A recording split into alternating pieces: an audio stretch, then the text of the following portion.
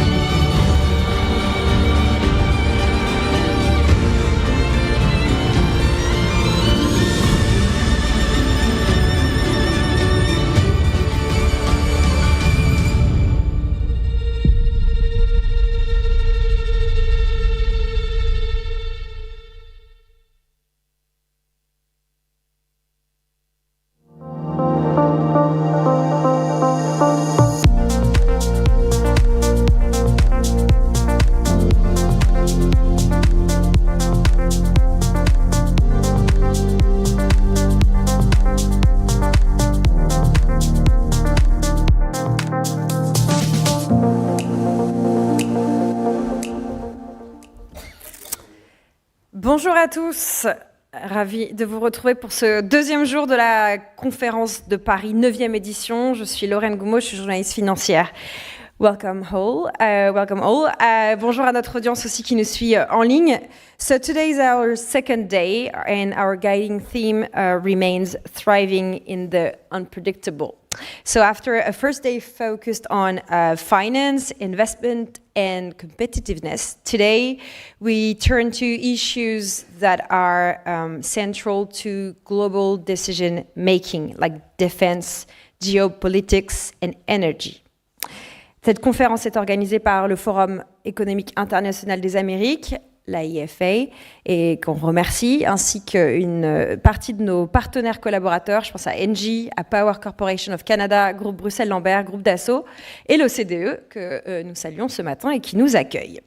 A reminder that the conference is live streamed free of charge on IEFA TV, and also the videos will be available on YouTube, and you can join the conversation online if you do pictures or you have like thoughts you want to share on the social medias. The hashtag is #Conference of Paris. Just a few practical notes. Please keep your phones on silent. Merci de garder vos téléphones sur silencieux. Wi-Fi details are displayed. Vous avez été nombreux à chercher le Wi-Fi hier. Il y a plein de panneaux qui indiquent. Vous pouvez vous connecter à travers, en utilisant ces outils. Nous allons ouvrir cette journée avec un fireside chat consacré aux équilibres de pouvoir transatlantiques, Transatlantic Power Dynamics. Est-ce que vous pouvez m'aider à accueillir Fabrice Le Sachet, qui est vice-président Europe du MEDEF et aussi fondateur et président d'AERA Group, et Steve Cordis, commentateur politique pour CNN et contributeur Fox News, qui sont avec nous ce matin. Merci de les applaudir.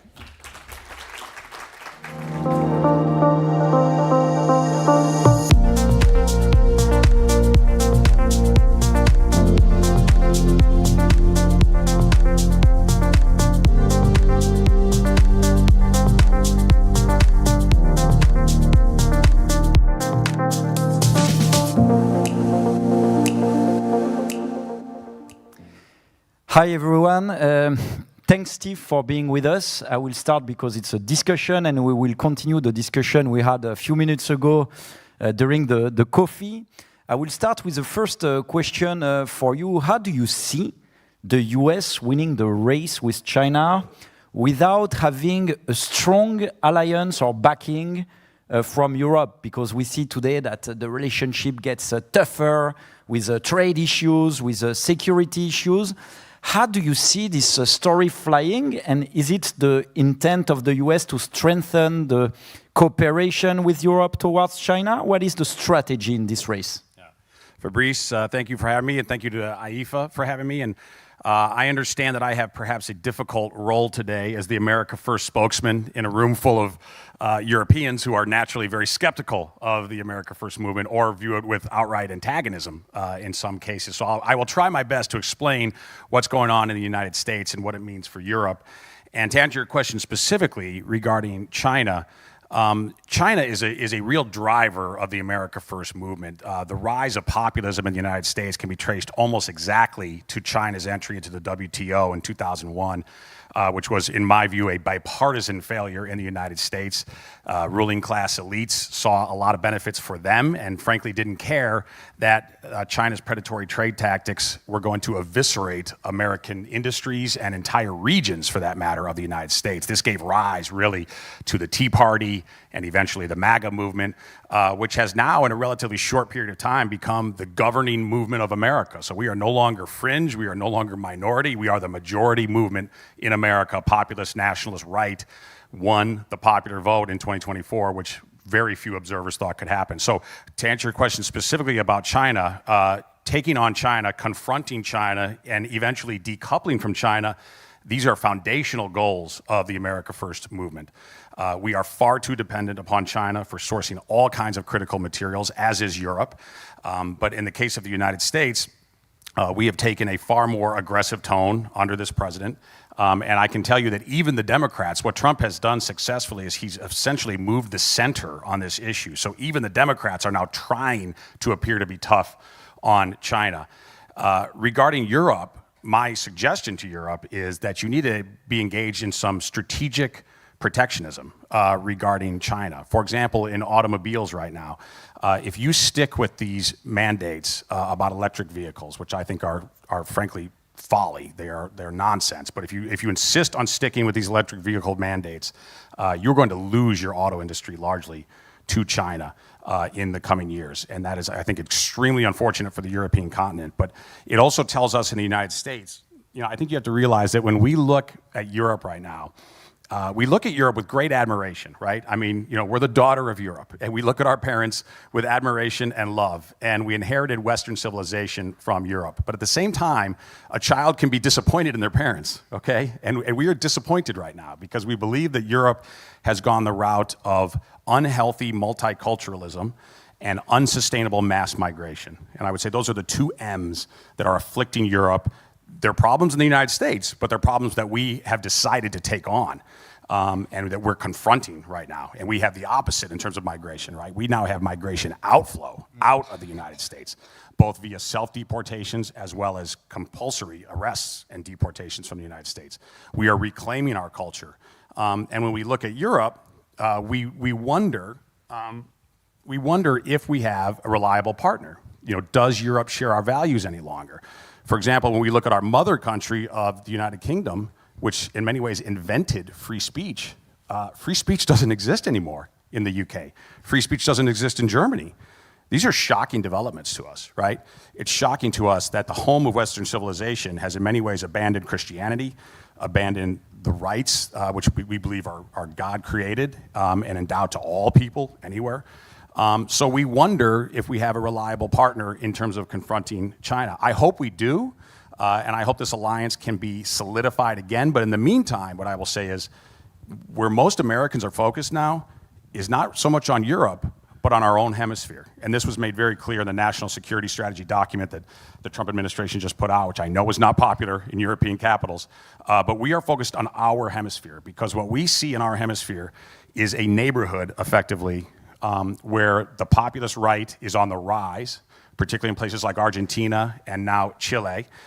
We believe we have a real shot at winning in Colombia and perhaps Peru. And so we see in our hemisphere the potential to both grow business dramatically, grow trade dramatically within our hemisphere, but also with countries and peoples who still believe in Western civilization and who still share our values by and large. Thanks. It's a very good summary, I think, of America's first and your vision of Europe today. It does not say fully how we could cooperate better towards China, but I think that the recipes that you are using in the US is the one you wish that Europe is using as well, so more protection. So if I bounce back in this conversation, protection might be a good idea in some sectors, specific sectors, because the competition is just too much difficult. The pressure from China and the pressure which is sometimes unfair with dumping, with state aid, with, I would say, unfair competition. We need protection, but protection is not enough. Protection is only a short-term solution. First of all, protection does not prevent China, or not only China, because we focus a lot on China, but the competition can come from other countries, and it's as long as it's fair, it's good. When it's unfair, it's a problem. But you can still open a factory in Europe, and you jump the tariff barriers. For instance, if you open a factory, you spoke about automotive, is BYD is opening in Hungary an automotive plant, or in Spain, there is no more tariffs. Tariffs, for example, or any kind of protection like quotas do not protect from the competition in third-party countries. So if European companies face Chinese companies in Indonesia, in Nigeria, in Brazil, there is no tariffs that apply, and the best will win. And we see that the export of China are booming in emerging economies, plus 20%. So we need a very strong innovation, competitiveness, simplification It's a reshuffle of the whole business model of Europe that we need to think about. Europe is 7% of the global world population. It's 18% of GDP, but it's 50% of social spending. So if we don't re-engine, if we don't rethink the way we finance this social spending, we'll go to the wall. Most of it is pension, and our population is aging. So you mentioned immigration, and of course, if your population is aging, we are losing 2 million workers per year in Europe, 2 million less in the labor market. So if we want to be competitive, if we want to face the competition of China, we need absolutely to invest in innovation, which means automation, robotization, artificial intelligence for sure, all tools, all leverage that allows us to be also loved by consumers. And I will finish maybe with that in the business model of Europe, because all the regulation in the last years, the Green Deal package that was brought by the European Parliament was ideological agenda. We are not against the green innovation. I mean, why not? There are some challenges and it can be a booster, but it cannot be that technologies are chosen by the European Commission. It needs to be market-based approach. We need to let the innovation from the companies. You mentioned the EVs. We see the wall for the automotive industry that we created. Yesterday, there has been an announcement that we will give more flexibility. And we start, but it's too slow because we are not assuming a pro-growth, pro-business policies, which is what will save us, because in front of us in the race, we have people that are very aggressive in the good way or bad way, whatever, but they are. And if we are sticking to a model that is very calm, that think that the world will remain as it was, we will lose. So the business model of Europe needs to be, I think, remodeled. And this is a big challenge. We see it every day. So, yeah, the discussion, as I was saying in the other room, and to give you back the floor, sometimes it's a bit pity that the form is creating some disruption on the two sides of the Atlantic, because on the content, we are maybe not sharing everything, but there are lots of topics that are valid point to discuss. The imbalances of the trade, we could discuss this. But Europe, and I finished with that, not France, and even France, Europe benefited from the global trade. We have a surplus in goods, we have a surplus in services, and we are taking back money, financial flows from the investment overseas abroad. So we need also to keep that. It's difficult to find the balance between remaining open and closing. Yeah, so if I can explain the view from the populist right, at least in the United States, trade is certainly beneficial to America, of course. However, trade is much less important to America than it is to the rest of the world, let's just be honest, in part because of the scale of our country, which is essentially a continent.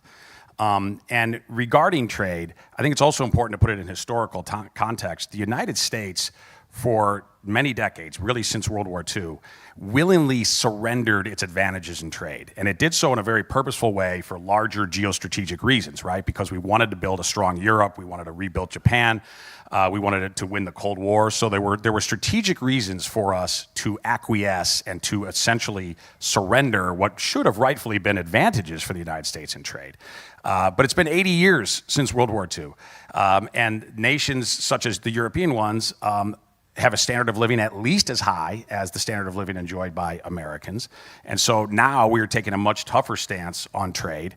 And to me, trade tariffs make perfect sense as a reasonable toll, effectively, to enter the US market. In other words, we have built, through hard work and innovation, we've built the biggest, best consumer crown jewel of the world that every country and every company wants access to.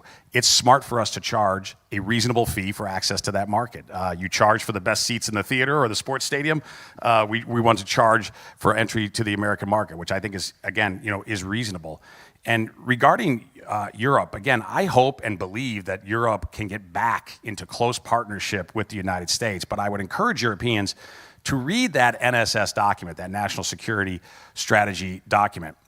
and to at least consider the points that the United States is making in that document, which largely flows from J.D. Vance, somebody who I'm very close with. And this is very much his worldview coming through. It's the president's as well, but this has really been driven in large part by some of the younger folks in the Trump administration. And for example, from our point of view, the situation in Ukraine, which has fallen disproportionately upon the United States, that's an asymmetry. Why are we the principal financier of the defense of Ukraine instead of the wealthy nations of Western Europe? Why can't the nations of Western Europe produce the kind of arms that need to be sent to Ukraine? Only the United States produces them, at least in the West, these kinds of arms. So we see that disequilibrium there, and we have asserted that, look, America first means we're going to prioritize our people, which, by the way, so far is working. I mentioned migration out of the United States. So we've had about 2.5 million people leave this year. Over 2 million self-deportations from America, about 500,000 compelled arrests and deportations from the United States. At the same time, real wages have risen every single month this year under the Trump presidency. That's astounding. And we had the opposite during the Biden years. I think those two factors are intrinsically connected, right? That almost all those 2.5 billion people who have left were workers competing unlawfully in the American labor market against American citizens. So having them leave raises wages for American citizens. We can also note that we just got an employment report out yesterday in the States. There are now 2.6 million total jobs created in the United States in the last 12 months. All of them going to native-born Americans. Every single one of them. Foreigners actually lost net jobs. Foreigners who are legally in the United States lost jobs over the last year. So those are what we consider to be really, really big wins. And what I think also I would hope that I can convey to you is realize that, and this is true all over the world, but populism is on the rise, and we in the States, I can guarantee you, are not going back to an old school Republican Party of the George Bush era. That's not happening. It hardly even exists. It certainly doesn't exist at the voter level. So really it's a matter of, is it populism of the left? Is it going to be the AOC, Zohran Mamdani version of the populist left? Or is it going to be the populism of the right, of America First and MAGA? And while you may not love MAGA, I think you're going to appreciate it much more than the populist left, if they become assertive. But I'd like to ask you, Fabrice, what do you think in regards to Europe? How does Europe manage and negotiate the America First movement, and how does it? What are the tangible ramifications for Europe? First, there is no Europe. There is 27 countries, and there is one European Union. And the difficulty in most of the debate is that people are comparing China, US, and Europe. But Europe is a very specific organization of sovereign nations that decided to build together many things, and together it's more and more integrated. But we still need, on some topic, to have unanimity. Can you imagine 27 countries? And we see that for the frozen asset of Russia for Ukraine. We see that for Mercosur trade agreement, where it's not unanimity, but it creates problem when a state like France is not in favor of that. We see that it's difficult to align the position because, just for instance, Germany for a long time had a very big exposure to Chinese market. Export to China, 3% of GDP, while France is only 1.5% of GDP. In the relation to the US, it's the same. France is more investing because our companies invest. The industrial basis is less in France. We invest a lot. Germany is exporting from the country. So the exposure for tariff is not the same. And when you don't have the same exposure or the same interest, the alignment is more difficult. I think that, but this is more like maybe our own opinion, maybe the form for European, and it was what we were saying, is not something of our culture, the way all this topic has brought. And I would say that we would prefer that all this point to focus on content, because on content you may have a lot of valid points, and we may have lots of valid points. We would prefer a lot to have a kind of very deep discussion, to try to to align, because on what you say, for instance, on China, even to discuss about tariff barriers, sometimes we take regulation in Europe that we don't see as barrier, but they could maybe sometimes be non-tariff barrier as well. And you know, when you speak about this of CS3D or CSRD, I don't want to go in acronyms or technical thing, but this kind of ESG regulation, by the way, that was pushed by some US for a long time. It's also is our life to have a simpler European Union. So we have also joint fights that we could brought, and I think that to emphasize what unites us is very important, because the world is very challenging. And to bounce back a little bit also and roll the discussion, there is something I don't understand, or I think it's a failure somehow of the US, because all these multilateral organizations were built after the Second World War, and this was the Pax Americana somehow. I'm not a geopolitician, but you understand what I mean. And it was also places where America has lots of influence through all the United Nations constellation. And we see that in the MAGA's movement, all these are associated with globalism and with wokeist or whatever, and it's not working anyway. We pay a lot, World Bank, it's not efficient. And at the end of the day, these tools are being left to some other nations, I would say. Maybe they will die, but for now they are left. And the other nations are organizing themselves. So this retreat from global, is it a retreat from the global stage, or is it another way, or you want to still have this influence at global level in another way? Yeah. I think it's a very good question and very valid. I think you need to realize that in the United States, multilateralism really failed America, because what it became, right, was in theory, it was going to be cooperation among allies, right, and a coalition of interested groups with sharing common vision and common philosophy. What it largely became was America essentially funding protectorates around the world, which was grossly unfair to the American people, and has put us into a position where we now have an untenable debt. So even if we wanted to continue a multilateralism architecture in the world, we simply can't afford it, okay? We're broke.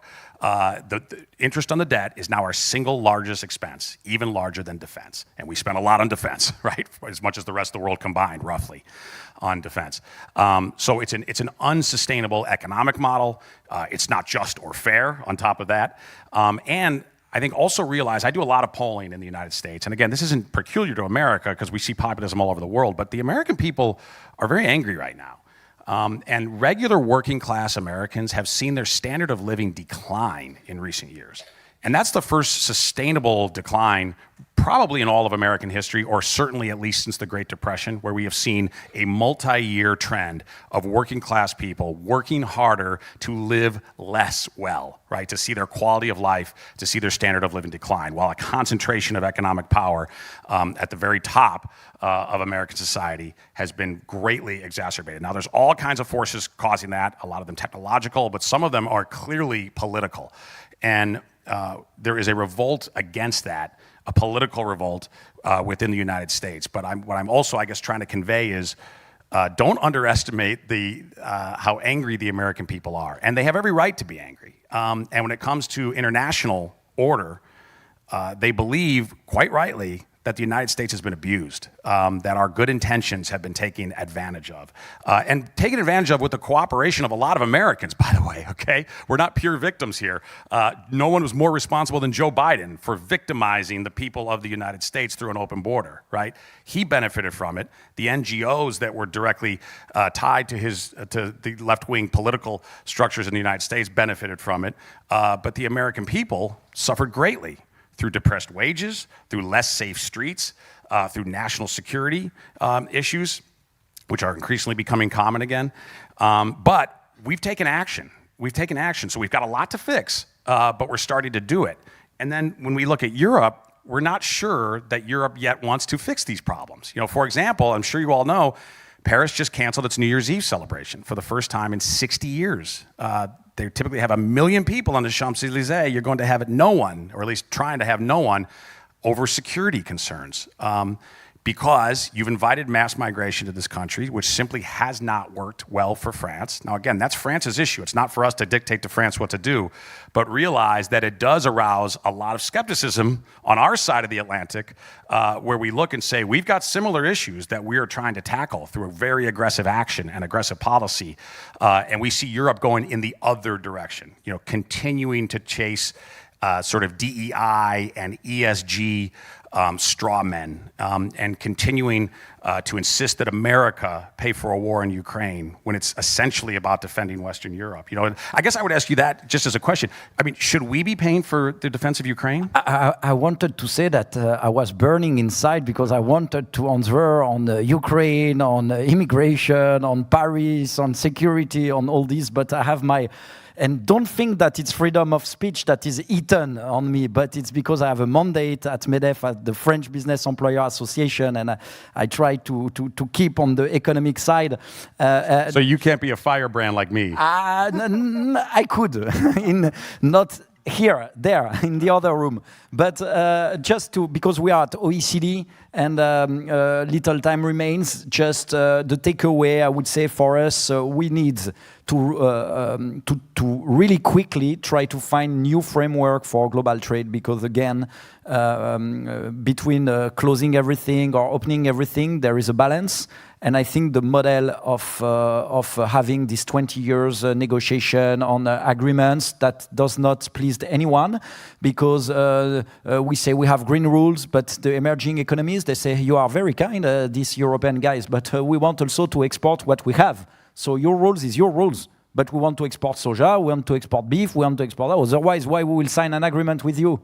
So we need to have a connection. We had too many compliance of these rules that disconnected from the rest of the world. And this 20 years negotiation, where the paper after 20 years looks really awkward and old, is not anymore possible. So maybe to focus on thematic agreements. UK did not sign with Global Britain a lot of agreements, but they signed, for example, one with Switzerland on financial data. Now we try to move on with India without maybe farmers and agriculture.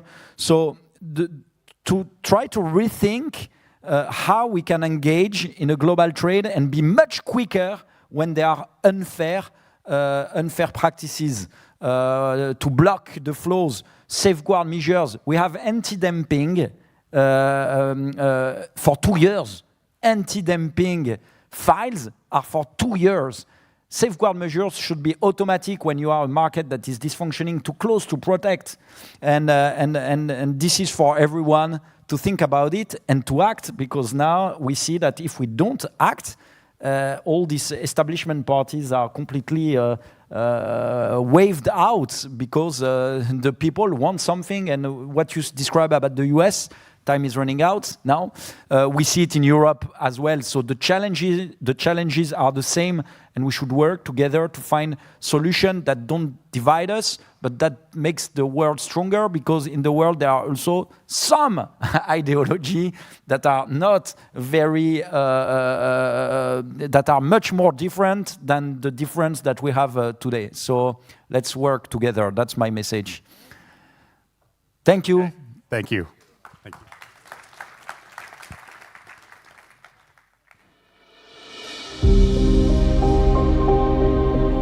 Integra Capital was built to help shape a better future. We have executed more than $23 billion in transactions. We power over 12 million people with reliable electricity and gas.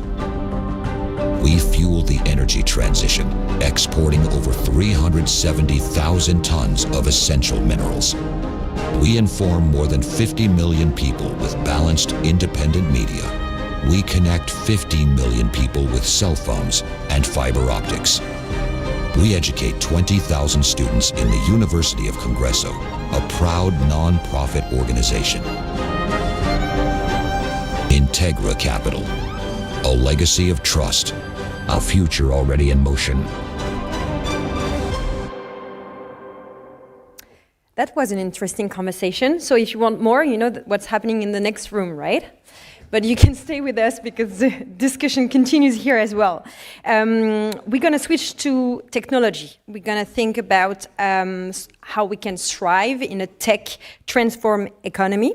You're going to help me and welcome our next guest. Charlotte Kahn will come with her experts in a few minutes.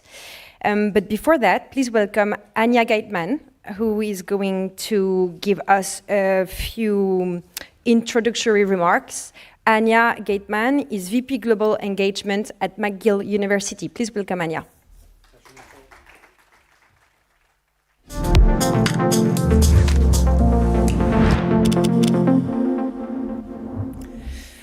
Bonjour, mesdames, messieurs. Quel plaisir d'être ici. It's a great pleasure for me to be here with you.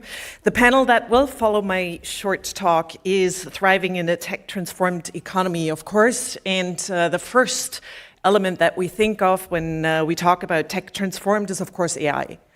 AI has been incredibly disruptive over the last couple of years, in particular, not only in the corporate world, but also in higher education. Now, in what sector of higher education?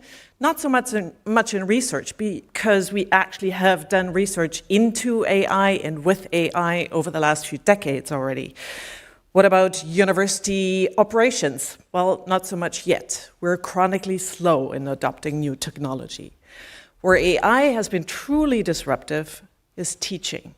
Think of generative AI. I'm going to illustrate that doing a little experiment. I'm a scientist too. So I'm going to ask you a question. What do you think? Which invention was tested with human subjects right here in the garden that's probably outside here when you walk up here, 242 years ago in 1783? Now, by the show of hands, who wanted to pull out their phone and actually check what that is?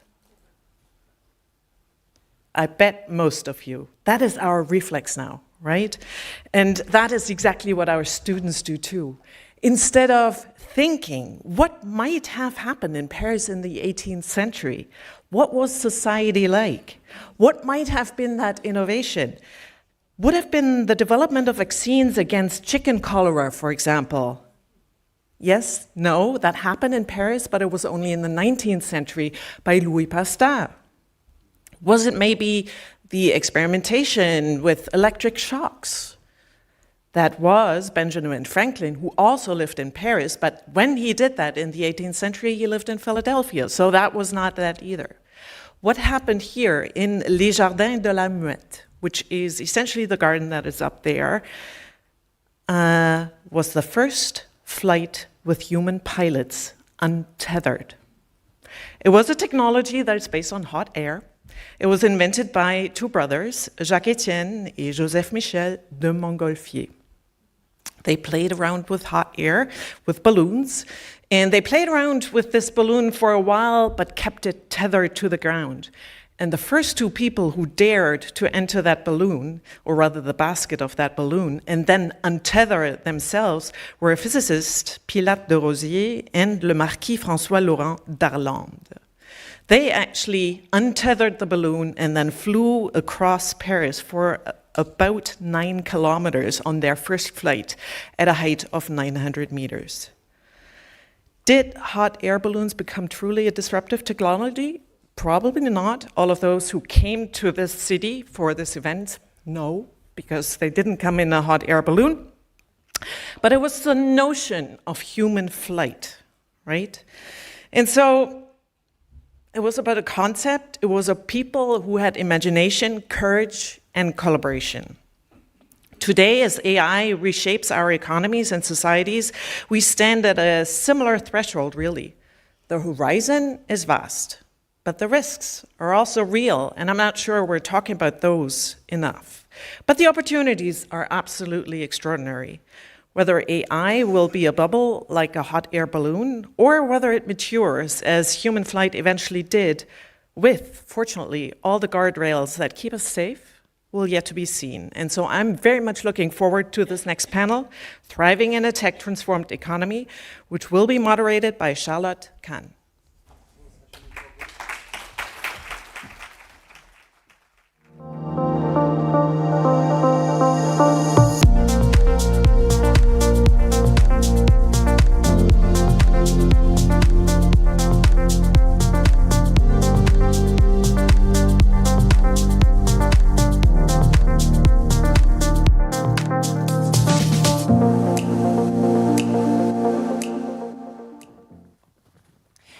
Many thanks, Anya, for your calm and soulful remarks on the importance and power of critical thinking in an age of AI. And a good morning to all, ladies and gentlemen. Bonjour à tous. I'm Charlotte Kahn. I'm delighted to be moderating an important conversation on how to thrive in a tech-transformed economy. We are asking this question today because business leaders are navigating a level of complexity rarely seen before. We have geopolitical volatility, demographic shifts, climate change adaptation, accelerating technological transformation, and all happening simultaneously. So today we are going to explore how emerging tech, AI of course, but not just, automation, blockchain, renewables, I know it's a subject very dear to you, Gwenaëlle, and how they're not just disrupting industries, but redefining competitiveness, value creation, and the role of humans within organizations. So joining us today is a diverse panel of global leaders coming from very different sectors and different geographies as well, and that's very important. And you're here, of course, to share your mix of experiences and invaluable insights. So I am delighted to be joined to my right with Kaan Terzioğlu, who's CEO at VEON. VEON is a telecom company operating in some of the most complex frontier markets out there, redefining digital inclusion, resilience. We're also going to talk about leapfrogging economies. So thank you for joining us today. Gwenaëlle Huet, you are Executive Vice President of Industrial Automation at Schneider Electric, the world's most sustainable company for the second year running. Congratulations. And you are, Gwenaëlle, a leader in industrial automation, responsible AI, and tech as an enabler of measurable business value. That's an important point that you're going to stress during our conversation. Mauro Macchi, you are CEO for Europe, Middle East at Accenture. You advise CEOs, global CEOs, on how to scale AI, but also on talent transformation and how to navigate tech sovereignty. So, ladies and gentlemen, please join me in extending a very warm welcome to our distinguished guests here this morning.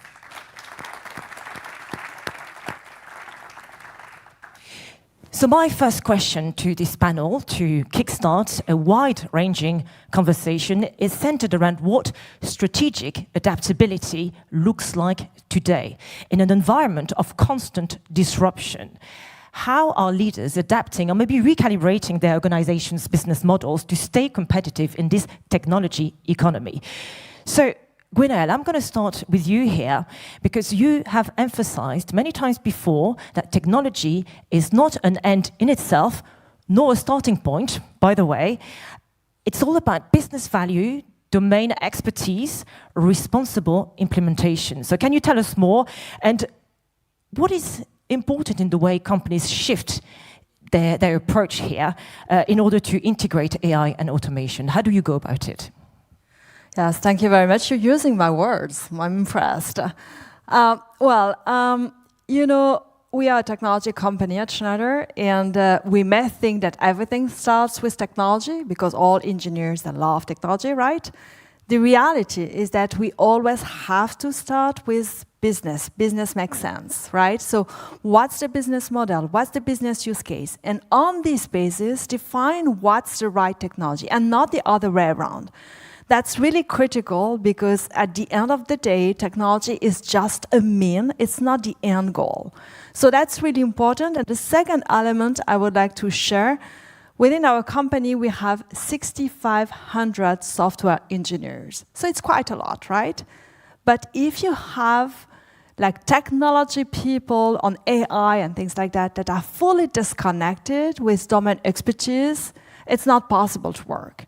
So for me, bringing domain expertise is critical. So then we need to remove silos in big organizations to make sure that when it comes to data, for example, it's not data per se. It's contextualized data, it's interpreted data because we know the meaning out of the data, and we have use cases in order to give value to the data. So the connection between technology per se, but also the domain expertise is absolutely critical. The third layer then is to pilot, because on all these technologies, we will not get it right first sight. And that's also quite important, the right to fail. and making sure that people within organization, they understand that there is right to fail, so that we develop will enhance the technology per se to serve a business outcome. So this is the third layer.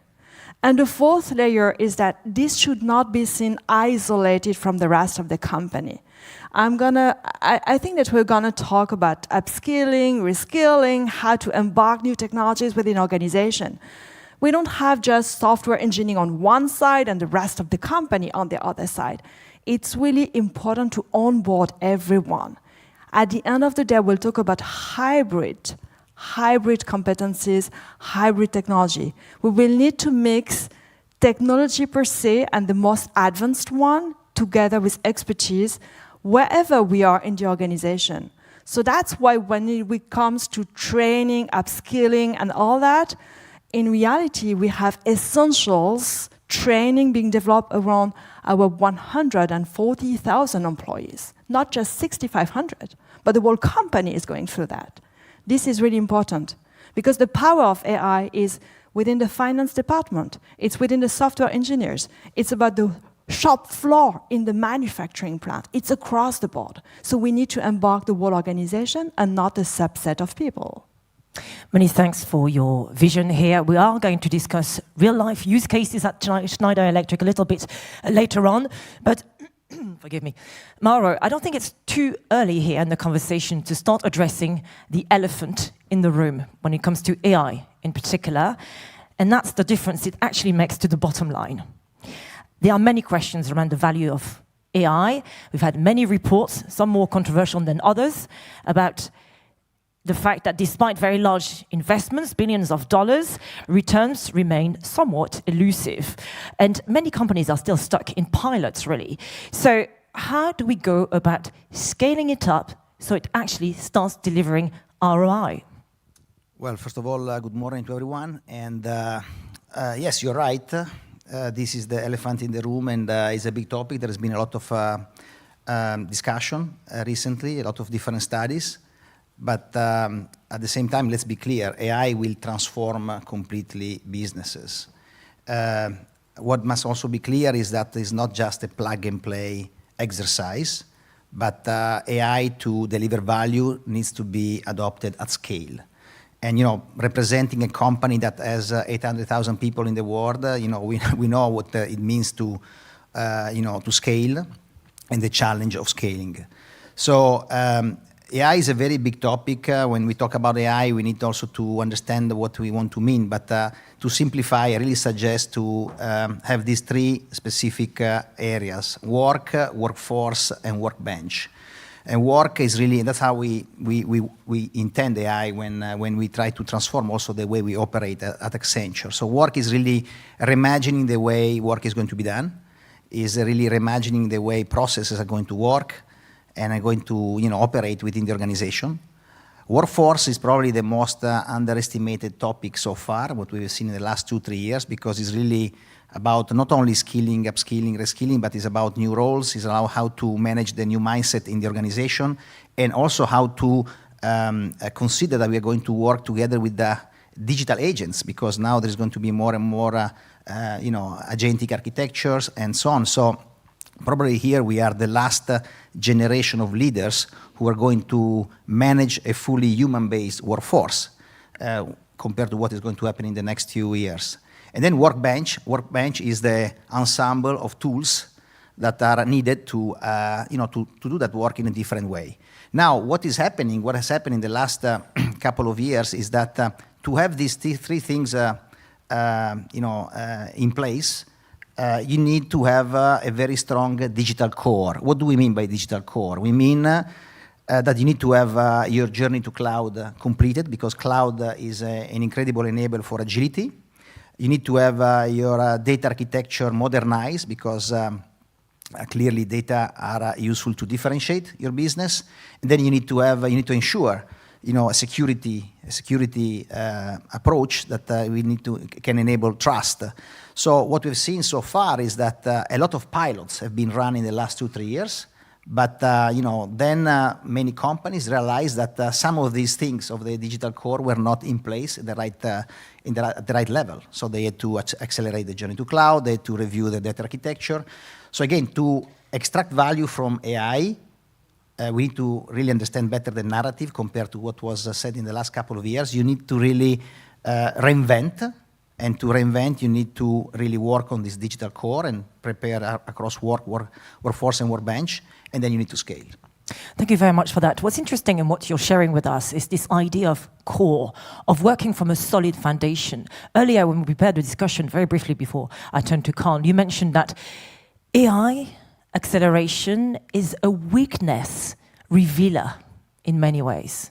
So, in very concrete steps, you mentioned cloud, for instance. What are maybe the other steps or the other blockers that companies must urgently address so they are not stuck in this situation? And I'm going to use the headline that Reuters used yesterday, which is the following.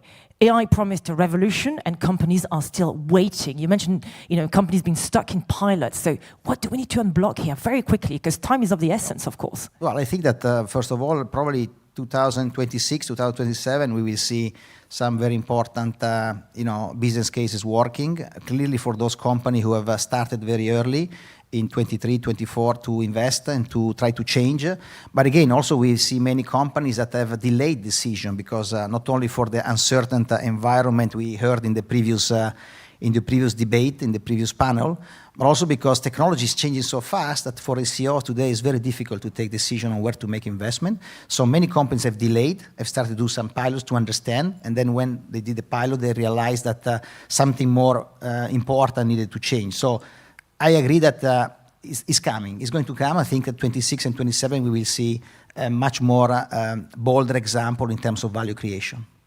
Well, we're going to start making prediction at the end of this discussion, but thank you very much for that. Now, Carl, it's great to have you with us on this panel because you come in with a very different perspective because VEON operates from high volatility and frontier markets, Ukraine, Kazakhstan, Uzbekistan, Pakistan, where digitalization is both fragile and transformative. So how do you turn risk into opportunity in environments where geopolitical and economic shocks are amplified? Charlotte, first of all, thanks a lot for having me. And the morning conversation that I heard kind of inspired me to be very open because it was a very frank discussion that I think still some of the people are still digesting what they have heard. But let me be very clear about one thing. We have made a terrible mistake in December 2022 when generative AI came to the market and we branded it as artificial intelligence. There is nothing artificial in AI. This is us. And yes, it sometimes lies, sometimes manipulates, sometimes hallucinates, just like any other human being. The way we take this opportunity is actually we define it as augmented intelligence. And it's really augmented competencies, skills, capabilities of human beings. And what matters at the bottom of the day is humans and our customers. You mentioned that we operate in very interesting countries, from Pakistan to Bangladesh, Uzbekistan, Kazakhstan to Ukraine. 500 million people live in these countries. And they don't speak German, French, Japanese. They speak Bangla, Urdu, Punjabi, Uzbek, Kazakh, Ukrainian. And their needs and the future really depends on their ability to have local language, sovereign, localized, local value-based, augmented intelligence systems. And this is not about the AGI, the artificial general intelligence that's going to be twice as smart as Albert Einstein. It's not about that. It's about having the best doctor in Islamabad. It's about having the best teacher in Dhaka. It's about having a farmer in Almaty to be a more productive farmer. And it's about creating those agentic capabilities and capabilities that would augment those people to make them have a better life. And that's what we focus on. When AI concepts started to come in, I looked to our landscape, especially in the telecom space, and everybody started talking about how they can save money by utilizing AI in their contact centers, customer care. That's absolutely the wrong approach. If I look back the last 20 years, our industry has not been a star in terms of delivering shareholder value. And we got stuck in this concept of selling number of minutes, number of SMSs, number of gigabytes. There was an opportunity to basically stop doing that and start delivering meaningful digital services. Today's challenge is actually not even providing digital services, providing augmented intelligence. That's why we focus on developing local language models in local languages. We already deployed in Kazakhstan the first Kazakh LLM with Kazakh values. We have deployed, for example, technologies like private tutors. You know, as I said, what matters is the customer. If you talk to customers today in Kazakhstan, it's a very family-oriented culture. You know, their most important family spend is private tutors. So we developed private tutors with AI agentic capabilities so that families can actually have their children to be guided, coached with a, AI tutor. And I think, these type of applications, whether it's an AI tutor or whether it's an assistant to a doctor which can take notes and summarize the discussions, the diagnosis, the e-health records, is where we need to focus on. It's not about saving money. It's about creating new capabilities. It's about creating superheroes, super capabilities for ordinary people. And that's what we define our business in. And I truly believe that this is going to change our business, our market, because there is not any more powerful value proposition than offering people a better version of themselves. And this is, nothing to worry about. When you develop an LLM package, there are certain configurations. At the very end, one of the configurations says, how creative would you like this model to be? You can put it at 0, and you will get a very boring, AI tool. You can put it at 60%, and the AI will hallucinate, tell you lies, and maybe, tell things which are not real. But it is in our hands. And it is in our hands to create real value by making it really adapting to real-life situations. And that's what makes us very excited, and that's why we are investing all these local language LLM models today. What a refreshing conversation, actually, because we are here discussing business value, and you come in discussing societal value.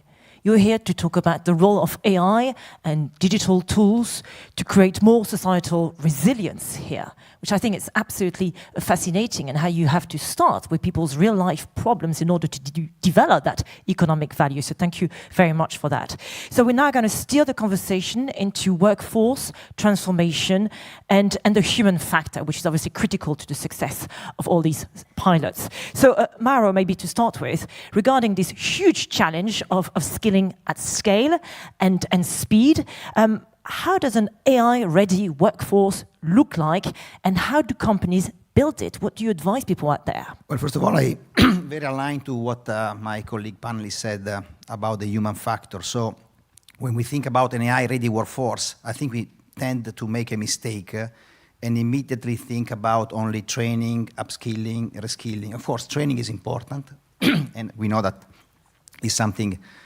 fundamental to do. But at the end of the day, it's really about a mindset. And I like the sentence that was said about, be the best augmented version of yourself. This can be true also for a worker. So again, it's not only about training, it's not about tech depth, but it's really about cognitive fluency. And it's really about having a mindset of understanding that you make the judgments. You need to also accept to work with the systems, with machines that do part of the work, and maybe you don't agree on all the outcome that they produce, but at the end it's always about a judgment. And I hate to read about sometimes the message of human in the loop. We need to think about human in the lead. I hate to read about autonomous organization. We should think about augmented organization. So I think also the narrative, we need to pay attention on the narrative, because sometimes the narrative goes in a direction which doesn't facilitate trust, doesn't facilitate adoption, and so on. So I think an AI-ready workforce is really a workforce that understand, which part of the work can be really augmented, which part of the decision making can be augmented, and it starts from the leadership.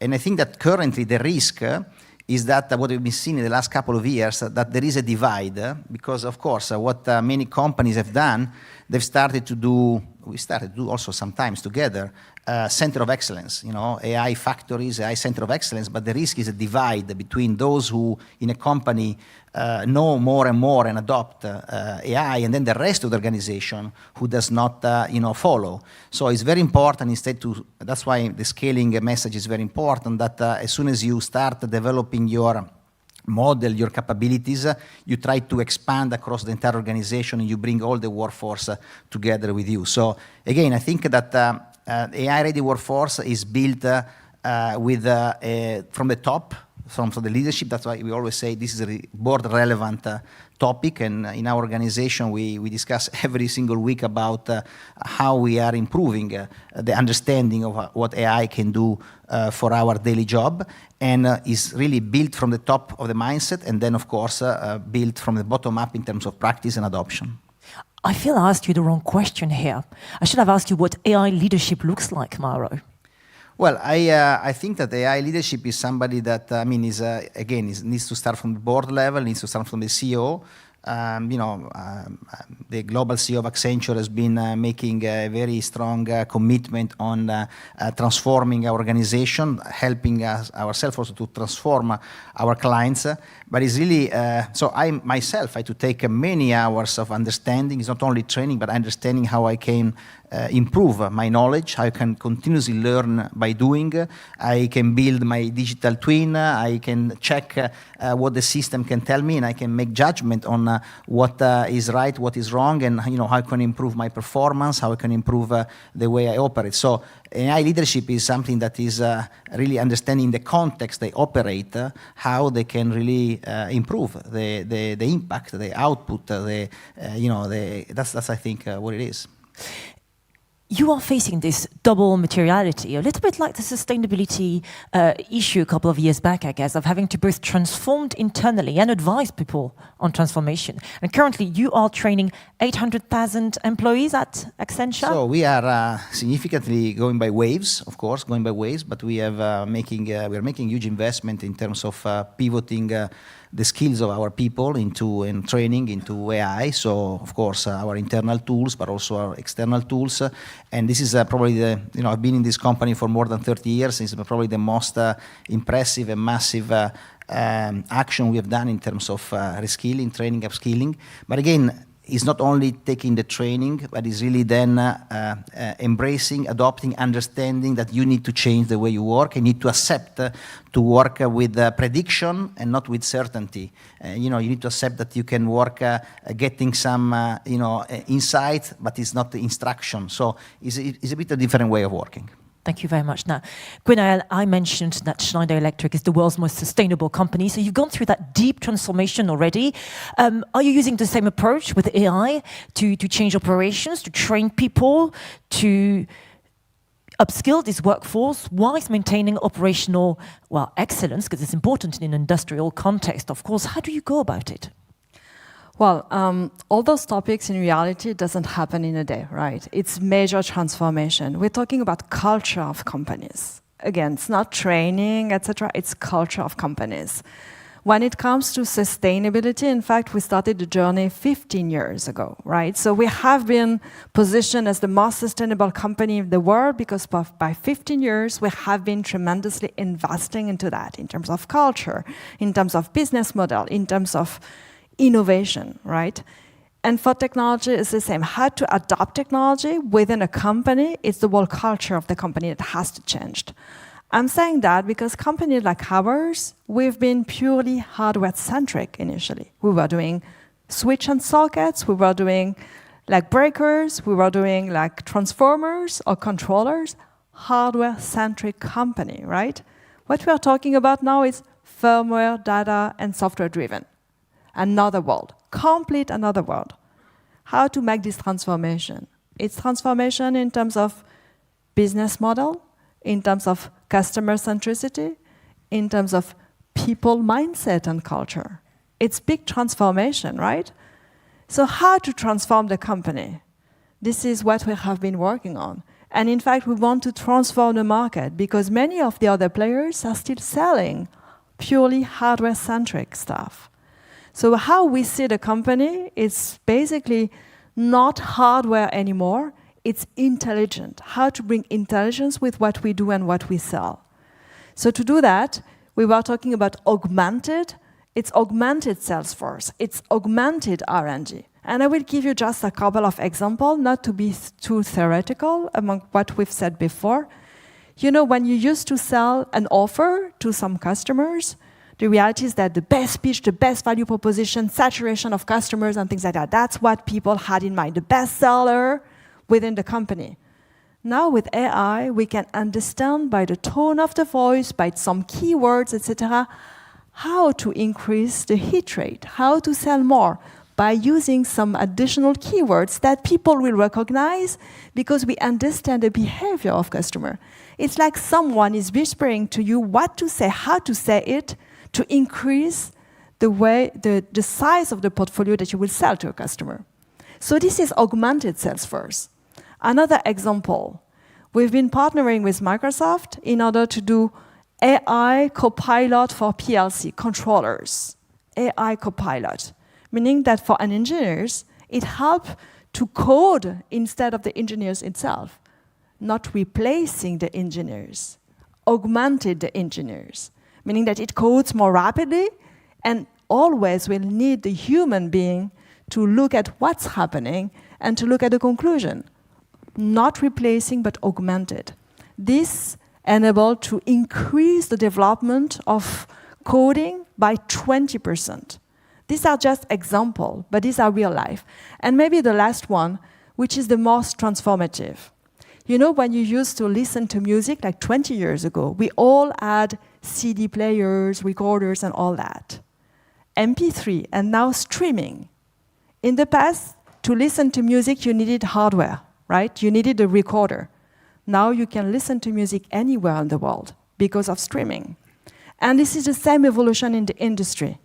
What we are offering, it's not only hardware, it's software-driven approach. It's a complete decoupling between hardware and software. This is an untapped opportunity. This is hugely transformative, like music. This is all what's in front of us. What really resonates here is how semantics really matter when it comes to cultural transformation. You have to be careful what terminology you use to present the project. Mara, I can see you nodding. What's key here, actually, in terms of semantics? You're talking about an augmented workforce. I mean, how do you advise leaders to present their cultural change and shift, the mindset shift you talked about? That's what I was saying before, that, you know, we need to pay attention to how we set expectation, you know. Again, that I say, I don't like when somebody said human in the loop, because it seems that, you know, you're just part of a chain, but you're a human in the lead. So this means that you're still driving, and that's why I like enable organization much better than autonomous organization. So clearly there is setting expectation within the organization in terms of creating a culture and creating a moment of reflection for the entire organization on how to scale faster. I think is a fundamental way of operating, is really a top-down exercise. So I think that this is going to be the big challenge. That's why at the beginning I said that it's easy to maybe rethink or reinvent how a process and a business operating model should work. It's relatively easy to work on the technology and the tools and gradually close the gaps in terms of technology enabler. But it's much more difficult to work on the workforce angle, because change management is not anymore a project. Change management is a capability, which needs to continuously insist within the organization. If I just may, the wording is important because we're talking about people, roles, and responsibilities in organization. They may fear AI if we don't connect that with their day-to-day life. How they will play a role, right? It's not removing their role, it's changing their role so that the repetitive tasks are made by AI and all the innovation, all the breakthrough are made by them, by the people themselves. So I think to overcome fears, we have to explain how their role and responsibility will evolve within organization. Thank you very much for that. Now, Karen, we have focused this part of the discussion on mature economies, and of course you're operating in very different markets here, where digital literacy levels are very, very different. So how do we ensure that actually that those countries do not fall behind when it comes to digitalization? And let's talk about this leapfrogging I mentioned earlier, and how you see it unfold, and how you see it as an opportunity.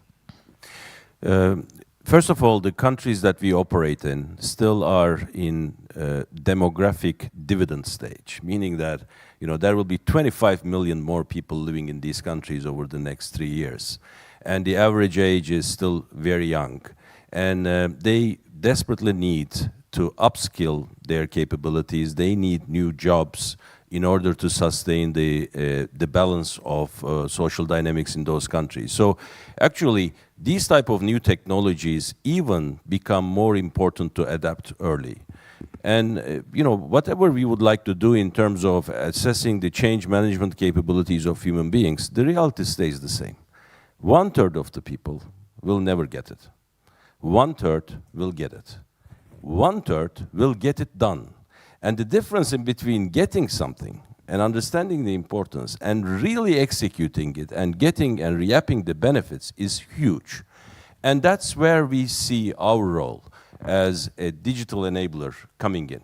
Because we know very well, in order for a society to be able to access these capabilities, either AI capabilities or capabilities like healthcare services, education services, or capabilities like accessing to financial system, right? And all these things can be done at a fraction of a cost if augmented intelligence is applied in a smart and pragmatic way. And that's really, I think, why the economies in Pakistan or in Bangladesh, maybe you have been following up in the last 2 weeks, Pakistan was shaken up with its alliance with Binance in terms of adapting, blockchain technologies, stable coins, and all sorts of technologies, which will enable 250 million population of Pakistan to have access to proper financial services infrastructure. And I truly believe that all these technologies have a chance to make a bigger impact in frontier markets than they do in developed markets.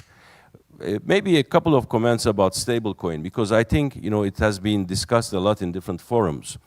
I believe the stablecoin is what WhatsApp was to telecom industry to financial services market. WhatsApp came in and started providing chat messaging and then voice and video calls, and the telecom companies thought that this is nice but not for us. This is the core of communications. And they practically today do more than 70% of calls done in the entire world rather than the telecom companies. Stablecoins will do the same with payments. And it's not because, it is free, almost free, because it's a better service. And we need to understand that when you have an ability to make a payment instantaneously at a fraction of a cost compared to a normal payment with a banking system, which is actually burdened with all sorts of costs and regulations and checks of 7 days, there is a huge difference. Now, younger countries, frontier markets, will adapt these changes immediately because they have no legacy to be afraid of. I think, especially in developed markets, it needs to be really well assessed because there will be lots of resistance. You will have lobbyists working very hard to convince that crypto is bad, blockchain is bad, and these are risky things because it's an established market here. So that's why I'm very excited that in our markets we will have a much faster adoption of these new technologies. I have another question for you related to the role of the private sector overall to boost infrastructure building, because we know that obviously digital literacy is a potential blocker in the jurisdictions and countries you operate in, but so is the lack of infrastructure. So tell us about the sort of cross-sector collaboration going on there, and how and maybe a message to potential investors here too. Sure, it's in our markets, first of all, there is, if something is going to be done, it's always through the private sector.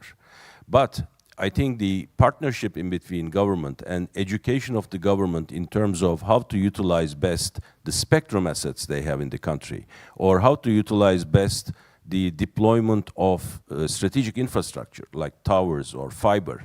And that's why we see our job always like conflicting two objectives at the same time. On one side, we need to educate the government in terms of how to regulate it in a most efficient way. On the other side, we need to have the financial feasibility to be, at the right place so that we can do the investments. So far, I think, if I look to infrastructure that exists in Europe and other parts of the world, is it equal? Of course not. But what we need to focus on is what China is doing today. If you look to the 17th five-year development plan of China, which has been announced about 3 months ago, it defines every household to have 3 utilities: water, electricity, and AI. And practically, this sets the stage in a country like China, where 1.2 billion people live. There are 3 mobile operators. Unlike in Europe, you have 500 million people and 200 telecom companies trying to serve them. You have 2 tower companies and one infrastructure serving them all. Very efficient system. And if you look the way they deploy it, they make municipal level data inference centers where they connect all the schools, they connect all the hospitals in that particular community.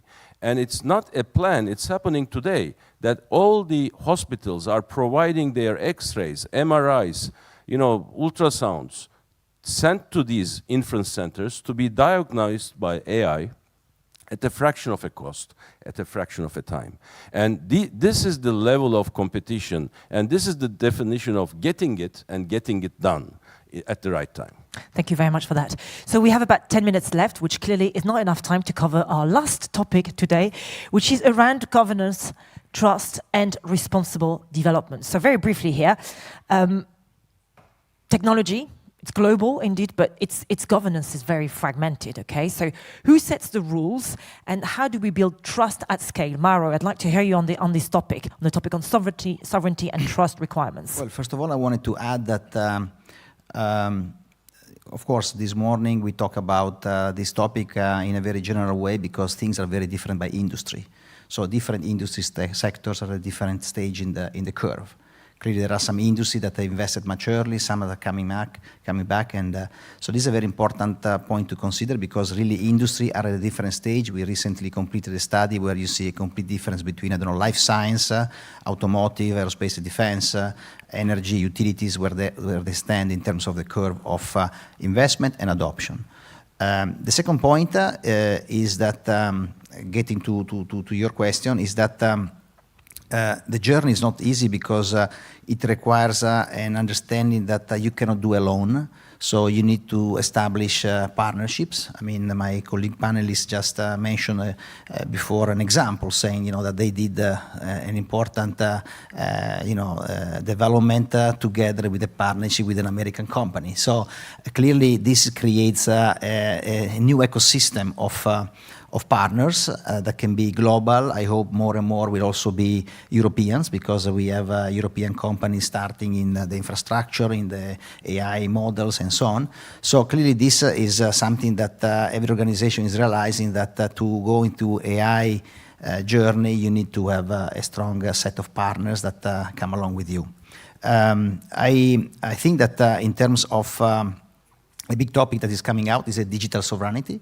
So sovereignty is a big topic in Europe because clearly in Europe there is a strong understanding that is going much more beyond compliance. It's about control of data, control of processes, control of model. So this is going to be, in our study recently, we also see that more than 60% of European companies are considering to adopt a sovereign solution in the next years and to invest in sovereign solutions at different levels of the technology stack. Can be infrastructure, can be use of LLM and so on. So this is going to be very important because clearly it creates a need to manage much better your own data, your own process, your own models and so on. So I think it's a mix of factors, and Finally, I hope that there's going to be a lot of incentives at a European level to favor the growth of more of a federated model across countries. We heard in the previous panel, one of the points that I caught was about the fragmentation of Europe, and I think that especially for Europe, we need to scale much faster. We need to be able to have also players that are able to play in this technology game in the coming years, and I think there is still time for that. Thank you very much for that. Gwenaël, given how virtuous Schneider Electric is as a company, I'm going to reframe the question slightly differently for you. Is responsible AI or is the responsible use of emerging tech a competitive advantage? Well, first, there is no right to fail on that front. So that's why, everything that we're doing with AI starts with governance and ethics. So this is really important that every single project starts with governance established and ethics.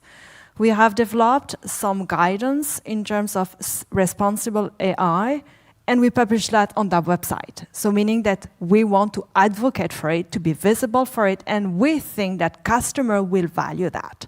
So that's why, back to your question, do you consider as a competitive advantage?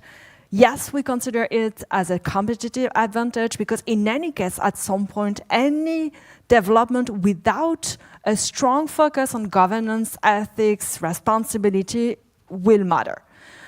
We cannot do that alone. So that's why we are very much active with governmental bodies, associations, and all that to lead the way on that front. We have so many different use cases. We discover so much that we have to share.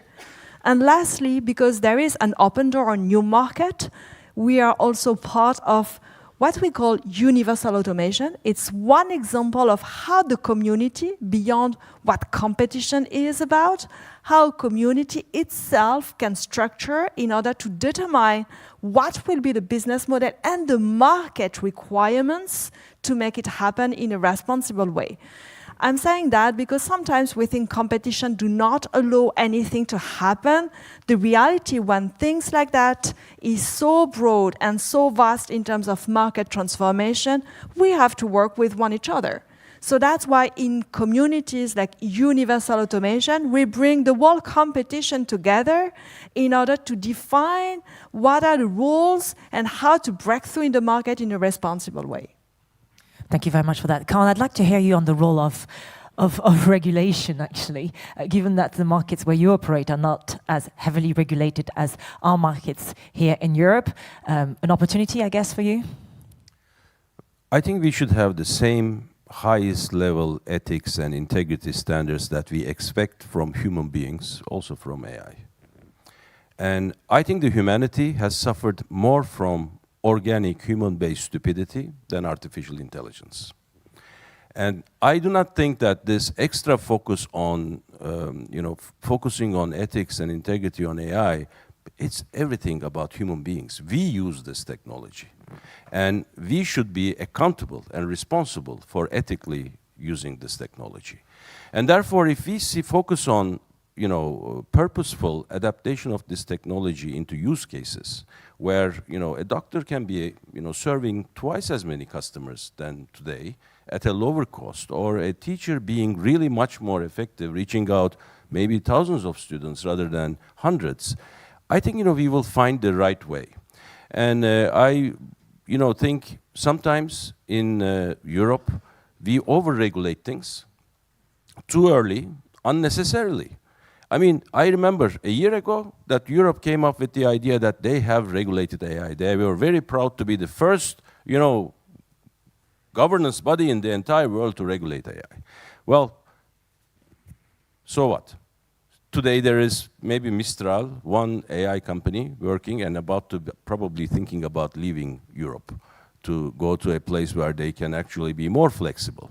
So I think we need to really come to the reality that it's us which are doing wrong things or right things. And I think we should refrain away from creating too many burdens, too many costs, overlaid over technologies. We will end up with the payment system like SWIFT competing with stablecoins today. And time to, I think, realize that. Thank you very much. Okay, it's time to wrap up, but not until I ask you to look forward and tell us what you think 2026 would be the year of in terms of how to thrive in this tech-transformed economy. Mauro. Well, maybe I was anticipating before, but I think that for the early adopters, let's say the early investor, I think that there will be return on investment. The one who have really maybe adapted their model, they have transformed their model, reinvented their model, and they've adapted their technology. I think that if they properly leverage on continuous change management and the workforce a change of mindset, I think this will create a very good example at scale. And by the way, we already see some industry, some players that I don't want to mention, but some very important results in terms of not only efficiency, because so far AI has been used mainly on the cost, productivity, efficiency, but since at least a year we see more and more situation of using AI or adopting AI for growth, for customer service, for improving the way products are developed and so on. So I think 26, 27 will be 2 years of very strong maturity of what has been done in the last couple of years. Okay, so 2026, the year of delivering value and scaling up. Thank you very much for that. Gwenaëlle. And so for me, the key word would be adoption. We started the path towards what we call open software-defined automation, so meaning decoupling hardware and software in 2020. Now we have deployed within customers 550 sites with that, and we have already engaged with 1,400 customers. So it means that adoption is critical and only accelerating. So this is the year of adoption. Khan. I think with regard to augmented intelligence, we are still at the level of Montgolfier brothers with the hot air balloon. And I think we should get ready for multimodal AI, which will require voice communication with the cloud, which can give you those augmentation capabilities. But I would not be surprised that over the next decade, we will see significant developments about neural link capabilities so that we can actually have a direct digital cloud-to-brain interaction. And that is going to make a huge change in the way that we actually exist. Thank you. Thank you very much. A very energizing and inspiring conversation here to kickstart the day. A big round of applause, please, for our speakers, for their very valuable insights. And many thanks for your attention indeed. Lorraine, over to you for the rest of a very rich and dense program yet again today. Thank you.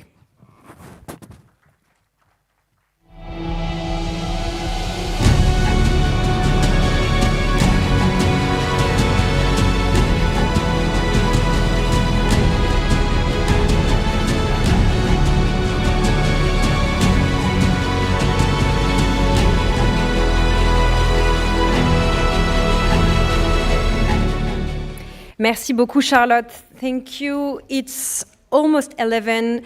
Before switching to our next session, I'd like to introduce Nicolas Forissier, Minister Delegate for Foreign Trade and Economic Attractiveness of France, for closing remarks. Please welcome him. Let me be more specific. A translation device is in the seat on your left, I think, if you need to switch from French to English. Please welcome our Minister.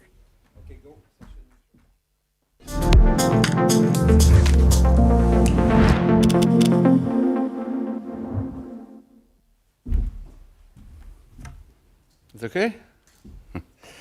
Bonsoir, bonjour plutôt, mesdames et messieurs, cher Nicolas Rémillard, directeur général de l'IEFA, mesdames et messieurs les dirigeants, investisseurs, partners. Je vais m'exprimer en français, parce que c'est la tradition en France qu'un ministre français s'exprime en français, mais le cas échéant, j'aurais pu le faire aussi en anglais, parce que nous sommes ici dans un forum international et je suis très heureux de pouvoir accueillir nos amis, beaucoup évidemment du continent américain, mais aussi de l'Europe, évidemment de notre beau pays, la France. Et c'est un honneur pour moi de m'adresser aujourd'hui à vous à l'occasion de cette 9e édition de la Conférence de Paris, autour d'un thème, si j'ai bien compris, qui se résume dans cette formule, réussir dans l'imprévisible. Je pense que c'est vraiment le débat du moment, et en tout cas c'est le cas ici en France. Les choses sont imprévisibles, mais nous devons continuer à courir, à faire la course avec énergie et à le faire ensemble. Et au fond, c'est aussi l'idée qui vous réunit toutes et tous à l'occasion, au sein de l'OCDE, à l'occasion de cette conférence de Paris, qui, je le sais, est un carrefour d'excellence. C'est ce qui m'est revenu, je le dis à toutes celles et ceux qui organisent régulièrement cette conférence. Depuis 1995, l'International Economic Forum of the Americas s'impose comme la plateforme où se dessine l'avenir économique mondial, ou en tout cas l'une des plateformes où l'on a le vrai débat qu'il faut avoir pour dessiner cet avenir et le faire dans un esprit de dialogue. Et c'est un dialogue clé entre les dirigeants politiques, les chefs d'entreprise, les investisseurs et les experts. Et donc je veux encore une fois saluer cette conférence, vous saluer tous et toutes, et saluer comme ministre du gouvernement français le déroulement de cette conférence ici à Paris, avec l'idée que c'est le pilier européen de l'IEFA et que c'est un rôle essentiel dans ce dispositif. Alors, mesdames et messieurs, je suis ici non pas pour faire un long discours, mais pour vous passer un message, ou deux messages. Le premier, c'est le message de bienvenue, je viens de le faire avec beaucoup d'amitié. Le deuxième message, c'est que je dois vous dire que nous sommes ici en France et que la France est un partenaire clé pour réussir face à cet imprévisible qui est le thème de votre rencontre. Nous sommes réunis pour répondre à cette question essentielle, je l'ai dit, comment réussir dans un monde imprévisible ? Comment être capable de s'organiser ensemble, intelligemment, et je le dis avec conviction, dans une logique multilatérale, gagnante-gagnante, dans une logique multilatérale respectueuse mais volontaire, car nous avons bien souvent parfois le sentiment que les choses sont violentes, que le monde économique mondial, le commerce international, c'est au fond une sorte de mouvement de plaques tectoniques avec beaucoup d'incertitudes qui naît de ces frottements, de ces parfois tendances un peu protectionnistes, un peu, parfois disons les choses aussi un peu brutales dans les rapports entre les États. Et dans le même temps, nous savons que nous devons construire ensemble un avenir plus équilibré, qui tienne compte de la transition climatique, qui tienne compte de la nécessité d'ouvrir la croissance et la prospérité à tous les peuples du monde.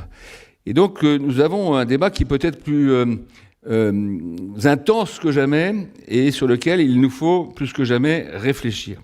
Et de ce point de vue, je veux vous le dire, la France sera et sera toujours un partenaire solide et un partenaire volontaire autour des idées d'innovation, de coopération, de résilience dans tous les domaines et évidemment en particulier dans le domaine du commerce international et des relations économiques internationales entre nos pays. La France dispose d'atouts très solides pour cela. Et je le dis parce que ça n'est pas toujours su. Nous avons, pour accompagner cette dynamique, une base industrielle qui est très robuste, une capacité d'innovation qui est à la pointe de ce qui peut se faire dans bien des domaines. Je pense évidemment aux technologies de rupture, à la formation, aux technologies de la ville durable, aux technologies industrielles les plus diverses. Je pourrais avoir une liste extrêmement longue. Nous sommes aussi un pays qui dispose d'une énergie compétitive, durable, et nous sommes un pays qui fait de gros efforts sur lui-même pour continuer à se moderniser tout en tenant compte des nécessités de la transition écologique et de la lutte contre le changement climatique. C'est d'ailleurs pas un hasard que la France, pour la 6e année consécutive, soit la destination numéro 1 en matière d'investissement direct étranger en Europe. Pour la 6e année consécutive, nous sommes en tête des investissements directs étrangers. Donc je ne parle pas en l'air, je ne vous fais pas juste un discours, je vous dis que nous avons toutes les raisons de nous engager et que nous avons toutes les raisons d'être pris en considération pour être un partenaire essentiel de ce dialogue que nous évoquions tout à l'heure et auquel vous contribuez ici. Cette attractivité, cette capacité, je le dis à nos amis américains, notamment aux nos amis d'Amérique latine, elle est réelle en Amérique latine, puisque l'on recense aussi, au-delà de notre capacité d'accueil, et dans la force, comment dire, qui est celle de la France et de l'économie française pour se projeter dans les partenariats économiques dans le monde entier, nous avons 15 000 exportateurs français en Amérique latine. Toutes les entreprises du CAC 40, c'est-à-dire les grandes entreprises cotées en bourse en France, sont présentes avec plus de 2200 filiales en Amérique latine. Nous avons aussi, dans cette région, le troisième rang en termes d'investisseurs dans la région Amérique latine, après les États-Unis et l'Espagne. Ces échanges commerciaux, cette capacité à se projeter en Amérique latine, on pourrait l'évoquer aussi dans le débat que nous avons aujourd'hui sur le Mercosur. Vous savez que cela m'occupe beaucoup en tant que ministre du Commerce extérieur dans les jours que nous vivons, puisqu'il y a tout un débat sur les conditions que la France a pu poser à la signature définitive de l'accord du Mercosur.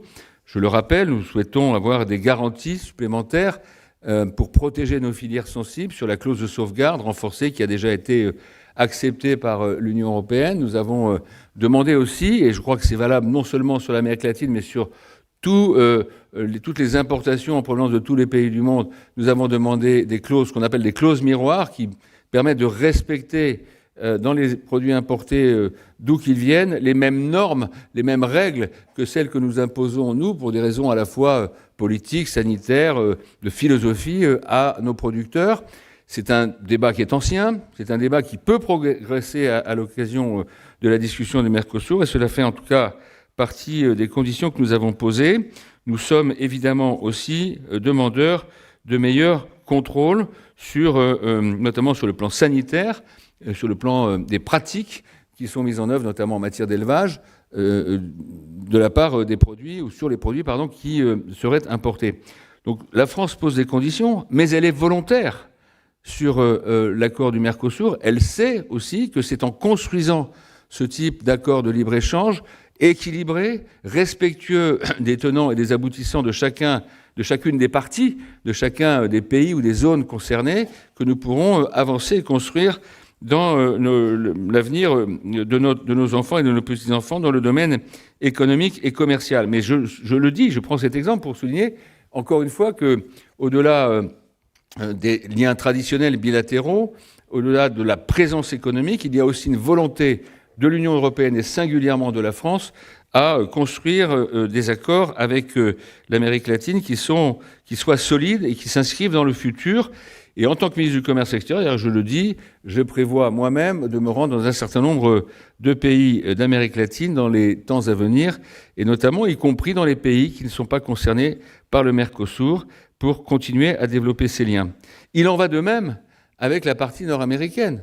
Je dois me rendre au Canada dans le courant de février, si je me souviens bien, ainsi qu'aux États-Unis probablement, pour continuer un dialogue qui est exigeant, notamment avec nos amis américains sur le plan commercial, mais qui est absolument nécessaire, et pour là aussi montrer que la France est un pays qui est à la fois sur son territoire, mais aussi dans sa façon de se projeter dans l'économie, un pays attractif qui participe à la dynamique internationale en matière économique, en particulier au niveau des technologies de rupture, des nouvelles technologies, qu'il s'agisse des technologies industrielles ou qu'il s'agisse des technologies de communication. En tout cas, les échanges commerciaux avec les États-Unis, là aussi, de la France avec les États-Unis, illustrent là aussi la force de nos relations économiques dans cette zone, puisqu'en 2024, nous étions les États-Unis, étaient le deuxième client et le troisième fournisseur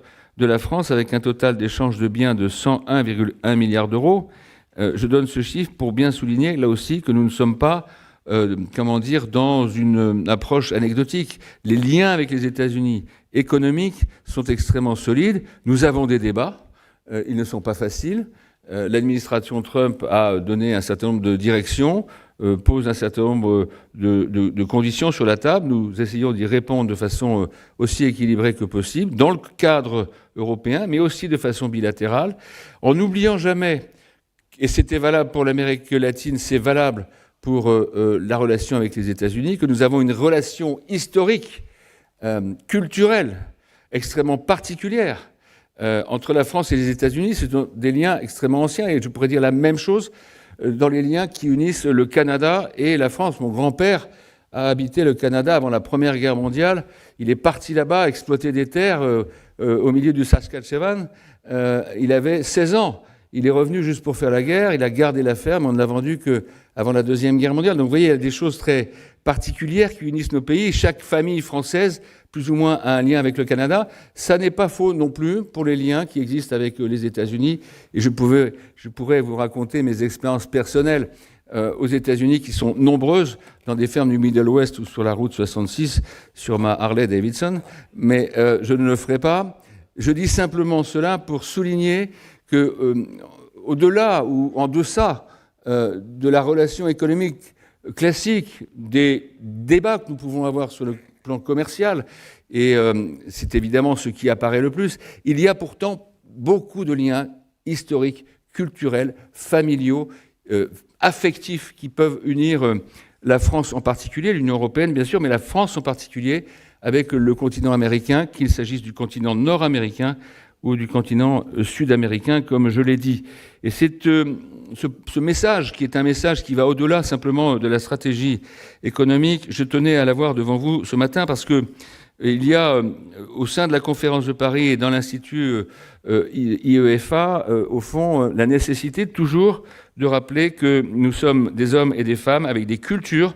Nous ne sommes pas simplement des agents économiques. Je sais que c'est très important pour vous et que cela explique après, évidemment, beaucoup de choses en matière de décision économique. Mesdames et messieurs, je ne veux pas être trop long, je voulais simplement avoir ces messages devant vous. Je veux rappeler encore une fois que la France est à disposition, que nous avons des défis à relever ensemble, que ces défis, nous pouvons les construire et c'est le fruit de votre réflexion, y contribuera certainement beaucoup, j'en suis convaincu. Nous pouvons, à mon sens, les relever, ces défis, autour de 3 axes prioritaires. Le premier, c'est la nécessité, je l'ai déjà évoqué, de donner toute sa place et même toute sa priorité à l'innovation. Cutting edge technologies, technologies de rupture. Nous devons absolument transformer tous les défis qui sont devant nous, qu'ils soient climatiques, qu'ils soient scientifiques, économiques, et évidemment le rôle de l'IA est extrêmement important. Je rappelle que la France a un certain nombre d'entreprises parmi les premières dans le domaine de l'IA, AI.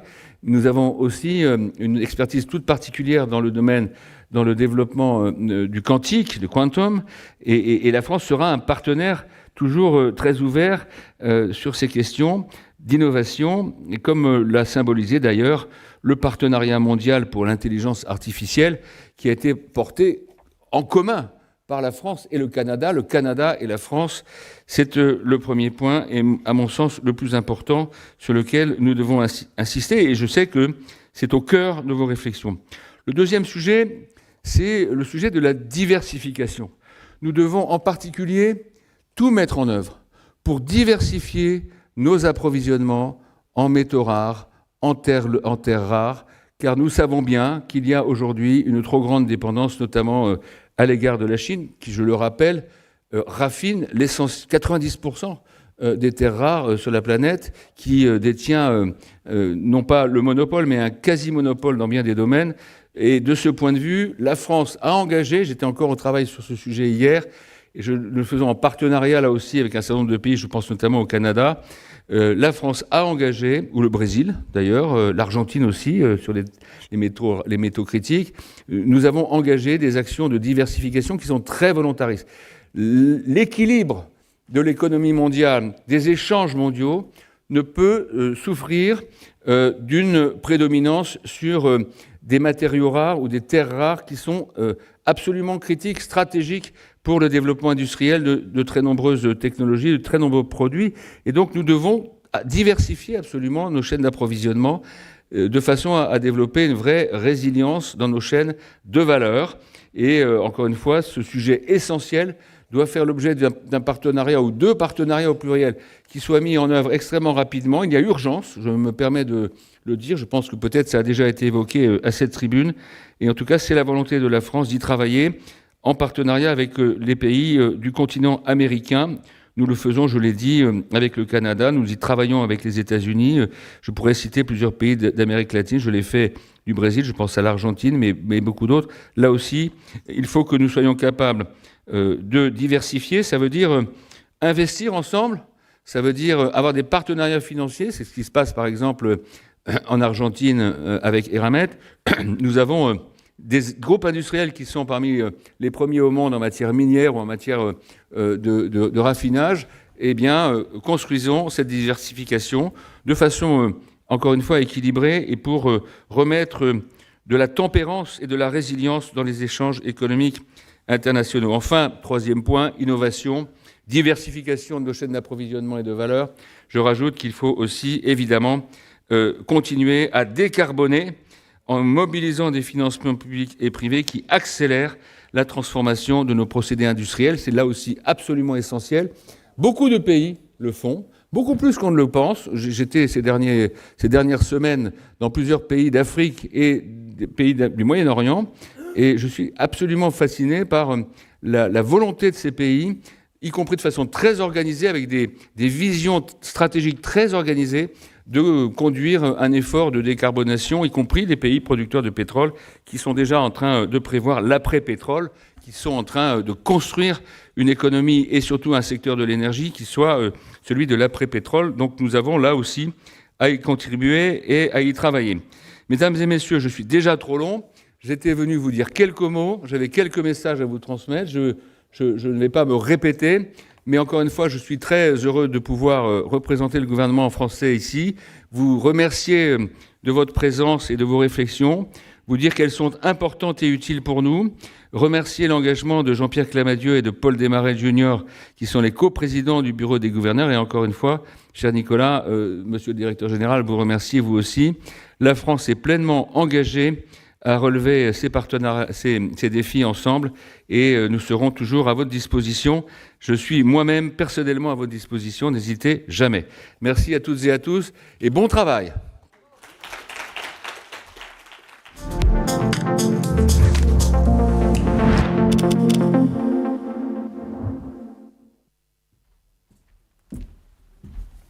Merci beaucoup, Monsieur le Ministre. Vous avez entendu, français, mais aussi un petit peu canadien.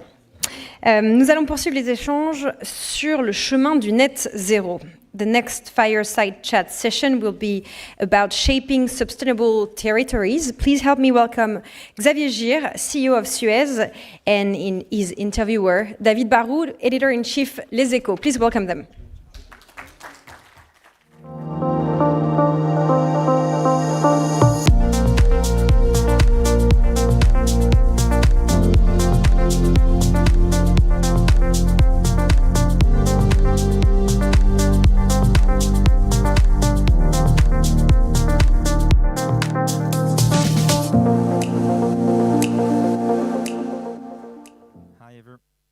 Hi everyone, nice to be with you this morning. I'm David Barou, I work for the French newspaper Les Echos. And I'm very pleased to be on stage with Xavier Gir, who has been for the last 6 months the CEO of Suez. Before that, he has worked in many big and famous French companies, for EDF, where he was the CFO before he joined Suez, but he worked before also at La Poste, and for 12 years at Veolia, which is a direct competitor of Suez. So he knows this industry. To introduce Suez, Suez is a very famous name around the world. It's an iconic name in France. It's a 160 years old French company. It's present in more than 40 countries with more than 40,000 employees. The main and the core business of Suez is water. Treating water, selling water, and it has around 68 million clients, people worldwide using its services in the water industry. But it's also an actor in the energy and the recycling of key strategic raw materials. It's a company that with a turnover of around 9 billion euros. I've spoke too much, but let's switch to you, Xavier. Before we talk about your main businesses, which are water, energy, and recycling of raw materials, I'd like to have your point of view on a key subject, which is geopolitical. As the minister mentioned, we are in a time of many changes, and The question that many people face in Europe is, can Europe be competitive? Most of your business, even if it's not all of your business, is in Europe, but you talk today to an international audience. How optimistic are you for Europe competitiveness? Sometimes we say that we have too much regulation, too many norms, and a cost of employment in France, and a cost of energy, a cost of everything that makes it very difficult to be competitive in this world. Are you optimistic about Europe? Good morning, David. Thank you very much for having me today. I'm very happy to be with each of you this morning and to share some convictions and also what we're doing within Suez. I mean, it's and as you said, I mean, it's a great, iconic company. I'm very proud to be a CEO of today. I mean, in order to answer your question, I mean, first, you're right. I mean, today we have too many norms, too changing norms. We have quite a high cost of work. You're absolutely right. These are, I think, well-known and really true handicaps of Europe. We have some other difficulties, which are a very low demographic growth, which, of course, which hampers, I mean, the growth also of the economy, and we have also some difficulties to overcome, in particular in the innovation. The minister referred to that, saying, okay, we have great innovation, this is true, but nevertheless, as regards data management, as regards AI, we have some champions, but the world champions, as we know, are not today European ones. So we definitely support the European champions, Mistral, for example, the minister referred to. But it's very important that innovation be also, I mean, something in which we invest, in which we train people, in which we transform everything, because this is also core for the future. But having said that, and it's important to consider these difficulties, these handicaps that we have today, and very important to work on them in order to work on our costs, to work on our regulation, to work on innovation. I really think that we have plenty of advantages also, plenty of strength. I mean, first we are 450 million people market with quite rich people within this market, of course, if we compare to the world as a whole, and this is a strength. Definitely, this is a strength, and this is also the deep root of the European Union. If we come back to the outset of the European Union. Second, we definitely have some core capacity to deliver decarbonized and competitive energy. I am not saying that only because, as you've said, I mean, I spent 10 years within EDF, and definitely EDF is a great advantage, not only for France, but also for Europe, because EDF generates a very important amount of terawatt-hours per year, and EDF exports only almost 100 terawatt-hour per year in Europe.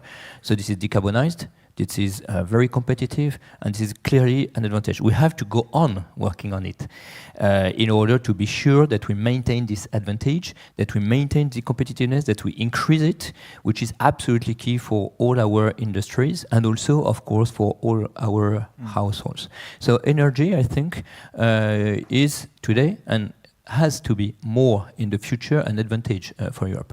We have also our people, I mean, well-trained people. This is absolutely key in order to develop the growth in the long term. So very important also to go on, I mean, developing the human capital, quote unquote.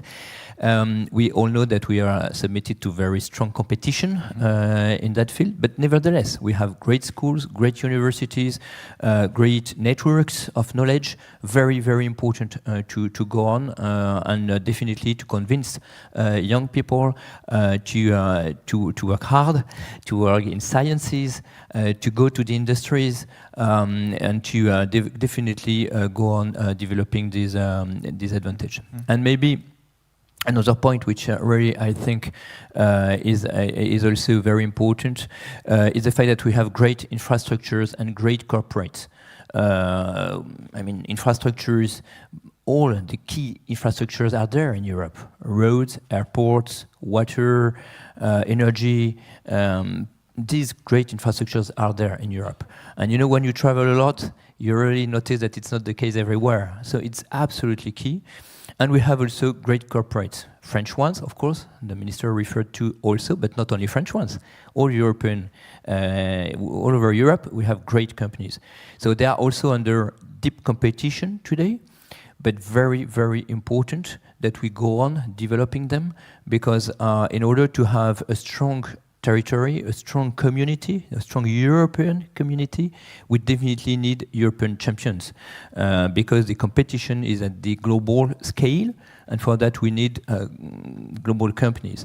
So, you know, I mean, it's not only a question of optimism or pessimism, but it's very important to be accurate in our appreciation, in our assessment, and to develop these key advantages that we have within Europe. Okay, let's move on to the key business of Suez, which is water. We take water for granted in Europe. As you said, maybe in some areas of the world where they don't have such a great infrastructure, water is not that easy to get. But in France, we take water for granted. But are we maybe too naive? Because water is also made of shortages, challenges, and price issues. So how sure are we that water will always be that easy to get, and for something which is we cannot live without, but it's not that expensive? Well, you're absolutely right. I mean, we've almost always taken water as a given, and it's not. Obviously, it's not. And we more and more see that it's no longer the case. I mean, 1/3 of the European countries may be exposed to hydro stress in the years to come. 1/3 of the surface water are not at the right level of quality, and in Europe, and quality matters a lot also. And 1/3 also of these of the European rivers have already reached their level of potential overflow, potential flooding when there are massive storms. So due to this climate change, due to the fact that these events are, I mean, of a great magnitude today, I mean, Europe is no longer a specific territory in which we could take water as a given. So it's very important to have that in mind, because stress, quality, and risk of overflooding definitely are also our day-to-day life today within Europe. So that's why this knowledge is key, and then action is key. And in order to act and to protect people, to protect our industries, because we need water of quality, water that has to be available, water that has to be competitive, as you've just referred to, for both industry development and for people. In order to bring that, we definitely need to invest in order to go on developing the infrastructures. And today, that's absolutely right, we are a bit lagging behind. We are a bit living on all that has been done in the past decades, and we need to reinvest in our networks, to reinvest in the production of drinkable water, to reinvest in the quality of water in order to fight against pollutants, in particular what we call PFAS, or permanent pollutants. This is just key. And for that, today, I mean, the best studies show that we are lacking more or less 15 billion euros only in France for within the next 5 years, so which is 3 billion per year, in order to reduce the leakage of our networks. And it's more or less the same order of magnitude that has to be also invested in order to improve massively the quality of water, as this will be required by the norms in the years to come, but also by households, by population, because of course this is a constant progress. When you identify new pollutants, you want to, of course, characterize them and eliminate them. Does it mean that water will have to be more expensive? Because if you have huge investments to make, you and your competitors, does it mean that we will have to as consumer on a personal level or in industry or in agriculture, will we have to be willing to pay slightly more for water or highly more? Or It more? means that as regards price per unit, yes. But as regards a global spend, not necessarily. It depends also on the volume that is, of course, spent. So it's important also to go on saving water in order not to spend water which can be saved. This is just key, I mean, both for households and for industries. But as regards, I mean, the price per unit, yes, it's important that all these needs be taken into consideration in the financing and in the billing system of water. What does it mean? It means two things. I mean, first, today the operators are paid mostly on volume. 85% of the revenues of operators like Suez are based on volumes. And once more, it's very important to reduce volume and to go on reducing volumes. In the meantime, it's very important also to be able to finance all these investments. So that's why, I mean, what has to be considered is a new way of billing water with a higher part of fixed price and a lower part of variable billing. So this is one point. And the second one, of course, is to go on innovating. To go on innovating, this requires money also, but this will be, in fact, the solution in order to eliminate PFAS, for example. So, and that's why it's so important also to have companies like Suez, which dedicate a significant amount of our financial capabilities to investment, for example, to research and development and to innovation. For example, in Suez, we spend more or less 70 million a year in innovation. We have 1,300 experts, 10 research centers, and for example, we have developed dedicated capabilities to characterize and to eliminate PFAS, as we have already implemented, for example, in Ternay, in the Lyon region, in the valley of Chemie, which is so important. Chemical industry, Chemical yes. industry, because there you have, of course, questions of water quality. So it's just a practical case, but in order to be able to do that on a regular industrial basis, of course, very important to go on innovating. So that's key. Last question maybe on water, because then I want to be able in the last 10 minutes to talk about energy and strategic raw materials. But last question on water and reuse. Will reuse be important even in in Europe, or is it something just for countries that have a real lack of water, like in the Southern Hemisphere? Reuse is also part of the answer, of course, and it's necessary. Today, reuse in France, it's only 0.6% of water that is reused. In Europe, it's 2.4%. So it's very, very low. The goal that has been set by the European Union is 10% by 2030. Will it be reached? I don't know. 2030 is almost tomorrow. Yes, so it's almost tomorrow. So will it be reached in 2030? I don't know. But what's important is to develop all the reuse options from a technical point of view and also from a regulation point of view. Because today regulation is very, very, very drastic as regards reuse, and there are plenty of usages that could be done via reused water. So yes, reuse is just key. We are working a lot about reuse, and it's very important also to unleash the options as regards reuse. And maybe another point which is very important also and not very well known is aquifer recharge. In other words, it's very important also to recharge the aquifer, the nappe phréatique, in order to renew the global capacity. And how do you do that? Because it's natural elements that you cannot decide. Yeah, so, no, but I mean you make convergence of water on specific places, which then by filtration enter in the aquifer, and then you can reuse them also. So very important to go on developing that via innovation, via industrial solutions, and of course it requires, as you were referring to, an improved way of financing all that. It's very key because, as you were saying, and as and I affirm, water is no longer a given. So water availability key, water quality is key. And of course, the price of water is also key in order to sustain competitiveness within Europe.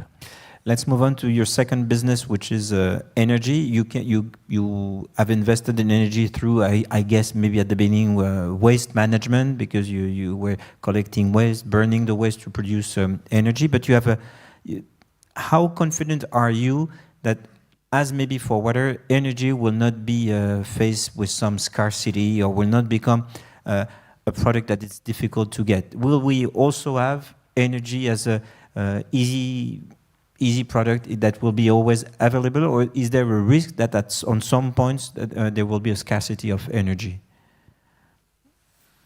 I mean, we already suffered some scarcity of energy in 21-22 in France. That's true. So it's not very old. So today everyone has already forgotten that. Because today, I mean, as I was saying, I mean, EDF is exporting 100 terawatt-hours because the nuclear fleet works very well and the demand is not that high. So as a consequence, of course, there is a capacity to export in order to balance demand and supply. But 3 years ago, we were suffering energy scarcity. So very important to keep that in mind. It may happen again. So it's not a given neither energy. It's not a given as regards sovereignty. So very important to diversify the sources of raw energy, sources of energy itself, meaning renewables, hydro, nuclear, of course, very important to go on. So with a clear planification, which is just key, because these investments require decades, in particular for a nuclear fleet. So very important to have a clear long-term view and planification. And very important also to develop local sources for energy. So this is important. More decentralized. So this is the case for renewable energy. It is also the case for energy that we can generate via waste management, in particular, via EFW, so energy from waste, so incineration of some wastes, in order to generate thermal energy and electric energy. Which is very useful, which is vastly renewable, which is very competitive, and which gives also a kind of autonomy to territories. So of course we developed that. Last year we generated as well as 8 terawatt-hours of energy, so it's quite significant already. Of course we go on developing that. Very important to diversify beyond that, via also using the energy that you can get from the sludge taken from the wastewater, and then you can develop thermal energy also from that, in order to comfort the sovereignty of the territories, to comfort the renewability of the energy, and all these sources are also competitive. So it will be a very important part of the sovereignty of territories. How much of your business is done in energy today? If you compare to water, you're mainly a water business, or energy is growing and it's one of your business in which you want to invest more? Today, in fact, we have 2 different businesses, which are water and waste, and energy, I mean, is a byproduct. A byproduct, if you can say it, mostly developed via waste management, but also via water management, waste and water management. So, and it will be more and more significant, because, I mean, in order to deal with waste, you can either landfill waste, but of course, from an environmental point of view, it's less and less acceptable, or generate energy. And this is very important to go on developing energy, because this is vastly renewable, this is local, and so this is what we are doing. In France, for example, we operate 34 energy from waste plants, or you can recycle waste. So in particular, as regards metals, for example, you can generate new metals from old used metals, and recycling is just key also for development and for sovereignty. So good transition for the last theme I wanted to touch upon with you, which is through recycling you can have access to more raw materials, more rare earths. The minister mentioned the fact that we're very dependent on sources of materials coming from China. Is this possible that if we invest really more into recycling in a future that is not too far, we can reduce this dependency, or it will only be a kind of a marginal support to the needs that to the needs to what we're facing in terms of needs? Well, recycling will be a contribution. It will not, massively change the order of magnitude, but it's a very important contribution because we have all these metals, we have these rare earths, in front of us if we recycle them properly. For example, as regards the needs that are anticipated for lithium battery needs for the electric cars. For the electric cars, by 2030, we'll see, of course, but today's forecast is that the need will be multiplied by 12 compared with last year. Maybe it will be 10 and not 12, maybe it will it's be 8 gonna be more. or 9, but massively more, massively more. And it's just an example. As regards copper, for example. And for lithium, if we recycle, we can contribute. We can contribute in what part? We'll see, because it will depend on the technologies that we will be able to use and on the sustainability of the business models. But that's why it's so important to develop that massively in order to reduce dependency. Same thing on copper. Copper, the forecasts are that the need for copper will be plus 40% in 2030 compared with today. So, and copper we recycle a lot. For example, already Suez, today. For example, Suez is a leader in copper and aluminum recycling. We recycle 60,000 tons per year of cables, and we have in particular a partnership with Nexans about that. And this gives more or less 25,000 tons per year of copper and aluminum. So it's just an example, but it's very, very important to go on and to give all the possible regulatory visibility and all the support which is needed in order to develop recycling, in particular for metals, because it's a source of sovereignty. It's a source of raw materials, secondary raw materials, as we say, that are in fact of the same purity. And it can be cost competitive. We have 1 minute, maybe. Yes, it can. Can it be? Yes, for metals, definitely. Yeah, it's not the case for all the different materials. For example, for plastic, which is not a raw material, so it's not a strategic one, but it's plastic. Recycling plastic is very difficult today from a competitiveness point of view due to unfair competition. But as regards metals, yes, it is. So definitely, recycling metals is a great way to contribute to development and to sovereignty. So that's why it's important to give visibility, to push the percentage of integration of recycled material in regulation as a role to play. Regulation is just key to stabilize taxation rules also, and great companies, leaders as Suez will make their job in order to go on developing what can be recycled. Xavier, thank you very much, and have a good conversation for the rest of the morning. Thank you very much. Thank you. Thank you so much. Thank you.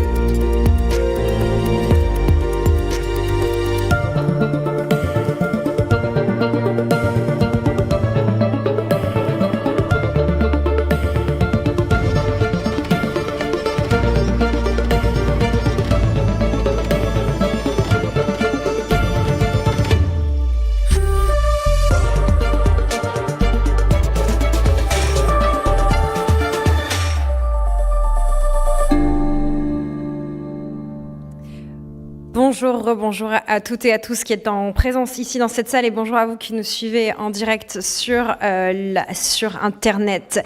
On l'a entendu, le net zéro qui est souvent présenté comme une contrainte peut devenir un avantage compétitif. On va continuer à parler stratégie et résilience dans la session suivante qui est sur le thème de l'innovation, la défense et l'autonomie. Defense, Autonomy and Innovation, Financing Strategic Resilience. Merci d'accueillir notre modérateur Philippe Bourbeau, professeur et co-directeur de l'Institut international de diplomatie économique à HEC Montréal et ses speakers. Merci de l'applaudir.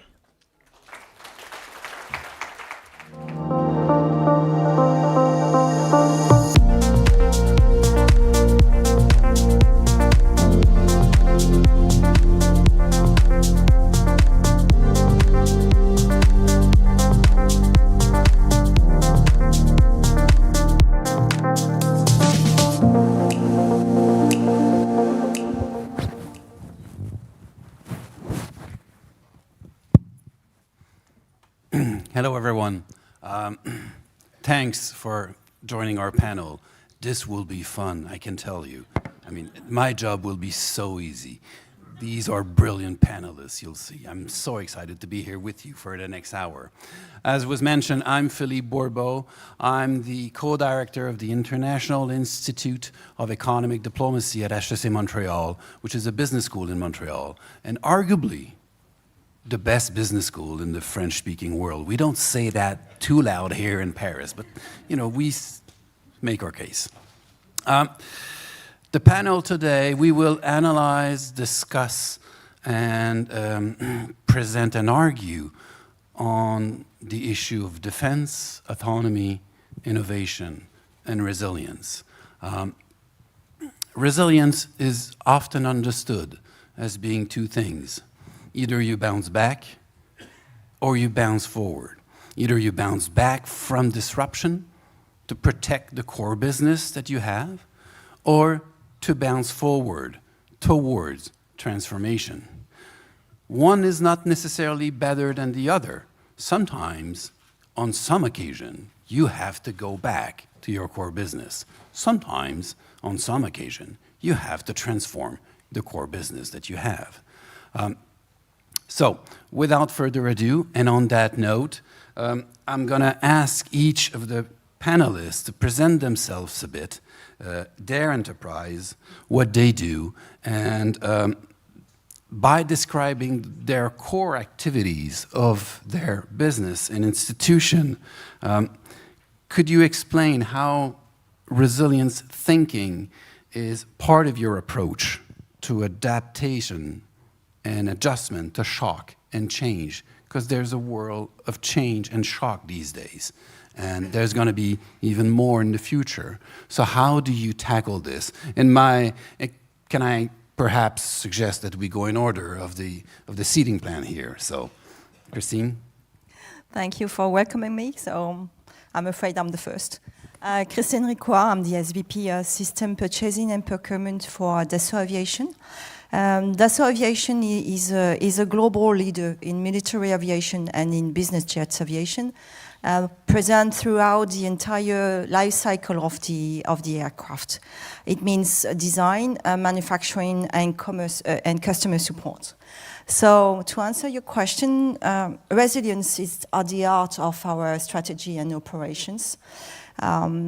At the very beginning, in the design of our aircraft, we developed state-of-the-art aircraft to meet the needs of our customer, both civilian and military, around three principles. The first one is the robustness and the resilience, because we need to design our aircraft to be safe and reliable.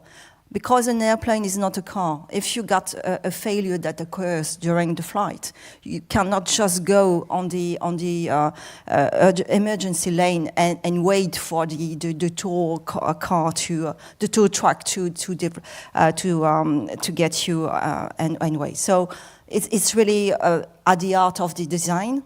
Then we test this resilience in every every circumstances, in extreme conditions or in the crisis. Because if you think at the pilot in the Rafale, is not just going and take his plane to get over the Europe. It is in a war situation sometimes, so we need to do that. And the modularity, because we need to integrate any options that can occur during the whole life of our aircraft.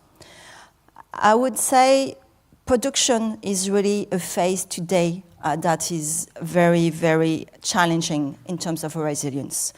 Since the pandemic, in fact, and the many crises we faced, the latest one was the uncertainty around the US tariffs. We need really to always be on the top in terms of supply chain resilience, because our supply chain is global and diversified. Yes, the Rafale is sourced in France, but for the Falcon programs, we got a supply chain that is worldwide, and especially major North American suppliers. So imagine a Rafale represents 100,000 components. If you compare to my pen, it's only 20. So, and we purchase 70% of the value of the Rafale. So, supply chain is really a key to avoid any disruption in the components, in the procurement one. Thank you. Thank you very much. May I turn to you, Victor? Well, good morning, everybody. My name is Victor Fedeli. I'm the Economic Development Minister in the province of Ontario, in the country of Canada. So it's great to be here today to join you and to talk a little bit about resilience. And it's interesting that our government was elected in 2018, and it was at a time where we needed to be resilient back then, which taught us how to be resilient during COVID, which taught us how to be resilient now after Liberation Day in the United States, being United States' closest friend and ally. I'm not sure about the friend part these days, but the ally, perhaps. The tariffs have been very, very taxing in our jurisdiction. But I will tell you, in 2018, when we first got elected, we were sliding downhill, much like Australia in the automotive sector. Ontario in Canada is the second largest automaker in all of North America, and we were sliding. And Australia went off the end of the cliff and got out of the auto business. Our premier, when we were elected, said we need to turn around and climb back up and figure out what was wrong. And our form of resilience was by cutting taxes, lowering costs. It was fascinating. All of the automakers told us our costs were getting too high in Ontario, and we began a serious reduction of taxes, 7 billion, all in Canadian dollars, all in Canadian money, 7 billion reduction in the first year, 8 in the second, 9, 10, 11. This year was 12 billion reduction in taxes and costs for businesses. And two things happened from this resilience that we found ourselves in. Number one, 1 million new jobs were created in Ontario by lowering costs. And the second was our revenue went from $150 billion a year to last week, $222 billion a year, all by taking a haircut every year. And so we learned a lot about becoming resilient and different ways of doing it, counterintuitive ways of doing it. Lower costs, higher revenue. It's very counterintuitive, but it worked. We found during COVID the same kind of resilience happened, where we did not make PPE in the province of Ontario. We opened the cupboards, they were empty. We didn't make them. We got into manufacturing. We're the manufacturing hub of Canada. Now we make 92% of everything we buy as a province for PPE we make ourselves, resilience. And now we find ourselves with our American partners 80% of all our world trade, not from Canada, just from Ontario, our province of 16 million, is with the US, and 20% is with the rest of the world. And so my boss, Premier Doug Ford, has said, no more north-south, buddy. You're going east-west. And we found partners around the world. It's been fascinating. And I'll end by saying last year, 409 international companies located in Ontario, Canada, invested $40 billion and hired 24,711 people. That's the resilience that we're bringing forth. Thank you. Thank you so much. Bonjour, et très content d'être ici. I'm José Linares. I run the corporate investment bank at Banco Santander. Santander is the largest bank of the Eurozone by market cap. We have a very large retail business, a global payments business, wealth and private banking, as well as consumer and the division that I run, which is the corporate investment bank. Santander is one of the few GSIBs. That means we are a global systemic important bank. And that means there is tremendous scrutiny by our regulators, shareholders, and society at large. Every day, we manage the capital of millions of people around the world, institutions, governments, businesses, and we make payments of trillions of that magnitude. So a small mistake that we make is hundreds of millions of P&L for us and tremendous reputational risk, et cetera, et cetera. So that is to frame the stage. Now, as I'm speaking to you, the likelihood is we're being attacked on our premises, on our data centers, and our people. In fact, I don't think it's an exaggeration to say that while I'm speaking to you, somebody's trying to hack me to get the kiss of the kingdom and make a ton of money out of me. Now, because of all of that, we've developed a paranoia, a responsibility, a knowledge that we're constantly on the look to prevent the attackers from being successful. So I would say three things. One, it is easier today to steal hundreds of millions or billions from a bank using cyber attack than it was to go and to rob a branch where you can get some cash. The likelihood of you getting killed by police was higher, whereas today you just disappear. So the risk reward is enormous, and we gotta be on the look all the time. So that's one. Second is attack on individuals, on our people, because once you get to one of us, it is easier to navigate internally. Those two things are sort of business as usual. But in the last couple of years, because of the geopolitics, there's also states with tremendous resources, knowledge, capabilities that are trying to get into our systems, disrupt us, and steal from us, our data, our intellectual property, the cash of our clients, et cetera, et cetera. So this means we have to have everybody within the bank, systems, culture, people, et cetera, fully aligned to prevent these attacks from happening. Today, technology can replicate my boss, Anna Botín, to call me, and it's going to look like her, is going to speak like her, demanding me, ordering me to transfer to one of you a ton of money, and it's going to be really, really hard to test what is the truth and it isn't. So we need to develop all of this paranoia and knowledge. Now, the track record is pretty strong, so that's the good news. We've gone through the financial crisis, we've gone through COVID, we've gone through the Ukraine-Russian war, we've gone through, what they call Liberation Day, and we're making it. But I think it is through that paranoia, knowledge, and constantly being ahead of our attackers that we can have the resilience and the sustainability of our operation. Thank you so much. Sid, is it the same story for you? Very much so. Thanks, Philippe, and thanks, everyone.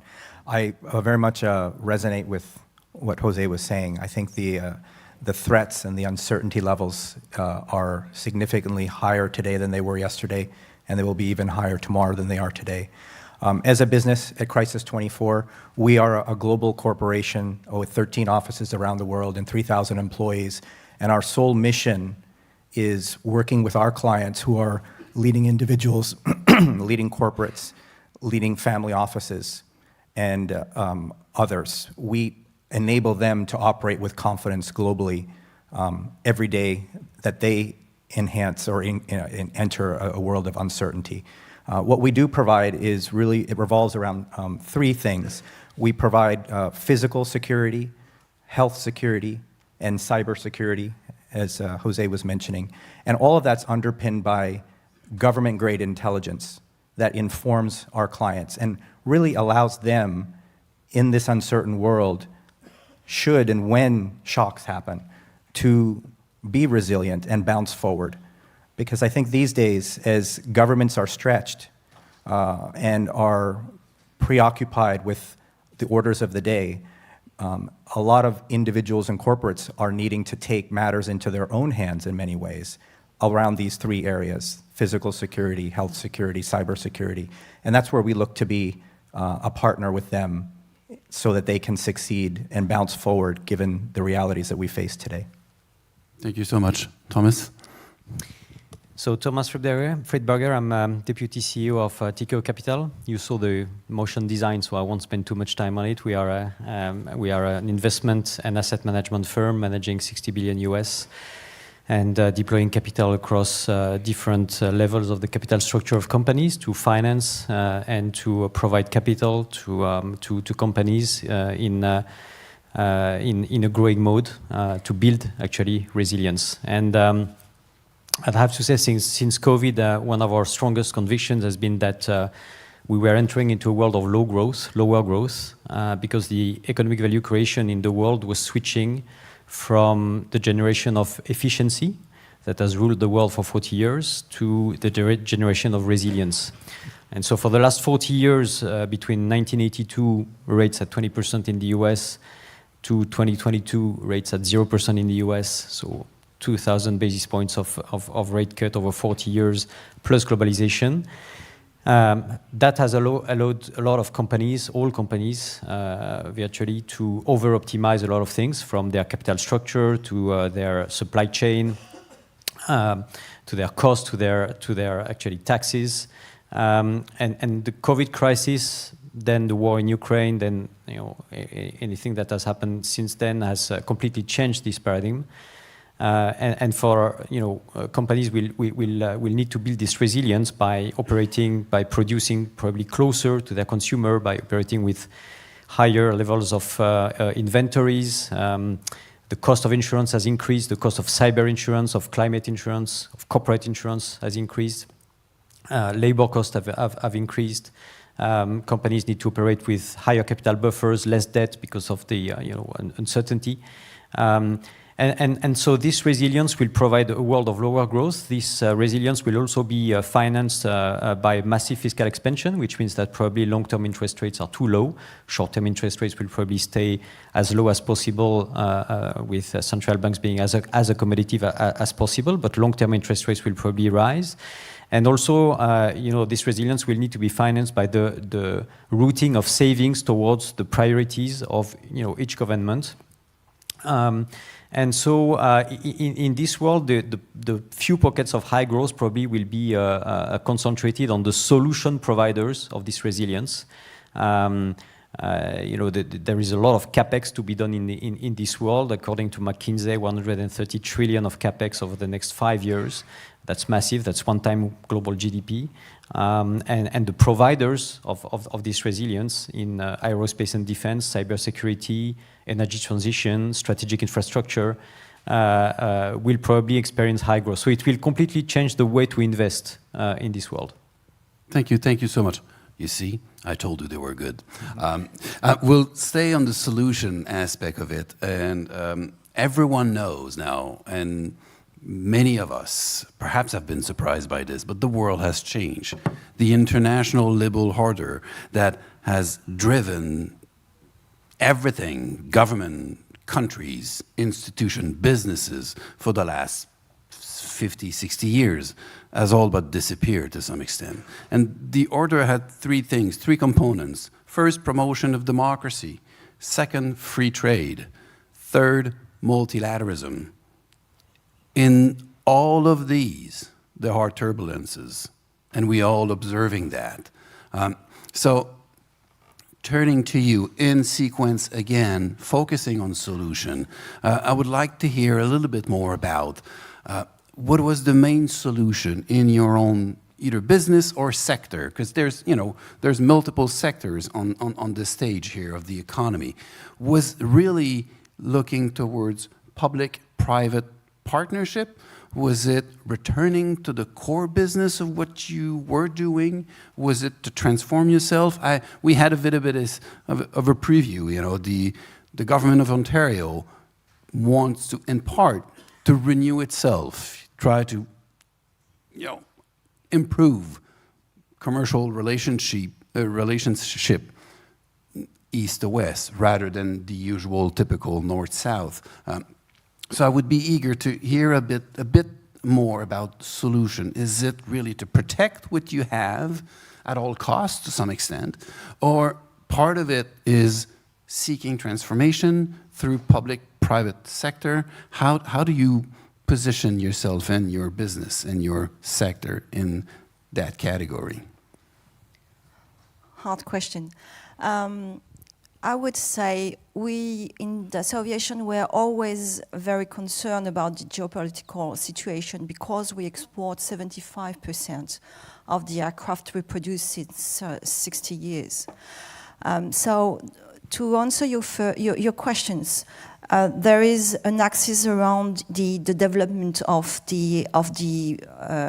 our product, mainly on the defense side, because we are an historical player in terms of combat aircraft for France, and we export today a lot also, and we always want to produce a state-of-the-art plane for our customer, our clients, to be able to protect their national interest, but also to act in the international security. And we do think about cybersecurity. I totally approved what has been said about the protection of the resources, internal resources, but we also need cybersecurity because our airplanes are more and more connected. It is a global trend, either in civilian or in Rafale, in the military side. So we need to protect, because the very key value for us is to ensure safety of the products and the clients that are inside. So it's really key. The second thing is that we are concerned about our environment. It means the supply chains at every level of the intervention. So today it's not only tier 1 in the supply chain or direct suppliers, but also tier 3 or 5. As a procurement girl, I've been visiting very charming village in the middle of nowhere, because the resilience of the supply chain is really key in that tank. Thank you.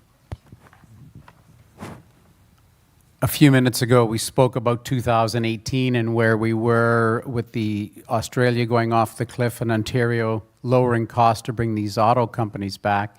At that time, Reuters announced that $300 billion worldwide would be spent on new auto facilities, and zero was coming to Canada, which was a very sobering thought.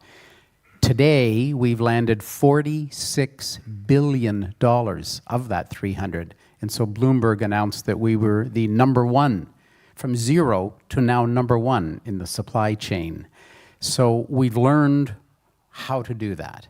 We turned our attention to life sciences and landed $6 billion in Ontario alone of life sciences, and then Liberation Day landed. And we had to take that resiliency and turn our attention then to North and South and the troubles. So who here, maybe it's just us in Canada, but I would think worldwide, wakes up every morning kind of with one eye half cocked open, looking at your phone and wondering what new hell have we received this morning from Donald Trump. That's what we do in Canada because it affects us every day. And so we've looked to the rest of the world, and we've seen a real polarization, a real gelling of countries right around the world. I've been to 30 international trips this year alone, 20 different countries. They all say the same thing. It's going to sound self-serving, but I will tell you what they tell us in Ontario. They tell us that in this world of turmoil, with Russia's war in Ukraine, with the war in Israel, with China's very large hand on the world's supply chain, and with the weaponization of critical minerals that China has done to the world, we've all gotten together as a world without the Americans, without the Chinese, and without the Russians. That's how we view it in Ontario. That's what's happening. And countries and companies tell us that in this world of turmoil, there's a beacon of hope, a beacon of light across the ocean, and it's Ontario, Canada. If you need a beachhead in North America to do your business, you come to Ontario. It's because of the rule of law, it's because of stability, it's because of safety. We are reliable, dependable, but mostly predictable. You know what you're going to get. And that is how we've been fighting our war, our economic war with the United States. It's been through that predictability, and that's how we were able to hit the statistics that I talked about earlier. So I'm just going to add a nuance here. The world has changed, the liberal order is changing. That's a very European-centric view of the world. Where Santander operates, we have deep in-country capabilities in places where the world changes constantly. And so, that allows us to understand change and stay the course over the long term, not panic over what we're observing, Liberation Day, tariffs, and the craziness in the media. And you would argue that our business, which is global, will be highly impacted by deglobalization. In fact, this year we're going to report the best year ever, and stock price is the highest it's ever been. It's a bit of a contradiction if you look at it. And I want to go back to the topic of why is it such a European view? And it is because Europe is vulnerable in the current environment. Europe did outsource its defense to the US, its energy to Russia, and the banking system to the American firms. I've spent 20 years at JP Morgan. I can tell you it was easier, getting business from in Europe than taking, candies from kids. And so I understand why Europe feels this anxiety. Solutions. What are we doing? We were the first institution in the banking sector to change our policies to make sure we could be in defense. It was highly controversial. There were NGOs, there's a lot of people, and in our AGM, people come and criticize what we were doing. And I came with the following view: there is no sustainability without security. It will be dead, so therefore I don't need to have sustainability. And that resonated very well in the Commission with Commissioner Kubilius. We've developed our ability to finance defense. We change our policies. I can go in detail later on. And to finish, we hire the most senior general of the UK Armed Forces, General Sir Patrick Sanders, to be my advisor in defense, because there's such a limited knowledge in the financial world about the sector, because it was uninvestable for the wrong reasons, that we had to bring this expertise in-house so that now we're able to be very aggressive in terms of providing solutions in the defense sector. Thanks, Jose. Maybe I'll just paint two pictures for you in terms of solutions. One, let's rewind back to pre-Russian invasion of Ukraine. We have a global aircraft manufacturer that is sourcing rare earth minerals from Ukraine as a critical part of their supply chain manufacturing process. Activity is happening. There's rumor of a potential incursion into Ukraine by Russia. We play it forward. The invasion happens. That supply chain route of rare earths to this global air manufacturer stopped. And in the end, it cost them billions of dollars in terms of contracts for manufacturing of planes that they were not able to deliver. Now, just think if they were armed with intelligence solutions which were able to see existing Russian troop movements and also be able to forecast potential impacts of what that could do. It could allow them to set up alternative supply chain routes in advance and avoid what turned into a multi-billion-dollar loss through hard and soft dollar instances. That is a supply chain use and instance of what we bring through our intelligence capabilities.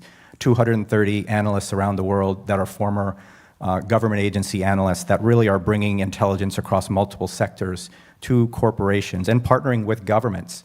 And I think as that use case, there is an example for public-private partnership with governments, but also with financing institutions to be able to, once there is a threat that's understood and realized, how can we understand that sooner? How can we get those supply chains built faster? How can we take external financing help to enable those? Government financing, corporate, I think is key. One more use case, and this is in the financial services world. Take that same use case. You have a global macro trading desk that has their daily meetings, and they're scanning a lot of newspapers every day and then going and making their trades. What happens if you had 40,000 publicly available sources that were all scanned and summarized by AI and brought to your fingertips on your iPad or your phone, such that you could be able to make smarter decisions and more holistic decisions in your trading operation? That's another use case of what we do. But it's just to say that solutions require intelligence that will allow that resilience and bouncing forward, which I think we're really on the cusp of doing and we're excited to be a part of. So as we can see, this need for resilience can also be seen as an opportunity and not only a constraint. So on our side, as I was mentioning, this resilience, we have the conviction that it's going to have to be, to imply a lot of capital expenditure from investments from companies. The problem with that is, if we listen to somebody like Warren Buffett, he says when there is a lot of capex in a sector, either avoid the sector or be extremely selective because only the best managements or the best governments do the best capex. So building the right plant at the right place at the right time is something which is much more difficult than operating with an asset-light business. So there is that implies a lot of misallocation of capital, and that's probably topical in sectors like AI and data centers, etc. But so the conviction is that this capex is going to be concentrated on a limited number of sectors, virtually the four Ds: deglobalization, defense, decarbonation, digitalization. And that investing in the solution providers of this resilience will continue to provide high growth in a world of low growth, which, by the way, low growth is not necessarily a bad thing for the future of our species on this planet. So it also has to be seen as an opportunity. But let's take, for example, the energy transition, which also has consequences on strategic infrastructure and also AI. Energy transition, so the solution providers are mainly European today because the regulation has been much tougher in Europe than anywhere else in the world. So companies involved in addressing energy efficiency of buildings, plants, supply chains, industrial processes, agriculture are mostly European as of today. And what we can observe is that we've been investing in this sector for the last 15 years. We are now managing the largest private equity fund fully dedicated to this practice in Europe. Those companies grew in Europe, but now they're expanding everywhere in the world, including in the US, because in the US, reindustrialize America means also that the companies reshoring need to address the energy efficiency of their buildings, their fleets of trucks, cars, their supply chain to remain competitive. So high pockets of growth in a low growth environment, and so that's the beauty of investing in the solution providers of resilience. Thank you. We perhaps have time for one last question, sorry. And I'll change the order a bit. So I'll start with you, Thomas. And I'm going to try to expand my question as long as I can, so you can have a bit of more preparation, since you perhaps were expecting to speak last this time. But we're going to reverse the cycle. We talk a lot about economic security, and economic security, you've seen and you've heard, span a lot of dimensions: cybersecurity, national security, physical security, transportation security. There are financial security. There's so many aspects to economic security. And nowadays, we do realize that national security is very much intertwined with economic security. And I can tell you, I other than doing this, once in a while, I do teach. And when you in a class with undergraduate students, in 2025, when you teach a class on international political economy, it's an obvious fact. National security goes along with economic security. This was not the case 10 years ago, 15 years ago, almost 5 years ago, when I thought national security, economic security was just one aspect towards the end of the class. Now it is at the forefront of it. Does it change something, all these dimensions of security, in the way investment is made, in the way your business is doing their activities, in the way government is thinking about the future, in the way businesses are producing their own material? Does it change anything? Or is just that now we're talking about this, but the future looks perhaps a bit bleak, it's perhaps a bit more Western-oriented shock. But how do you navigate this new reality of the world has been changed, given that we accept that it has changed, at least for some countries around the world? So, Thomas, perhaps I bought enough time for you. I mean, the short answer is it's changing everything, right? I mean, if I think about my business, 10 years ago, geopolitics and financial investing were two things that were pretty far one from another. Today, they are completely ingrown. You have to take those things into account, especially when you invest in sectors that are building this resilience, like aerospace and defense, for example. I think the way to invest, for example, in private equity will also completely change. In a world of lower interest rates and globalization, I'm schematizing, but essentially the LBO business was about, you buy an asset-light company, you put a lot of debt in front of that, and you wait for interest rates to go down, you refinance your debts at lower levels, you benefit from multiple expansion, and you make money.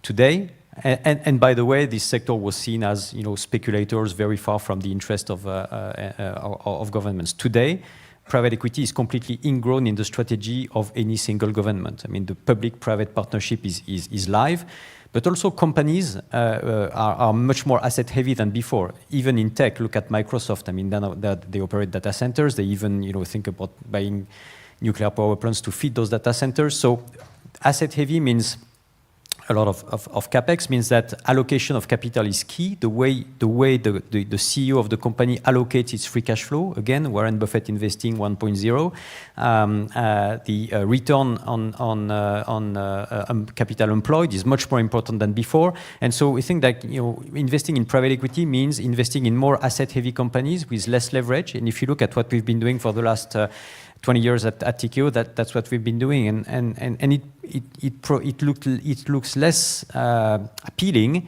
but actually it provides a lot of opportunity. Aerospace and defense is a good example. It's a sector where during the COVID crisis, valuations were completely depressed. Companies were lacking capital. The supply chain was weakened by COVID. And today, actually, by injecting capital in the strongest players of the supply chain, allowing them actually to consolidate the supply chain, but also to increase the speed of delivery, you can provide massive growth. And the beauty of it is that you've got high visibility, because when you're part of the supply chain of Dassault, for example, you are probably certified by Dassault, so you have a very high visibility, very long-term visibility on your business.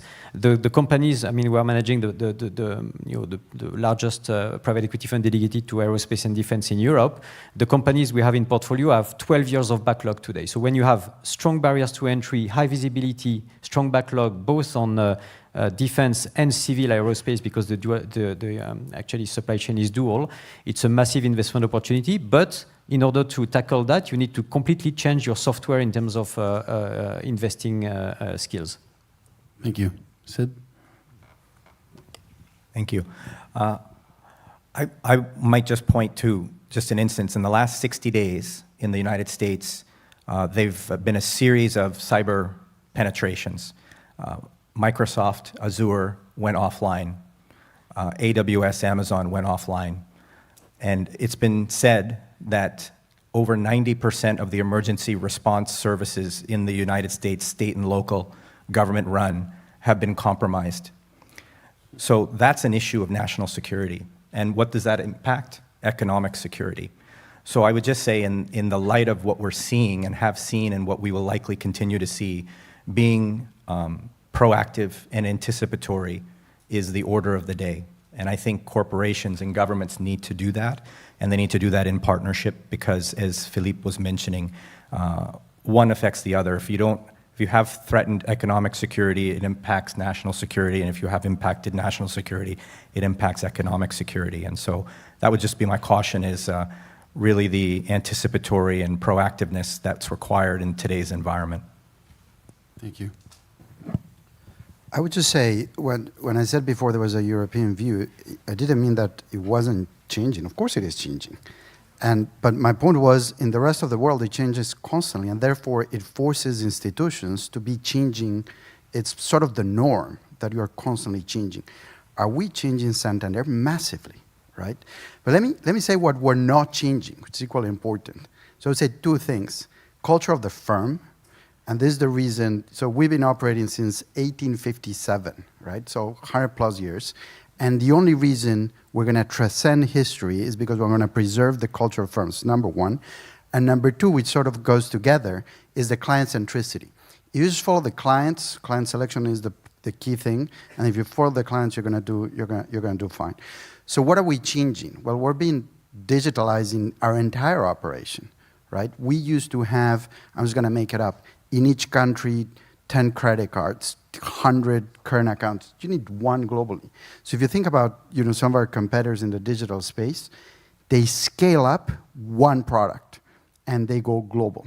And so I think the way we're changing our firm is the antithesis of the deglobalization, because we're becoming an instrument to make sure we're incentivizing trade flows, global capabilities, et cetera. And I would finish with the following. I think we're also changing the role that a large business like ours plays in society. So we participate in a lot of the advocacy groups at the political level to make sure that society and governments wake up, smell the coffee, and do the changes that we need to do so that we can actually have a beautiful continent that we have here in Europe actually competing head-to-head with Asia, which is growing very, very fast, and the Americas that also is growing very fast. Thank you. So let me directly answer your question about what a government is doing, and I'll tell you what our government is doing. I'll talk about two things. So number one, here in Europe, you have 27 countries that have reasonable free trade amongst themselves. In the States, 50 United States have free trade amongst themselves. In Canada, we have 10 provinces and 3 territories, and while we signed a free trade agreement in 2017, everybody kind of has some exceptions. Ontario had 23, Quebec has 39. You can't do this and you can't do that. You need a different tire pressure to cross from one province to another, so you can imagine transports pulling over, deflating their tires. Just think about what it adds to the cost of shipping from our large country from coast to coast. So we have, I call it the Trump accelerator. We went 7 years, I've sat on this committee, we've never changed a comma, trying to fix free trade. Never changed a comma. Liberation Day, third time I've had to mention it. Trump accelerator. we got together, and this fall we signed our memorandum of understanding with a new free trade agreement. Ontario dropped its exceptions. Others are lowering them. The federal government dropped their exceptions. We now have mutual recognition that you make something in your province and ship it to ours. We acknowledge that it's different, but we accept it as equal to what you'd get in ours. So that's mutual recognition. We have labor mobility. You're a engineer in one province and you want to come to Ontario, you can come Monday morning and start work. You have 6 months to get your paperwork caught up. So it's really done interprovincial trade, all thanks to President Trump, causing us to this will add $200 billion to our GDP and lower costs because of better transportation by 14.5%. So that's number one. Number two, it's caused us to look at Europe, $1.3 trillion in defense. We've signed on to the rearming Europe. Germany lowering their debt brake, releasing their debt brake, 600 billion euros going into defense. We got to get in that game. We acknowledge that. So you see us, we talked about pivoting from auto to life sciences. Here we are now squaring face right on defense. We have three of the largest defense makers, General Dynamics, Lockheed Martin, and RTX in Ontario. We have Algoma Steel making plate steel for shipbuilding, for labs, light armored vehicles, tanks. We've got everything the world needs, despite what President Trump continues to say that we don't need anything from Canada. Let me end by giving you a couple of quick facts. 80% of all the nickel the United States buys for its aerospace sector comes from Ontario. 53% of all the nickel United States buys for its defense sector comes from Ontario. So every morning when President Trump wakes up and says we don't need anything, he continues to forget they have one aging nickel mine in the entire United States. I have 10 just a few miles from my backyard where I live. So we have everything in Ontario that the United States needs. Thank you for allowing us here today. I think Europe has begun to be less naive because until the Ukraine war, in fact, we gave the keys of our house to a foreigner and asked him to protect us. So, and particularly, defense industry in Europe was a dirty industry. It was not ESG compatible. So if we want to protect ourselves, we need to develop market industry, defense industry within our territories. There is a large scale of knowledge and skills in our territories, but we need to be financed. We need money for the capex. We need money for the research and development because, as it has been said, we are an industry with a long-term horizons.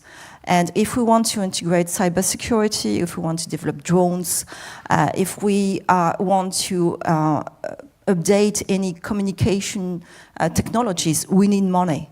And we also need money to modernize all the assets and all the resources we got in the industry because I don't want defense industry to face the same challenges that the automotive commodity has faced today in Europe because there is a lot of competitors and so we need to modernize and for that we need government, we need political and financial management to be on our side and to see the defense industry as an opportunity to develop technologies and to be at the technological frontier that is required to protect ourselves.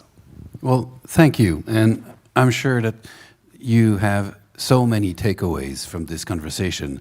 And I will end in a very small concluding note here before I ask you to thank them for their generosity. A shock, whether we agree on what is the shock, it might be Trump, it might be geopolitics, it might be new relationship in terms of war. It might be financial problems. Perhaps Trump is just an illustration of a trend that's been going on for more than a few years. But a shock is always an opportunity, perhaps, to refine and redefine and collectively improve the identity. And in many ways, we saw that in Canada. I think in many ways, we saw that in Europe as well. Pressure, shock, forces us, institution, businesses, to rethink how they do things, and then press the reset button.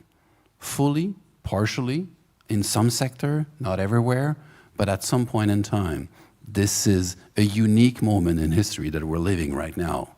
Perhaps in 15 years from now, we're going to look back and try to figure out if we made the right decision. But in many ways, this is a defining moment, I would say, in the history, of, at least in commercial trade relationship. Without speaking way longer, we could go on forever, but we have to stop. There's 1 minute left on the clock, which give me just enough time to ask you to thank our panelists for their generosity. Thank you so much. And have a good lunch.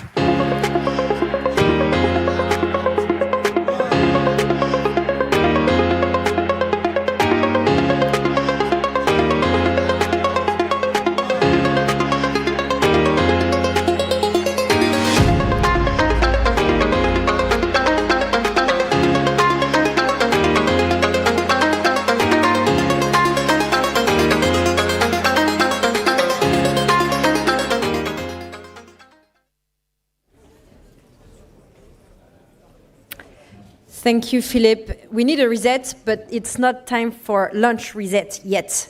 We have half an hour more to go.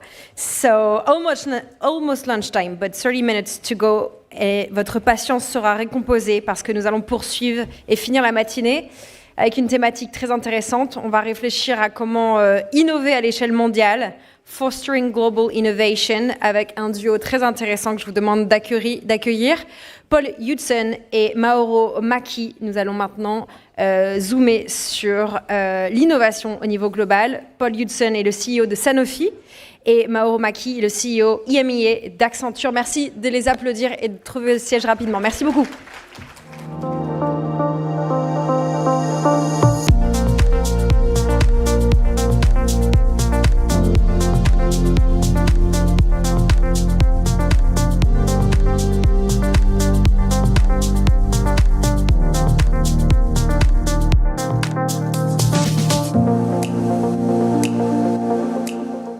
Okay, so welcome everybody to this session.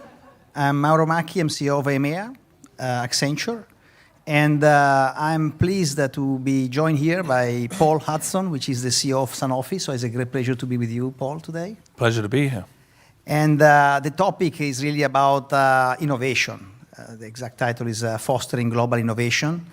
And clearly, when we talk about innovation, we talk about something that is very much triggered lately by AI, by artificial intelligence, by new technologies. And when we look at industries, clearly pharma is one where innovation is extremely fundamental and important. So before we jump into the topic, maybe be connected, I know, Paul, you are a big fan of Formula One. I'm also a big fan of Formula One, but this year I think was much better for your team compared to the one which I support, which is Ferrari. But you had a great year with McLaren. So what are your thoughts on the year? I know that you also celebrated with them. Well, I think the first thing is that it's been quite a few years since Ferrari had a good season. So I wish you luck with that. We have a technical sponsorship with McLaren Formula One that we started at the World Economic Forum in 2020. I was at a sustainability dinner, and we were talking to different sports. They're modernizing, of course, engines are more efficient, etc.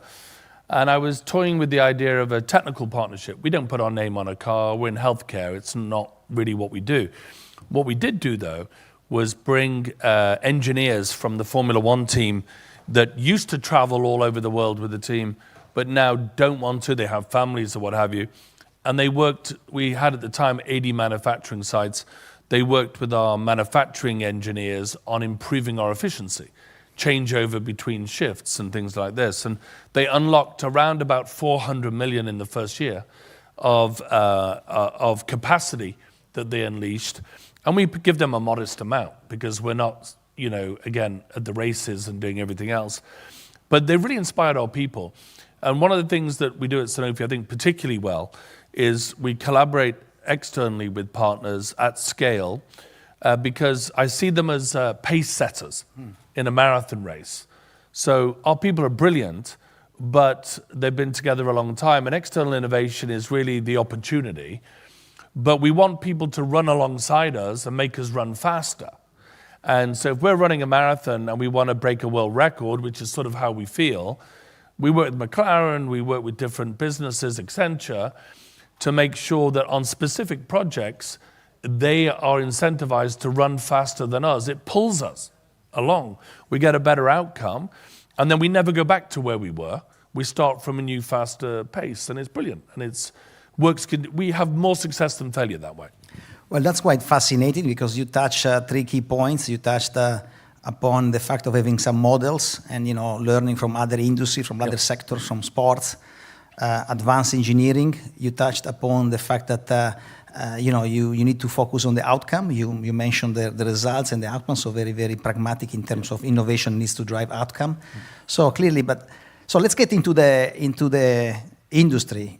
Of course, what you are going to share today is going to be very inspiring also for other industry. But what is the journey? What is your journey in Sanofi? What have you been driving, and what you are more proud of? What you achieved in the past years? Because clearly, it's visible what has been done. Yeah, look, we've completely modernized the company. We were around about 118,000 people in 2018. We're now around 72,000. We were around 34 billion euros in revenue. We're now closer to 50 billion euros in revenue. We have adopted AI right across the entire organization. We have 30,000 people using artificial intelligence tools every single day inside the company on a transversal AI project, which we maybe get to, but most companies build AI in the vertical on their best day. Then they do pilots, then they mess around, and then people panic, and then the CDO says we should build it ourselves, and blah, blah, blah. The reality is you should build transversely with partners at speed to take advantage and get insights, and we've gone all in on that. Most pharmaceutical companies have around 6% of their workforce is in laboratories, discovering new medicines, doing experiments. But around 50% of the OPEX is with those 6% of the people doing that research. So for me, it's around 17 billion a year. Around 8.5 billion is in R&D and 8.5 billion in commercial operations and different things. And we've dramatically improved how efficient we are, all of the productivity indices, how we do studies. But, you know, and this is what really frustrates people. It takes around 5 to 7 years to do a research turnaround.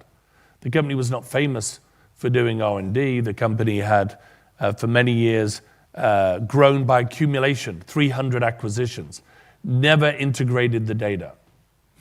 We had nearly 500 data lakes when I joined. And so we've streamlined, we're efficient, we have a pipeline that has around 40 billion in value, and we will turn those cards over because people, maybe the last point, people don't fully understand that I will get a phone call late at night after a drug has been worked on from 10 years, and somebody will say it failed or it succeeded. And we may be 4 billion euros in, and it comes down often to an SMS with a thumbs up or a thumbs down. And you can't imagine the risk that we take to do that. It's significant. And it's pass or fail. You don't deliver the results, you fail.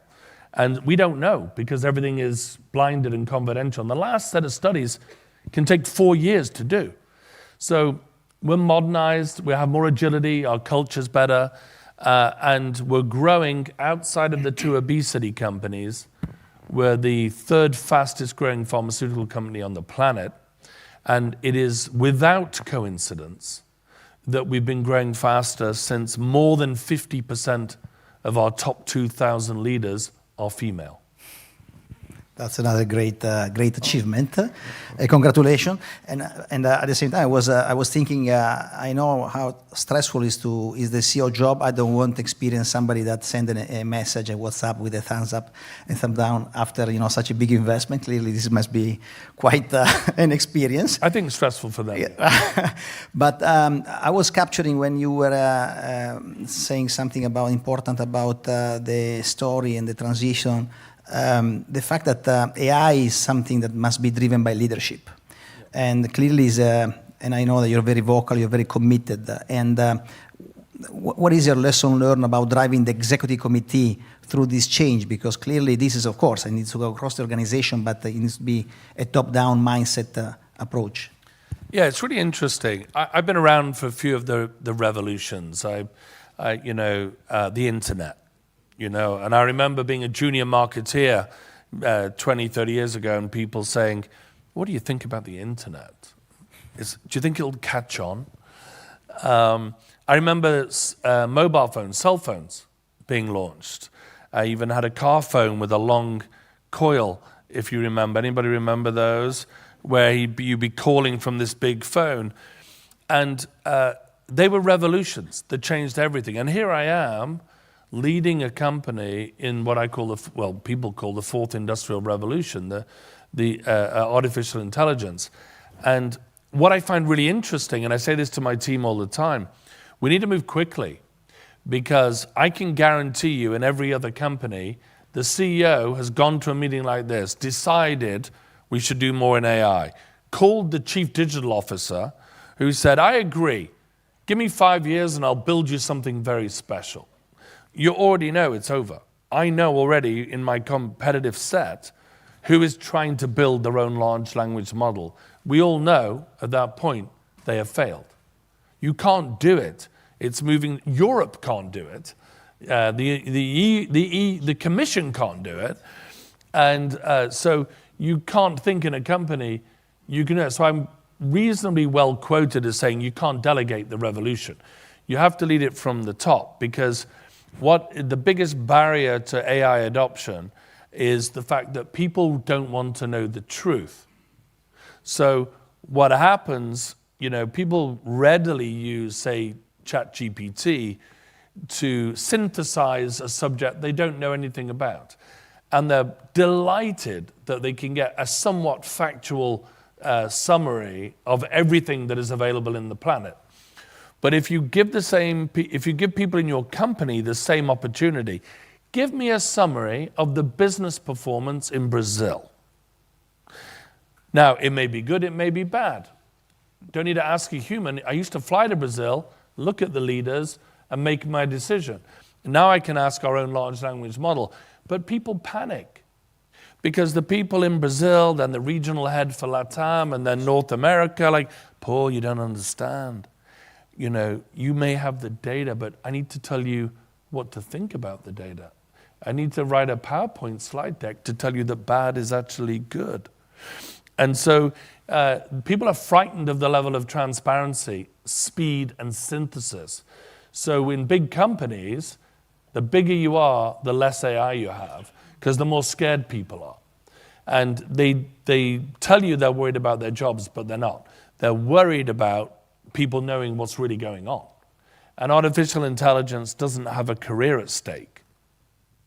It doesn't matter what it says. It doesn't care what it says. And we use it all the time now in governance committees to give us a first view on a subject because we know we're getting a view that is without bias. And then we let the people debate their own insecurity, but we get a much better outcome that way. Yeah.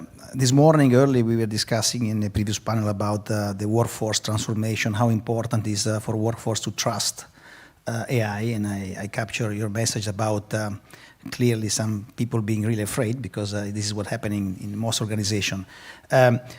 How did you manage a bit of this change management approach, and because of course we need to explain that human is in the lead, human is not in the loop, that is augmenting skills. You can be the best version of yourself as a worker, the best version. So it's really making them understand that is a fundamental approach to evolve, how output are produced and so on. Look, this whole thing about AI replacing jobs, we know it will some.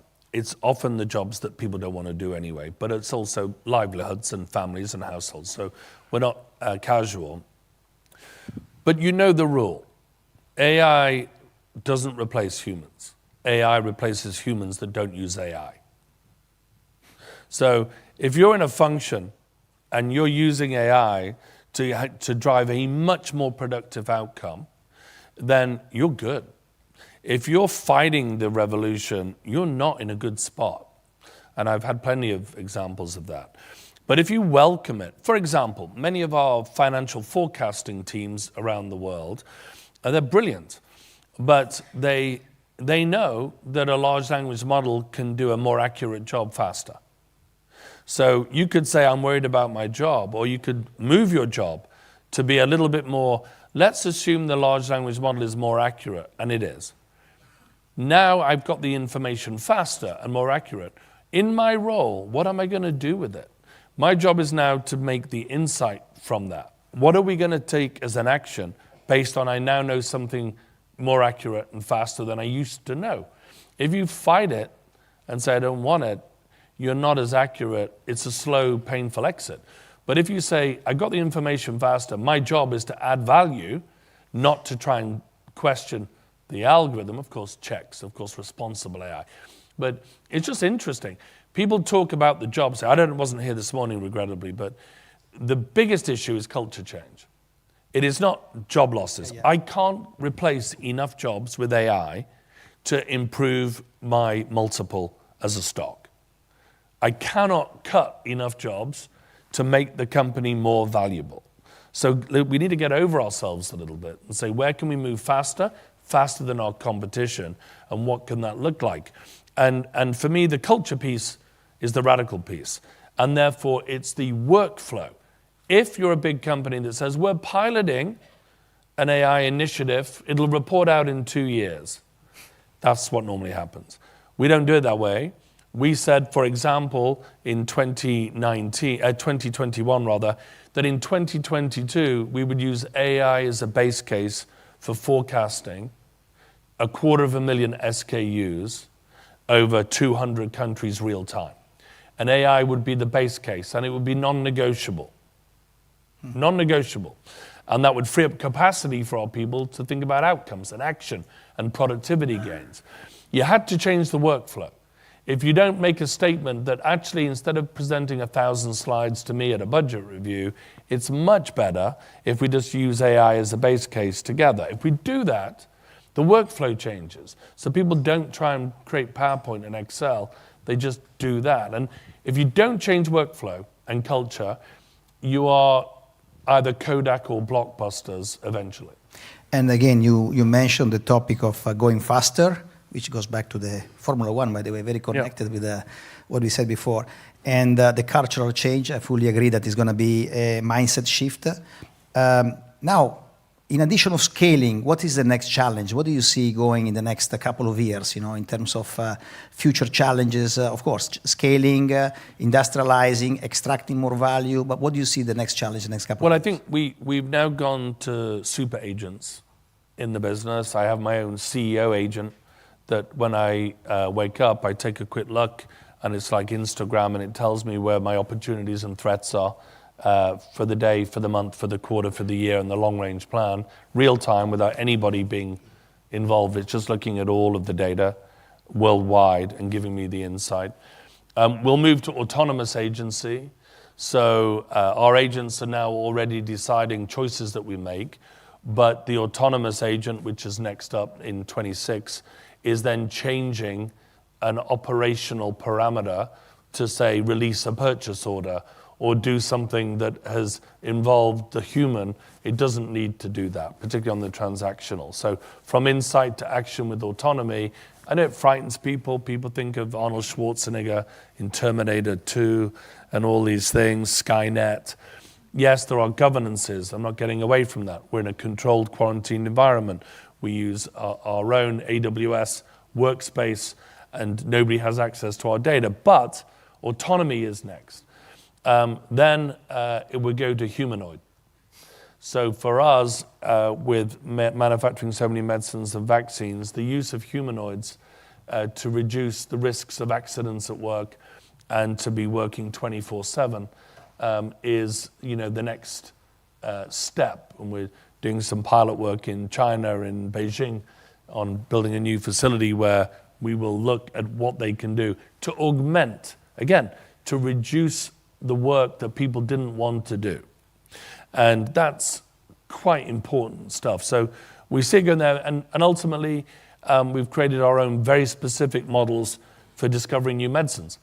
There's somewhere in the region of 7,000 known diseases, and there's only somewhere in the region of 2,000 medicines. And there's a reason that many diseases are not treated. We can't design molecules that will actually attach to the disease. Many of you are familiar that, particularly that a cancer tumor evolves. They're clever. They wear a cloak. They go cold. They go hot. They come and go. They adapt.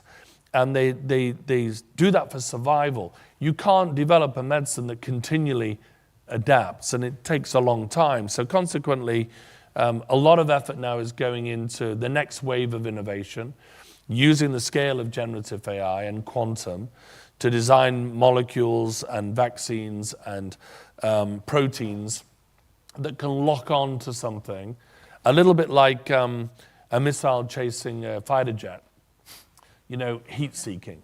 That we're trying to go that route as things evolve and change to try and make sure the cancer can't escape the treatment. And so on the design for drugs, identification of diseases, individualized healthcare treatment plans, then of course all the way through manufacturing to humanoids and super agents. This seems so fascinating about what to expect in the next 2-3 years. Yeah. So we have a few minutes left, Paul. What a piece of advice you would give to, of course, beyond your industry, of course, but clearly, as I said at the beginning, pharma, in general, life science is quite ahead of the pack. We've seen some analysis in terms of adoption, in terms of investment. Some industries are clearly much behind. What is the piece of advice after, these years of experience, things to get right, in this journey? Well, I learned painfully that, that people are the opportunity and the resistance to the new technologies, and we have to be better than our peers to create value and to do important things for patients. So we know that, but we've learned such a great deal about how complicated it is, but how important a moment it is. For me, trying to create a culture that it will take risk. Thoughtful risk, we call it, but risk that is worth taking in pursuit of something groundbreaking happening. We talked about partnerships. We work with a lot of very large partners, including yourselves, and we in 26 will probably make it more difficult for partners to work with us who don't collaborate in our large language model on the project.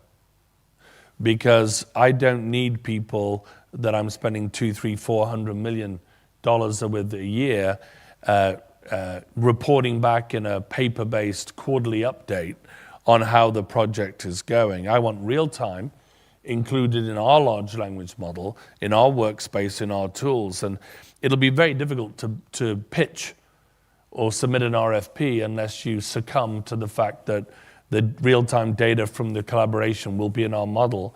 And if you're insecure about that, we won't work with you, because we think we can get much more efficiency. We'll pay you the right price, it's not the issue, but we think we can get more insights that way. After all, it's our project, right? And so we should, that's evolving so quickly. The traditional vendor relationship has gone. It's true partners, and it's partners with transparency and the new tools that are going to win in the future race, because we can't innovate everything. It's clear. So you put the accent a lot on So basically now managing the ecosystem, and at the beginning you mentioned about managing resistance, human resistance. So, and clearly this is something that I know many companies are dealing with. What is your view on you're a global company, so what is your view about how this is adopted in different regions of the world? You know, you see a bit of differences. You see a different. Well, it's quite interesting, and I had the opportunity to be in Aix last summer at the French Economic Forum, and which, if you haven't been, you should go, but be aware that it's outdoors in July, in a tent. But I made a comment. I didn't think it was controversial, but I found it quite interesting. I was asked about EU competitiveness.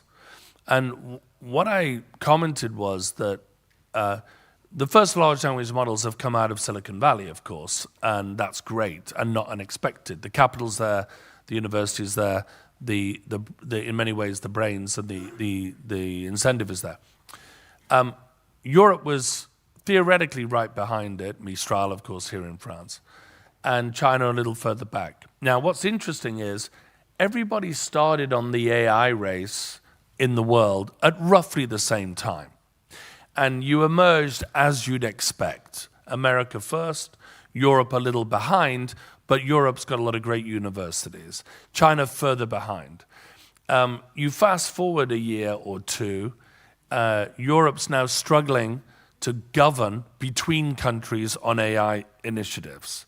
It's taken the prioritization of regulation over opportunity. It's more concerned that Germany and France play fairly in the AI sandbox together, which means the US gets further ahead. Meanwhile, China came on the outside with deep seek and has now, with the resourcing and the compute, gone ahead. So remember, we all roughly got this technology at the same time. And Europe is now third and may fall even further behind because it's failing to understand the opportunity for the collective of the EU to win together. And it's more paranoid about rules and regulations, which are important. But when you read Draghi's report, it becomes quite clear that Europe has very little interest in being competitive. It has more interest in maintaining the status quo, which means, sadly, it'll fall further behind. And as a region, that worries me. I'm European. It worries me greatly. Well, I share your worries and absolutely align with you on the fact that clearly Europe needs to act much faster, and I hope that for a federated approach, at least, to have much more cooperation across the countries. So, Paul, thank you very much. First of all, I'd like to congratulate you. I'm really impressed about, in particular, the speed at which you're driving your company. So really, congratulations. And we are done now. Thank you for listening. And I think we can give a round of applause.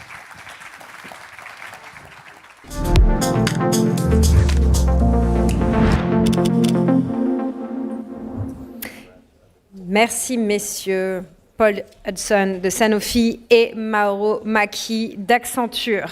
It's lunchtime, c'est l'heure du déjeuner. We will resume in this room at 2:30 with Mike Henry from BHP and Charlotte Reed from CNBC at 2:30. So please come and get your seats a few minutes before. And I'll see you at 2 in the participant lunch for another fireside chat with Guido Retter. In the meantime, just a few logistic information. The lunch will be served on your right in the participants' lounge. And we resume at 2:30 and we will end the day at 5. See you. Have a nice lunch.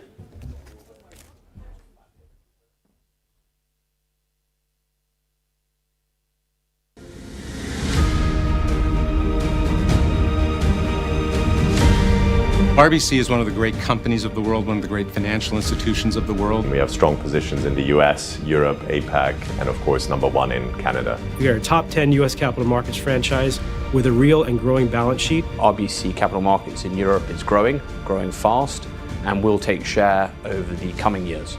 We operate as one RBC, one team, regardless of the product or the geography. We move mountains and we do big things. We work with clients to build long-term partnerships, and that's really thinking about how do we build trust, how do we understand them, their strategy, their objectives, and also their concerns. We've been able to make a difference within the businesses, drive client value, drive new product innovation, increase relationships, and ultimately move the franchise forward. We focus on long-term partnerships and we build trust and collaboration. We are focused on helping our clients achieve their financial goals by delivering innovative products and services. It's the culture of the organization where we bring all of RBC for the client's benefit.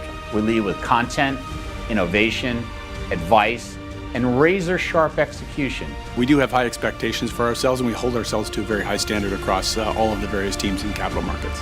This is about providing solutions for our clients.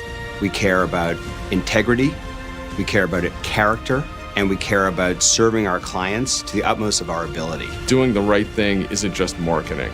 It's a core part of the business model. I haven't been as excited about the next 1, 3, and 5 years of what lies ahead for us as an institution as I am right now. While we've come so far in capital markets, I truly believe the best is yet to come.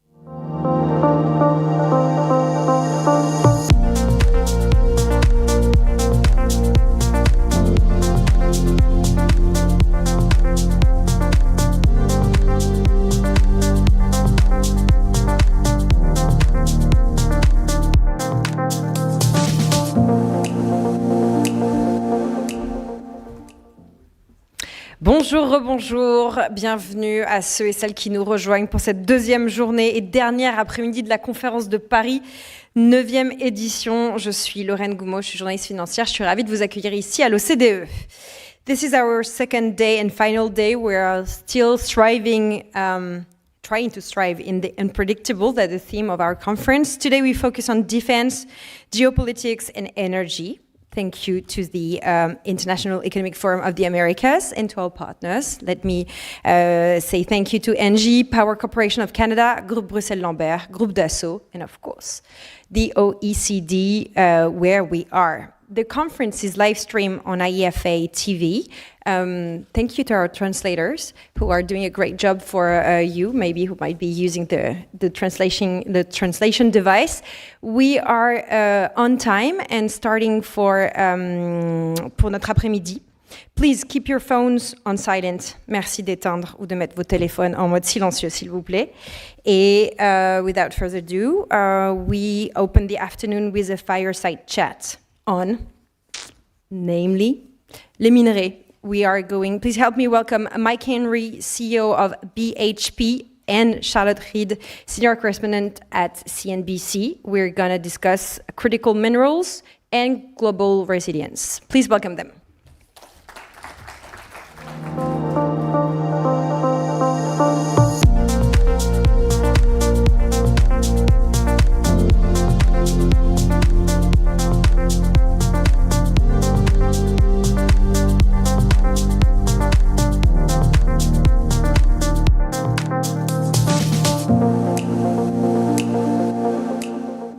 Right, welcome everybody.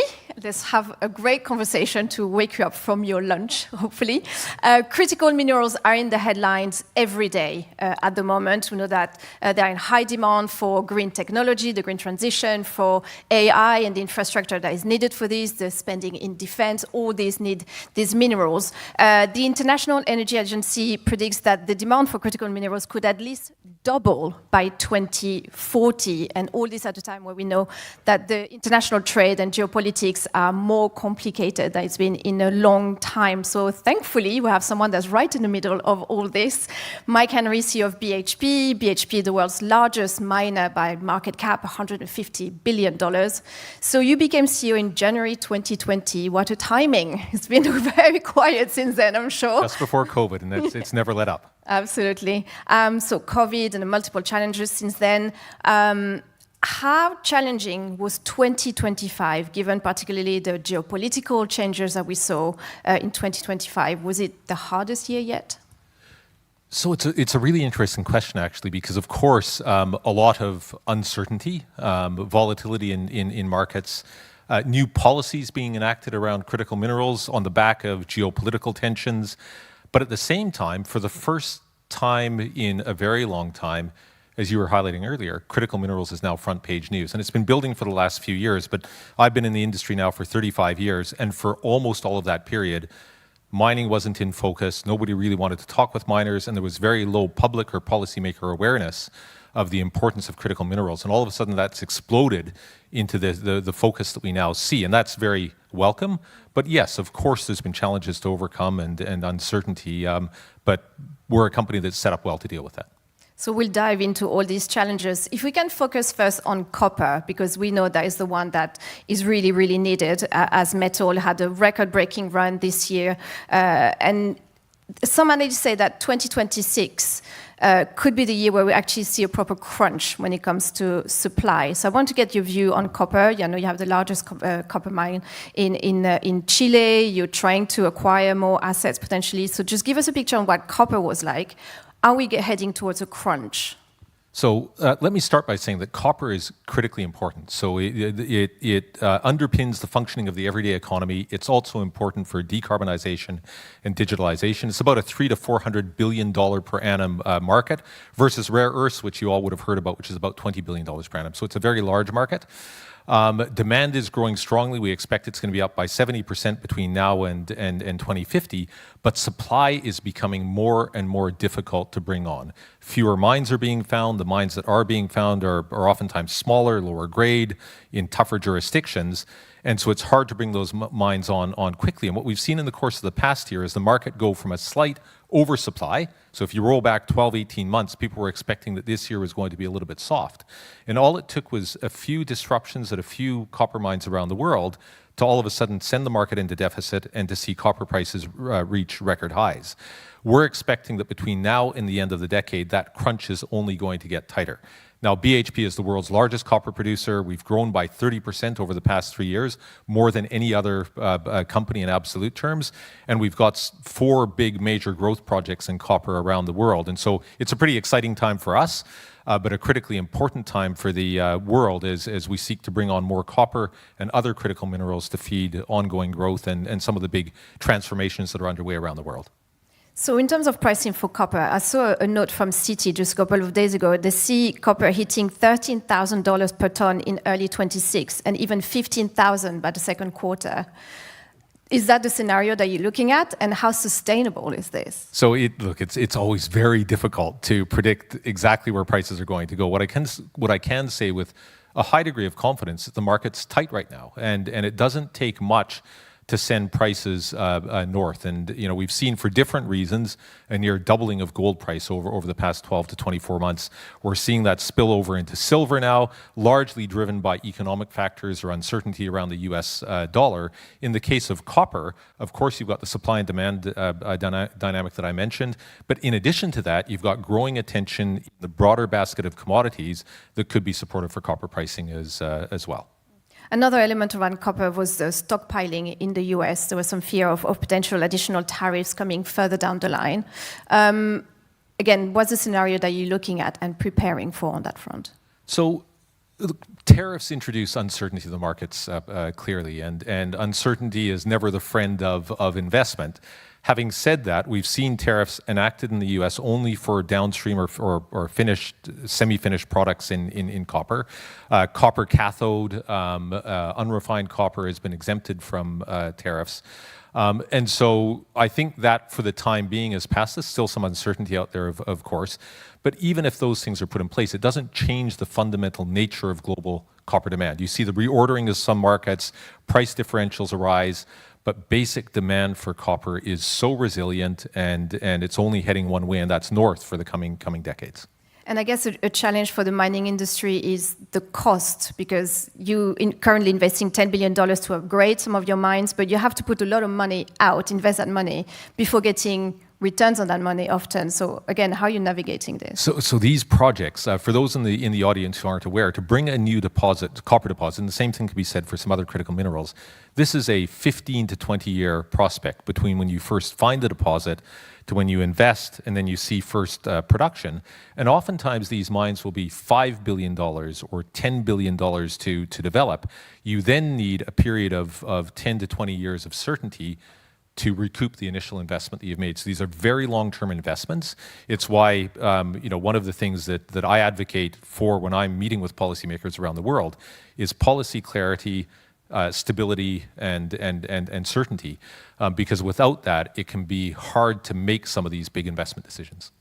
And one way that you're making these big investments, a lot of miners are divesting from the non-core assets. You had some of that recently. You sold some of your power network. So how much more of this kind of asset disposal and review of your portfolio are you doing in order to have that money for investment? So you can't stand still. I think in any business, but BHP's been around for 140 years now. And one of the things that's allowed us to survive for that time and thrive is the fact that we've constantly reinvented ourselves. And part of that reinvention is ensuring that we're in the right commodities that stand to benefit greatest from the mega trends that are playing out in front of us. So if I go back 20 years prior to the economic transformations that occurred in China, iron ore was the commodity that you wanted to be in because China was going to need lots of steel. Going forward, we're saying our iron ore business, lowest cost iron ore business in the world, will continue to be a great business, but the growth opportunities for us are in copper and potash as the world moves to transition the energy system, to digitize and so on. And so this is something where we are constantly reinventing ourselves, getting rid of certain businesses. In the past few years, we've spun out of oil and gas. That was a $20 billion demerger. We've halved the size of our coal portfolio. We now only focus on the best of the best coals for steel making. And at the same time, we're investing in major growth in copper and in potash, which is a fertilizer needed for sustainable agricultural production. So we can look at the US in particular. There was a big change, of course, this year, the return of Donald Trump to the White House. You were in the Oval Office yourself in August. There's, of course, big talks around the Resolution copper mine, a joint venture with Rio Tinto that you have there. Earlier this week, the White House saying it plans more historic deals around the mining sector. So how much of an opportunity now is the US for you? What a strong statement of support for the industry. That you've got the US administration, the President of the United States, meeting with mining companies and saying that they want to stimulate more investment in mining in the US and more investment in processing. That is such a welcome level of support. We see it in other countries around the world as well, but the support in the US has been particularly strong both visibly and in terms of taking action to facilitate new investments. From a BHP perspective, the opportunity that you mentioned is the Resolution Copper Project, one of the biggest and best undeveloped copper projects in the world. It could supply 25% of the US's copper demand for decades and when it gets up and running. It's held up right now in a court process, but if and when that gets resolved, then between ourselves and our joint venture partner, we're quite keen to progress that project. So what's the timeline that you're looking at potentially? Because I know there are some legal problems and things that need to be solved, but what's the timeline that you're looking at? And it's we would have been ready to go at the time that we were holding that meeting in the Oval Office, if not for an 11th hour injunction. And it's very hard to predict when these things get cleared. But it's something where there's further work that has to take place on delineate or characterizing the resource, so understanding the ore body before we can take a final investment decision. But we'd look to do that as quickly as practically possible. So from the policymakers that you are meeting, how are they changing their behavior towards mining? Like, do you see, in terms of regulation, in terms of permit processes, in terms of tax incentive, do you see now that there's this race for these resources, that they are changing their approach? So first of all, it's in some countries, it's not in all countries, and it's all of the above. So if you look at the US, the focus has really been on visible support, seeking to streamline some of the processes and to make decisions happen. You look at Canada, the new Carney government there has put in place something called Bill C5, which is it's not intended to reduce any of the standards, it's to ensure that companies are able to meet those standards and permitting requirements in the most efficient, quickest manner possible. And that's important when you're investing these billions of dollars because time is money, and it's also risk. And so the faster that you can get through some of these permitting processes whilst maintaining high standards, the easier it is for us to invest. And we're seeing that in the US, we're seeing it in Canada, in Argentina, and then there's other countries that haven't quite yet gotten to that level of urgency. And the point that I make to those governments is the nature of competition globally is changing, and other companies are really taking urgent action to attract global capital. In any country, just like any company that stands still, is going to lose that race. So more urgency, but does that mean that there's also more political interference then? We see governments taking stakes in mines, etc. So how do you navigate that? So without a doubt, more interference and more government intervention in markets. And sometimes that brings risk with it, it brings uncertainty. But on balance, I would much rather have the level of current government support for the mining industry and the growing public awareness of the importance of metals and minerals versus the situation that we had a number of years ago where governments didn't want to meet with mining companies, they didn't understand the importance of the industry, they weren't doing the small things that they could do to facilitate investment. That's changed now. And yes, we're in a period of change, and with any change, of course, that brings some uncertainty, and governments are sometimes acting with a level of urgency that's one or two steps ahead of true understanding of how to finesse some of the policy outcomes. But overall, I think we're heading in the right direction. Because you were saying now, mining is in the headlines, it has a visibility and the interest of everybody. And in this environment of more protectionism, of reshoring, of industrial policies, again, I'm trying to get a sense of you of, is now harder to make business for you? The more trade barriers, more complicated geopolitics, or is it now a time of opportunity for a company like yours? So it's both. there's heightened uncertainty, and uncertainty is never the friend of big investment decisions. Having said that, if you've got the right portfolio, which is something that we think deeply about, if you've got the right approach to investment, which isn't just the investments that you choose, but also how you go about them. So, BHP's strategy is built around being in the right commodities, having the best of the best assets in those commodities, sitting low at the low end of the cost curve, and then having a distinctive approach to social value, which is how we go about interacting with governments, other community stakeholders, in a way where through the way that we undertake our business, we're able to create the greatest possible value for the broad range of stakeholders. And that proposition, even in this world of heightened uncertainty and volatility, is pretty strong. And it's allowing us to navigate some of the risks that I think other companies are finding even more challenging. So I guess, how do you build resilience? There's been these multiple shocks, one after the other. God knows what 2026 is going to bring. But how do you build resilience in the system? So how are we seeking to build resilience? First and foremost, it's having the right portfolio of assets. So having a diversified set of commodities, being in the highest quality assets. I mean, at the end of the day, we're a cyclical business. There's going to be times when prices are high, like we spoke about for copper. Even in copper, higher prices will incentivize more investment, and sometimes prices will come down again. And so we want to make sure that we're in assets that are at the low end of the cost curve, such that even when prices are depressed, we're the last ones left standing, and we're generating good returns for our shareholders. But it's not just that. I think in today's world, you have to be part of the conversation. You have to be out engaging, including in fora like this, where you're able to hear perspectives from others across a range of industries, from a range of parts of society, to build a richer perspective on what's happening in the world around us, to then help better inform our strategy and some of the key decisions that we take.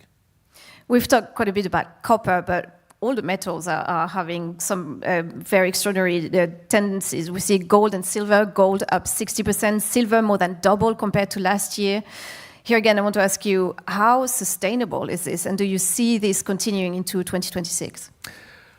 Well, there's nothing on the horizon that would suggest that underlying strength in metals and minerals pricing is going to wane in 2026, bar some unforeseen economic disruption. But for gold and silver in particular, in the face of economic uncertainty, in fact, that can be even more supportive for prices. So we remain optimistic about 2026. I think 2025 brought a lot of things that I don't think any of us foresaw at the start of the year. I don't expect that's going to change in 2026. I think we're living in a new world of heightened uncertainty, volatility, and we all need to be prepared to deal with that. And being prepared to deal with it comes back to how quickly we're able to take decisions and how effective we are at engaging to build a better, broader perspective of the world around us, and to engage in a way that allows us to navigate some of the trickier situations. Can we look at China now? China is the largest iron ore consumer. Of course, that's useful for steel. That's a big part of your business as well. We know there's been the ongoing property downturn in that country in 25. So how tough has business been on the Chinese front in 25? So I know there's been a lot of focus on the property market, but in fact, the Chinese economy overall has remained relatively on track. The government there does such a wonderful job of tweaking the policy settings to keep things on track. And we're expecting that we're still going to see 5% growth this year. Important for my business is that the parts of the economy that have been growing most strongly happen to be steel and other metals intensive. So machinery and infrastructure, for example, as well as some of the exports. And steel production in China has now been over 1 billion tons per annum for 6 years running, which is a lot higher for longer than most market participants were expecting. Property gets a lot of focus. It used to make up a much larger share of overall steel demand in China, but because of the growth in other sectors, it's now only about 20%. So ongoing economic growth in China, including in metals and minerals intensive sectors, means that we'll continue to see strong demand for iron ore and other commodities. And with the 5-year plan expected to be presented early 26, how much stimulus are you hoping to see in that plan? So it's been interesting to watch China over decades now, where they've gone from big bang, strong pulling of the stimulus lever to a much more finessed approach to how they go about designing and then implementing stimulus. I don't think we're expecting that there's going to be any different approach going forward. To the extent that there is stimulus, it would be very targeted and well finessed to keep the overall, not just the economic growth on track, but the economic transition towards a more consumption-led economy on track as well.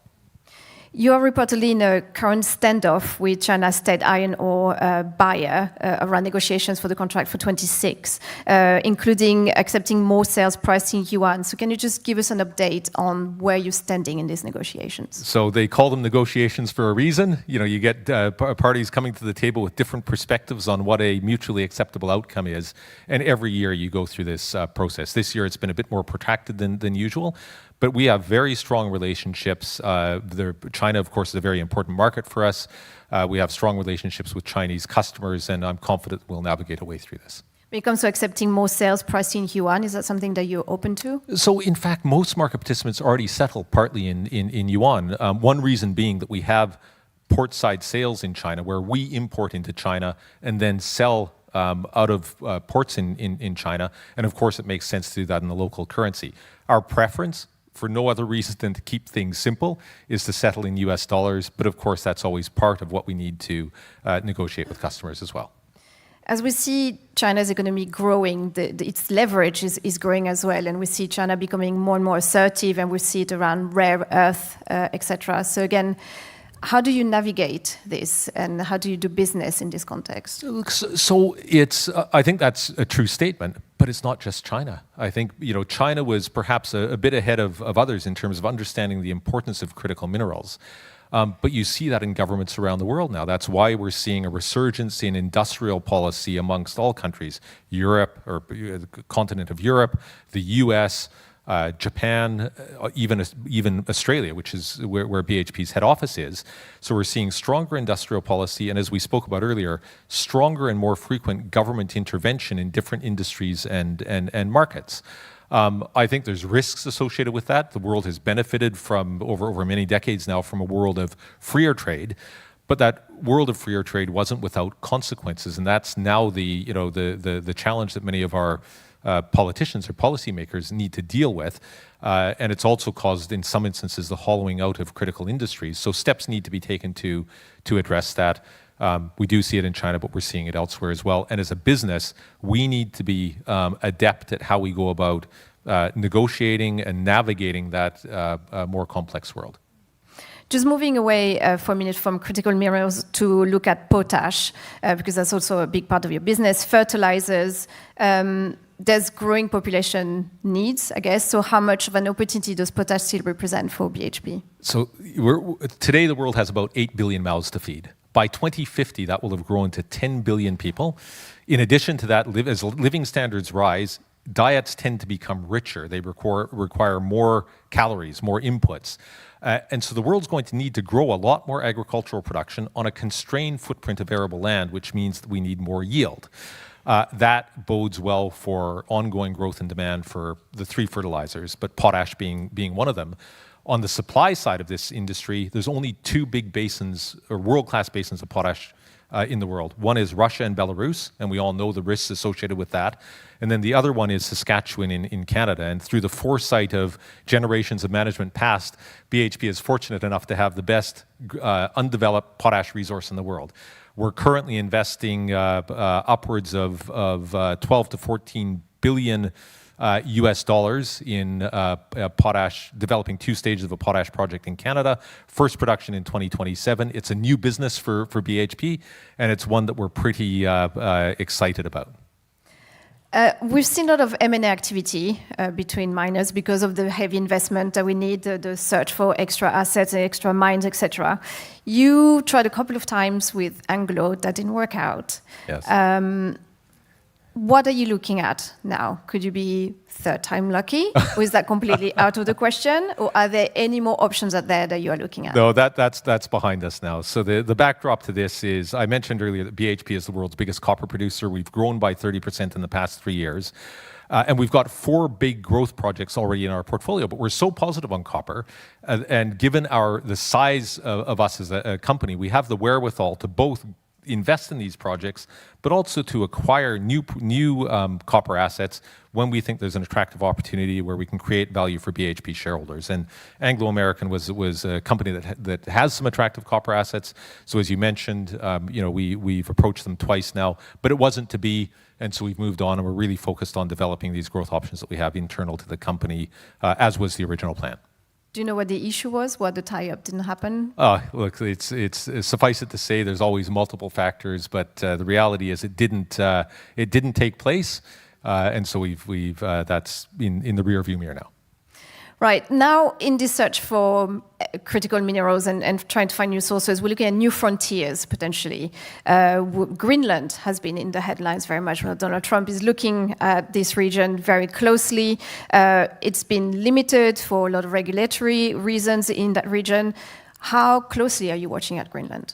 So we watch, new prospective jurisdictions very closely globally, and sometimes we actually engage in greenfields exploration.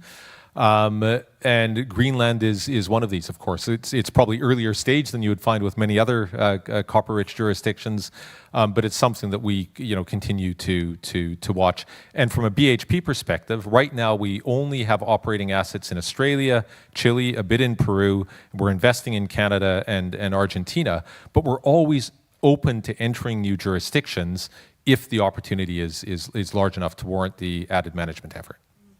Well, I'm going to take you a little bit further in trying to find, because some of the minerals, deep sea mining, that's something that has been talked about a lot. It's not allowed for commercial extraction in international waters. Some countries are mining in their own waters, but it's been paused, like for Norway, for example. So there's a debate that continues around that between the growing need of these minerals and the environmental impact potentially of deep sea mining. So I want to get your take on this. I think that's it. It's and I know there's already some deep sea mining taking place. It's just really important that we understand the environmental impacts, biodiversity impacts of engaging that. And that's not to say that they're known to be bad. I'm just highlighting the fact that it's such an important step. We need to make sure it's thoroughly understood, just like we would in mining on land. Now, from a BHP perspective, we've already got our hands full with what we're dealing on the surface before we would ever consider deep sea mining. So it's not something that BHP is looking to engage in. We watch it closely, of course. I think for the time being, it doesn't have a material impact on the markets. But now I'm going to take you even further away. You're going to ask me about space mining. I'm going to have to. A lot of guys in Silicon Valley are talking about it, whether it's the moon, asteroids, etc. How much sci-fi or how much reality is that really? Look, I think the economics for now and for the foreseeable future aren't going to be that attractive, certainly for the commodities that BHP mines. But who knows? These things are evolving rapidly, and maybe at some point in the distant future, that will become a reality. But I don't foresee that it's going to be within my lifetime. Very final question, AI. We know this year has really been the explosion of AI, companies trying to adopt AI to improve their businesses, the investment into AI. How much is that helping you in terms of exploration as a tool as well? So AI will benefit every single point of the mining, metals and minerals value chain, starting with exploration. And so one of the fortunate things for the world is that there are huge data sets of old exploration information around the world, because countries, or many countries, have done a reasonably good job of collecting and storing this data over time, as have individual companies. And so now what we're able to do is take all of those old data sets, digitize them, bring them together with kind of some of the latest human ingenuity when it comes to thinking about how the Earth's crust has developed, overlay AI on that, and it's allowing us to find deposits in areas that were previously understood not to have potential. So we found one in the past number of years in South Australia, one of the larger discoveries in the world of copper in the past few years, and that was an early application of AI. The potential is only going to grow from here. You then get into using AI to better design and execute these big capital projects. And if you think a $5 to $10 billion project, if you can eke out an extra 10, 20, 30% efficiency through the application of AI, that has big implications then for the cost of producing the underlying commodity, and you apply that same principle to how you extract the ore, you process it, and then you get it to market. And because we're a high margin industry, small increments of productivity improvement through AI can actually generate significantly more value for shareholders and others. On that note, Mike Henry, CEO of BHP, thank you for everything. Thank you so much.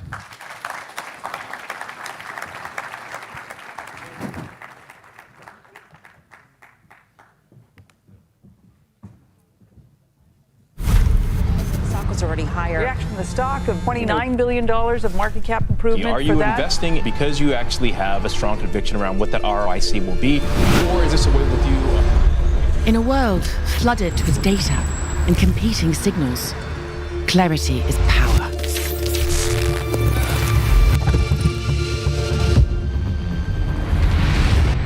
Out of the noise emerges IR President's Brief. Driven by Crisis 24's global intelligence, empowered by Palantir's advanced AI. Leaders gain foresight to identify risks, seize opportunities, and forge decisive outcomes, bringing state-level intelligence to titans of global business. Empowering leaders who shape the future.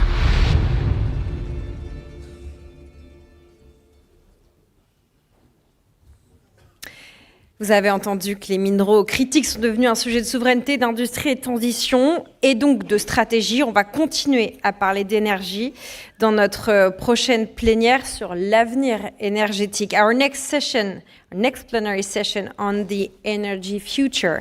Notre prochaine plénière va être modérée par Elima Croft, qui est Managing Director and Global Head of Commodity Strategy at our RBC Capital Markets. Please welcome her, and I will introduce her speakers.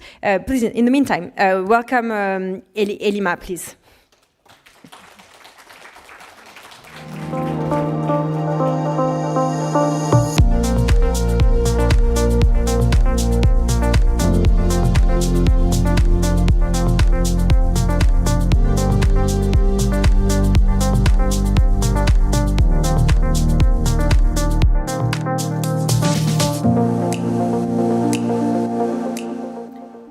Elima est bien entourée pour discuter son sujet. Permettez-moi de vous présenter Florence Colombo-Fouquet, qui est Group Vice President ESG chez Engie, avec Tim Houston, Premier of Nova Scotia, Philippe Keren, CEO of Solvay, et Akane Agneval, Président and CEO of Varsila. À vous. Thank you so much. It is so wonderful to be back in Paris at this event. This session is on the future of energy towards a diverse energy future. And that word can mean many things to many people based on jurisdictions, regions, industry. And we are so excited to have an all-star panel here representing the views of policymakers and industry leaders. And we only have a short period of time and 4 speakers. I'm hoping to get to questions from the audience. So we're going to kick it off by going into the first question, which can almost be an opening statement. But basically, I want to ask each of my speakers how you define a diverse energy future. Like, what are the key ingredients? What is needed in terms of enabling environment? And Premier Houston, we're going to go to you first. You are the Premier of Nova Scotia. You also are dual-hatted. You are also the Energy Minister, and you've embarked on a series of sweeping reforms. So over to you, Premier. Well, thanks so much. What a pleasure to be here. And I don't know, you say we're kind of tight on time, but you asked the politician to speak first. Could be tricky. But we're really excited about what's happening in the energy space in Canada as a country. Our Prime Minister has a goal to make Canada an energy superpower. And in Nova Scotia, we certainly have a lot to contribute towards that goal, and we think we can play a big role in that. We have incredible amounts of natural gas onshore, offshore. We have incredible offshore wind opportunities, some of the best wind speeds in the world, blows a lot. The bottom depths are good, so we have a project that the Prime Minister has designated as a project of national interest. It's a project called Wind West.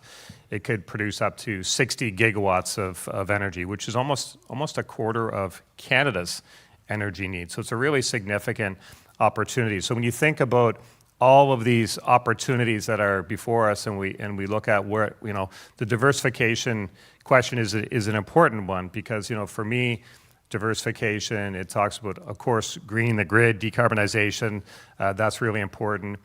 Energy security, really important. Affordability, really important. So we're trying to find the intersection of those three things that work for Nova Scotians and for Canadians. And we kind of, I'd almost rank them in priority, because we have to prioritize in the opposite. So affordability is kind of top right now.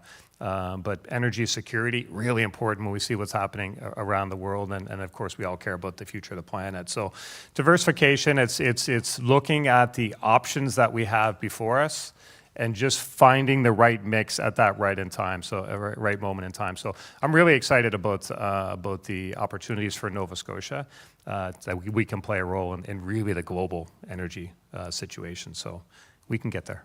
Excellent. Florence, same question to you. And you've talked about the sort of new pragmatism that's coming into our conversations about energy. How do we think about the imperative for sustainability, speeding up the transition, with also being pragmatic in terms of reliability and affordability? Yes, thank you very much for the invitation, first of all. So ENGIE is an important energy utility, and our job is really to be present in the whole value chains of the energy, from generation to supply. And for us, being pragmatic, it's two topics which are very important. The first one is really, we think that it's important both to play on green electrons, but also on green molecules, because we will have then a very diverse energy mix and a more affordable energy mix. And this is something which is specific for us, because sometimes when you hear utilities, they say only about electrification and green electrons. So for us, it's also important to greenify the molecules. So the first thing for us, which is very important. And the second way for us to be pragmatic is to say, okay, we are a global company, we are present in 30 countries, but it's very important for the implementation to be local, because we cannot decide from Paris. We have to decide with local global leaders, with people from ENGIE, but from the countries, knowing the regulation, knowing the culture, and that for us it's very important, and it's also being pragmatic. Same question to you, Philippe.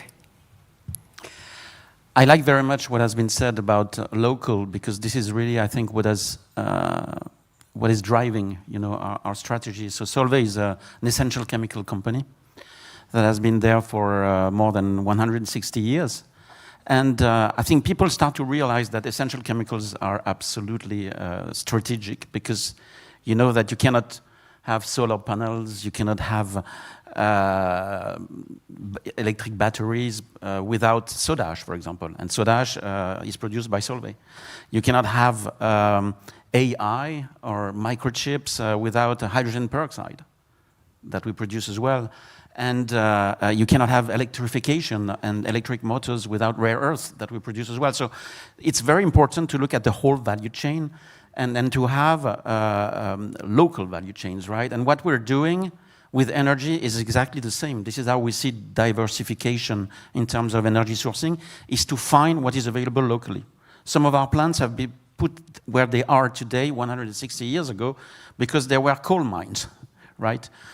Coal mines have been shut down. So what do we need to do? We need to find the new primary energy source that is low carbon and that is available locally, right? So that's why, for example, in the United States, we move from coal to natural gas. In Europe, we cannot do that, obviously, and everyone understands that Europe has decided not to produce natural gas, so we need to find something else. And this is what we do by, moving from, for example, in Europe, coal to recycled waste or to biomass. And it's the same for electricity. We need also, electrification is important. We need to find what is the best source of electricity production that will be low carbon and competitive, because what is the most important for us is also to be competitive. You get the final word on this first question, Hakan. Well, I think a lot of wisdom has already been shared. I mean, for me, if we look on the supply side and supply of energy, it's really the key topics. We need a mix of different solutions, and the key criteria: affordability, stability. You could even talk about national sovereignty sometimes, and of course sustainability. And it's clearly a mix. In our company, we have a saying: green is not black or white. There are no single simple solutions. I think we all need to be careful when somebody's proposed that, you know, nuclear will do the trick or hydrogen will do the trick. It's really that there will be different solutions in different parts of the world, and we need all the different tools to achieve, to excel on those three criteria: having something that is affordable, sustainable, and stable for the future. Because I guess today we will talk a lot about the supply side, but also on the demand side, how we use the energy. I think there is significant potential in working how we utilize the scarce resource of energy in the most efficient way. I love that you brought up the sort of demand side and the usage side, because I want to talk about the policy enabling environment. Like, what do you need in order to achieve these ambitious targets in terms of the regulatory framework, work with policymakers? Like, what more needs to be done in terms of like facilitating these goals? Sticking with you. So I think, and it was said here in the previous panel, you know, predictability on the regulatory side is very because these are long-term investments. When you invest in power generation or big plants that consume a lot of energy, you need consistency, stability going forward. I think when you also try to create the context, regulatory context, be technology neutral. And that's not always so easy. What are we trying to achieve? Reduce CO2, affordable power, put those, don't prescribe a certain generation type, etc., etc. We might think this is natural, but it's not when you look at the regulatory world. And clearly, I mean, there are certain areas, like if we take the growth of renewables, certainly in Europe, everybody wants green power, but not in my backyard. I think in Europe, the permitting thing is a big thing. So, those are some of the areas. Philippe, I know you have talked about Europe and the challenges for Europe on this front. Can you sort of elaborate as well your thinking on like what needs to be done in terms of the regulatory and the policy framework? Yeah, I think, and it has been said, what we need in order to first invest, but also to preserve, what we have, is long-term visibility. And it's true that over the past 20, 30 years, what has been developed in terms of energy is short-term markets. And these short-term markets, they don't allow us to see what will be the competitiveness of our energy sourcing in the long run. And this is really the worst enemy of large industrial consumers. So I think we need to find a way to get out of those short-term markets, find agreements with utilities, right? Because they also invest lots of money and they need to look at the long term. And what is absolutely key is indeed that the regulation does not change all the time, because this will obviously prevent us from making long-term decisions. Then I think what I see, and I've done a lot of large-scale energy transition projects everywhere in the world, is also to have a clear roadmap locally. You have some countries that know exactly where they want to go, nuclear, not nuclear. Long-term view, of course, we are spending, more than 12 billion euro per year in order, to build new green assets. So we need to invest, we need to contract for maybe 20 years, 25 years. So we need stability, it's really important. And also maybe, especially in Europe, we really need also, more simple regulation. Europe, maybe 15 years ago, showed the example, by doing the first regulation about green energy. And they were really innovative, and it was very good for Europe to do that. But then after, maybe in the last 5 years, there was, all this complex, new regulation, a lot of difficulties for companies in order to implement CSRD, for example, and it went too far. And I think that in Europe it's important to continue to drive the energy transition, but to try to be more simple for us, it's really important. And so we are calling for that, more simplicity. Premier Houston, you're back on the hot seat. We started with you at the first question. Now we're ending this round with you because you are the policymaker. So when you listen to what has been said, how does that sort of, with your perspective from where you sit, again, as Premier and Energy Minister, what are you trying to do on the regulatory front to sort of speed this process along, get rid of roadblocks, and what has been your biggest challenge in your job? Yeah, thanks so much. And I guess we can't forget that governments invented red tape. So we know that, look, so my goal as Premier is just kind of no surprises. And just try to get to, I always talk to the team about let's get to a decision. You know, governments are always in the business of maybe. And maybe means, can we get another study to look at that? Can we have another study? Can we have another? So I always say, let's try to get to the yes or the no. It's not always yes, but it's not always no either. But we just can't stay in the maybe. And I've certainly inherited some projects that have been in 8 or 10 years of consultation and discussion. So we have to try to get to a decision, and we don't, and no surprises. That's kind of the first thing. And the second thing is I like the point of don't be too prescriptive in the policies. Let the market decide. Like don't try to describe exactly how it has to happen. Just try to lay out where you're trying to get, and the market will decide how to get there, and then government can decide through the approval process whether it works or not. So when I became Premier, we had a lot of bans and moratoriums. No onshore gas development, no uranium mining. We had a whole series of these things. So one of the first things we did is we lifted all those bans and said, there's no sector or area that we're not going to talk about. We're going to talk about it. We're going to have an adult discussion. And it doesn't mean it's always going to be yes, but it's not always going to be no. And I think when you put these bans and moratoriums in place and you're too prescriptive, you're just saying no.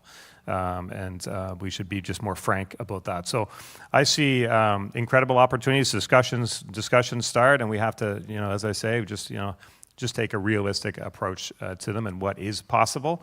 And there's a lot possible when you think about new technology advancements and new safety regulations. So we try to be open-minded and not surprise people. But it is still government, so it's a process along the way. But that's where we're trying to get to. And can I just follow up? What has been your biggest challenge in terms of lifting all these moratoriums? Have you had a lot of pushback from interest groups? Like, how difficult has this process been, or has it been easier than anticipated?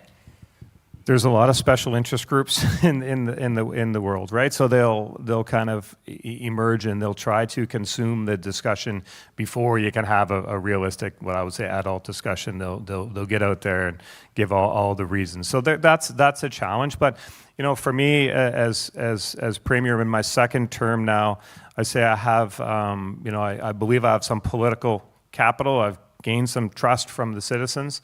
But I have political capital now I have to invest that wisely. And so I try to invest that in looking to the future. And I just say to people, like, I'm from Nova Scotia, like I grew up there. I care about the air and the water and the earth. And, I'm not a crazy person. I mean, some people might think I am, but I'm not. So, the special interest groups are loud. I would say that was not a surprise to me. I expected that. But even still, in the moments, it can be surprising of the types of things that people will say and somehow get some traction with on social media and stuff. So, but we just try to stay focused and just keep moving forward, rely on the science, and just try to take a realistic view about things. Thank you.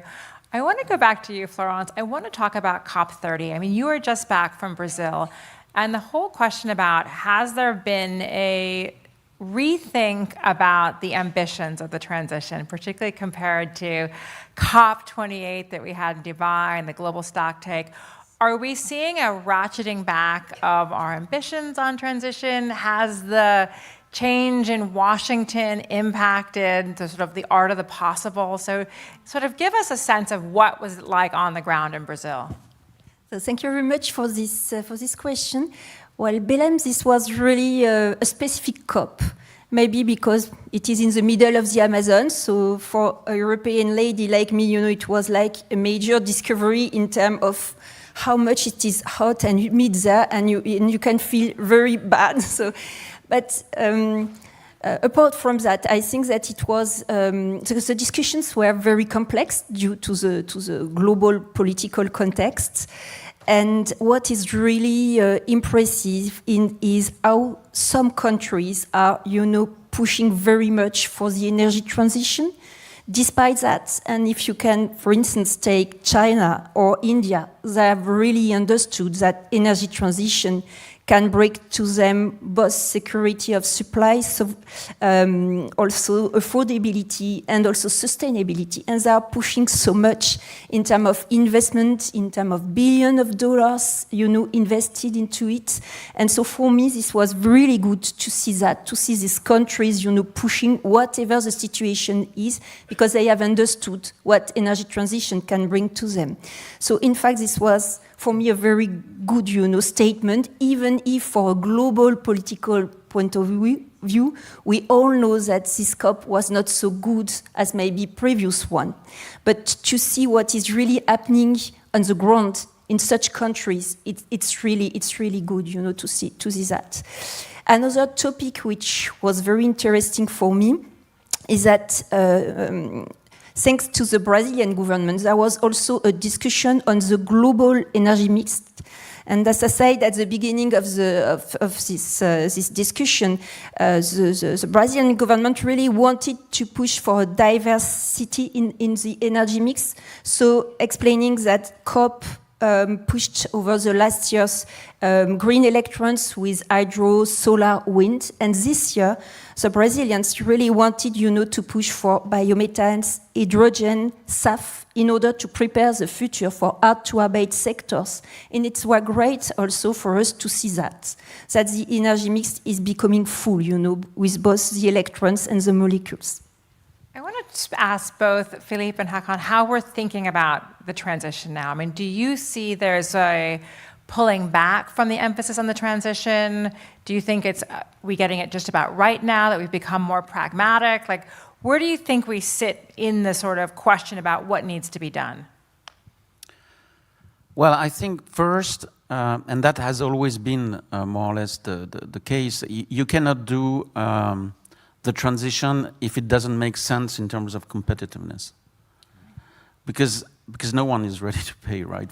So you need to stay competitive. And again, as I said, I've done a lot of energy transition projects, and this is possible, but you need to find the best possible solution for each of your locations. Now, I think the industry continues, right? And at the COP30, the industry was involved and has continued to have a lot of solutions, but you cannot count only on the industry. I mean, first, you need the industry to do the energy transition. Number two, I mean, the industry today is the only player that has really done its job, right? I mean, all the other sectors, they've not reduced their CO2 emissions, but the industry has reduced. I mean, if I take my company and I look compared to 2005, we've reduced our CO2 emissions by a factor of 2. I'm not saying that to be defensive, to be clear.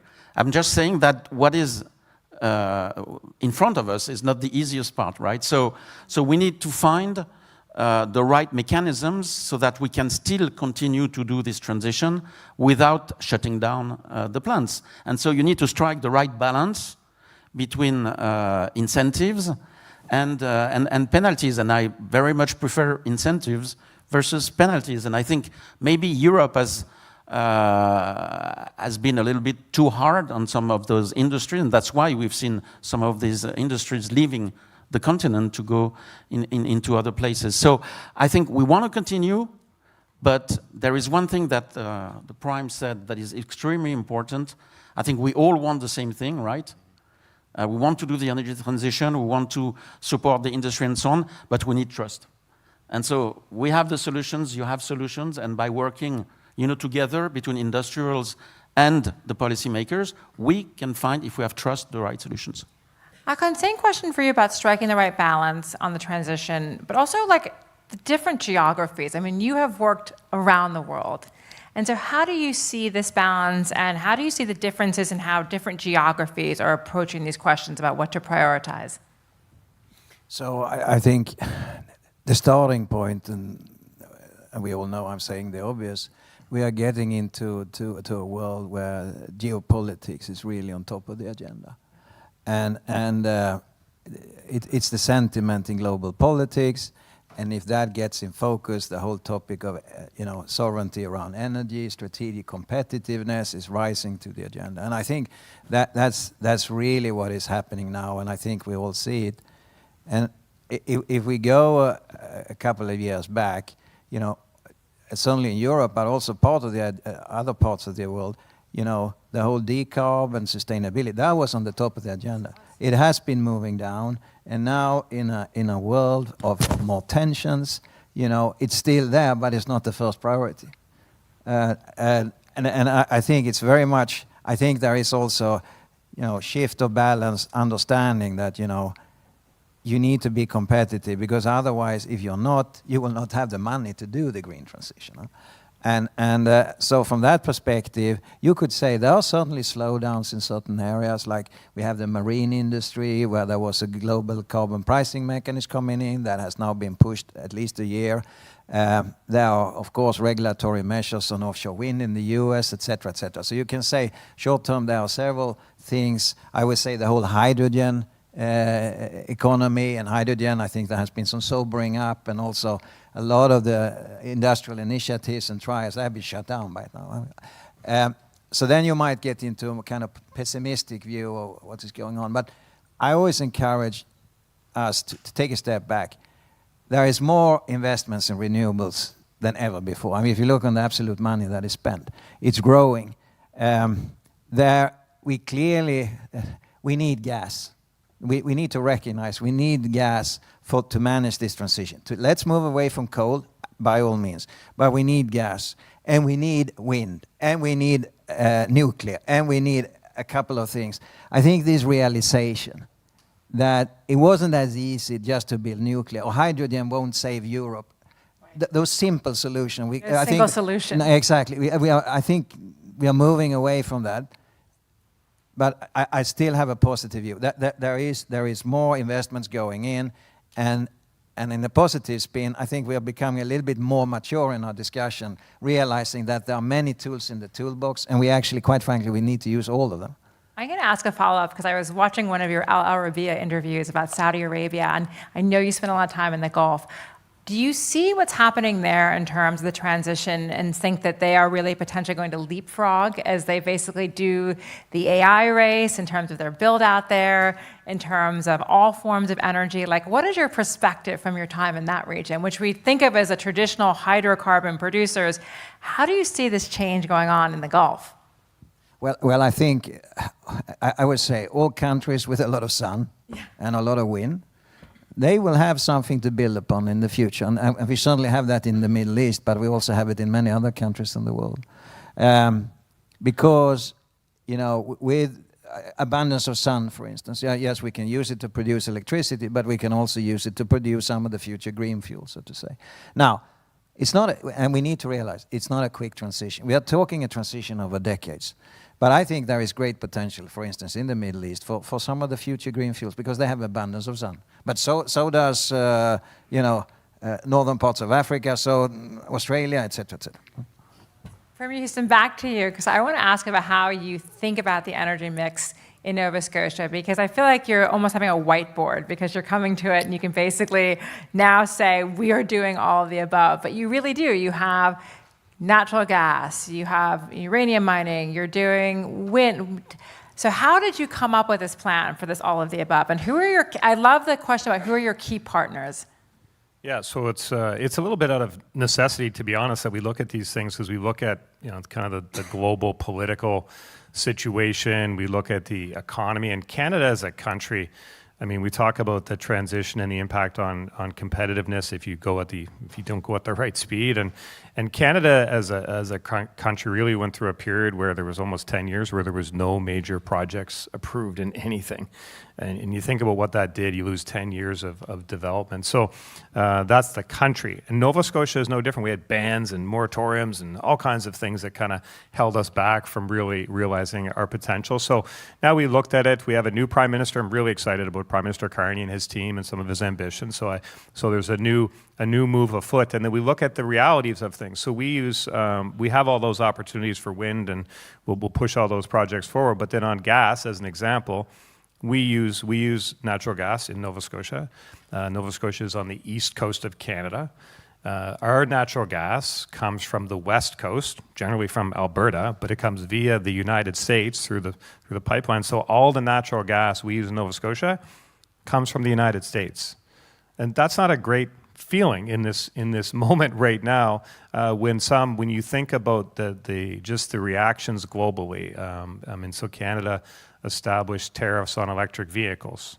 So China retaliated with tariffs on seafood. So now people working in a seafood plant in Nova Scotia are impacted by essentially tariffs on EVs. So when you think about how small the world is and how fragile all these supply chains are, and you think, well, we have natural gas underfoot in Nova Scotia, probably 32 trillion cubic feet, 200 years worth of our own consumption. We have that under our feet.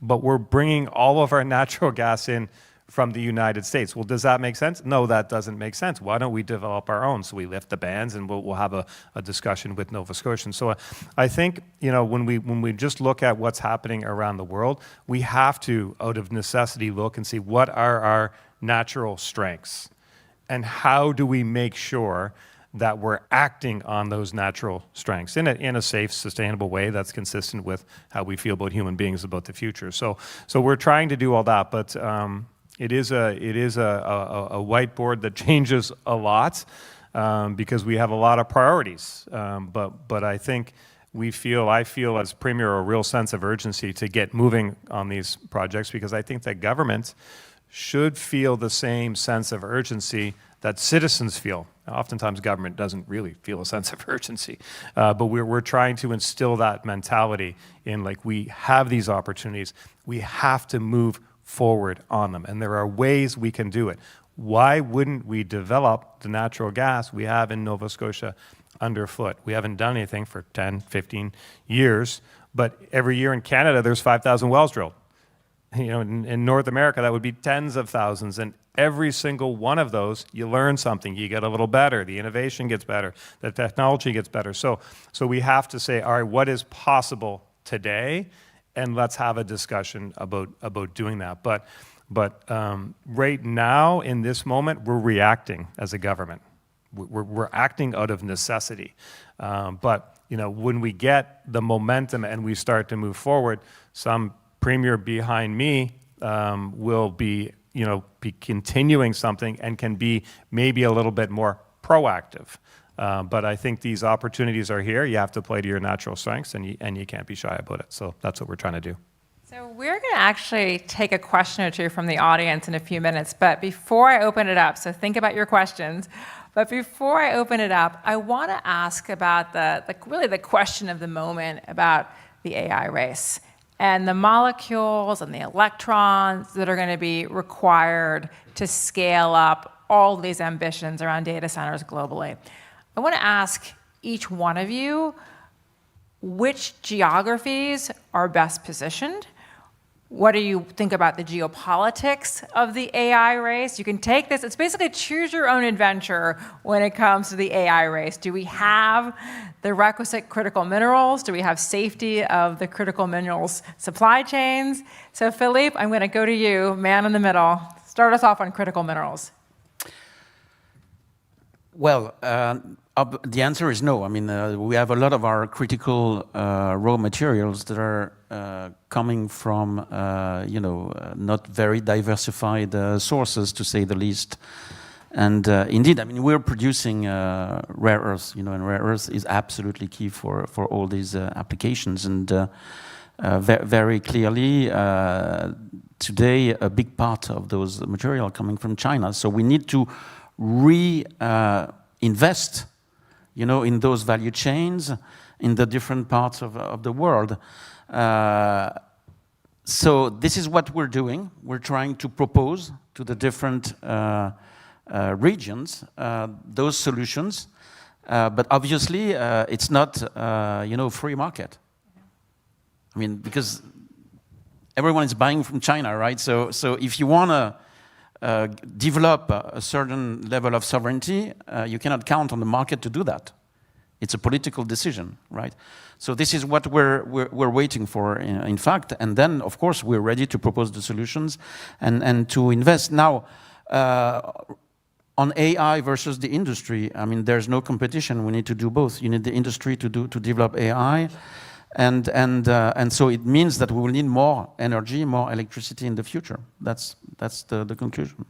Hakan, same question, but also you brought the geopolitical dimension to your last response. Can you think about or talk to us about like how you see the sort of political challenges and the competition involved in this AI race? Yeah, I mean, the quite obvious adversary is US versus China, and people are really, pushing who gets to hyper-intelligence first, so to say, because there is this next level, super intelligence, and then nirvana is here, so to say. So there is a very strong push and very strong competition. I comment on data center, but I want to comment on another thing, because if you look at the projections of electricity, growth of electricity consumption, we talk a lot about data centers, but the prediction of electricity need for air conditioning is in the same magnitude. So let's not forget that. The world is getting warmer. I know, I think we know why, but okay. So data centers is great, but think about the air conditioning, because that is growing at the same rate. And the same. Coming to data centers, half of the world's data centers are in the US. This is where we currently see the growth being the most rapid one. I think Europe is trailing behind for the old classical regulatory reasons. When US goes for rapid growth of AI, there is a surge in need for power, energy. It's not only raw materials, it's also energy. And I would, the vast majority, 90% plus of the energy that is putting in now is gas. So gas is going to fuel AI. We might like it or not, but this is what is happening in the US right now. I think there will be renewables later coming on, but it's such a surge now. But does China have an advantage? Because while the United States is relying so heavily on natural gas, China is essentially doing all forms of energy? Well, let's be frank. China, coal, renewable, natural gas, rely a lot on hydro. Coal. However, they are the biggest investor in renewables in absolute money. But clearly, it's a much more fossil network. Absolutely. I think that's my personal. I'm not a expert in all the NVIDIA's product offering, but I think US has an upper hand considering some of the major semiconductor providers in this area. But there is a race, clearly. Florence, your perspective from the utility about the AI race.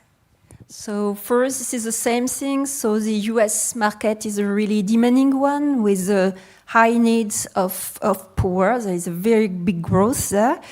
And so we are working with the hyperscaler in terms of high, and I can say that they are willing to contract with us with PPA. So these are very long-term contracts, and so we built for them, green assets with, for instance, solar, with batteries.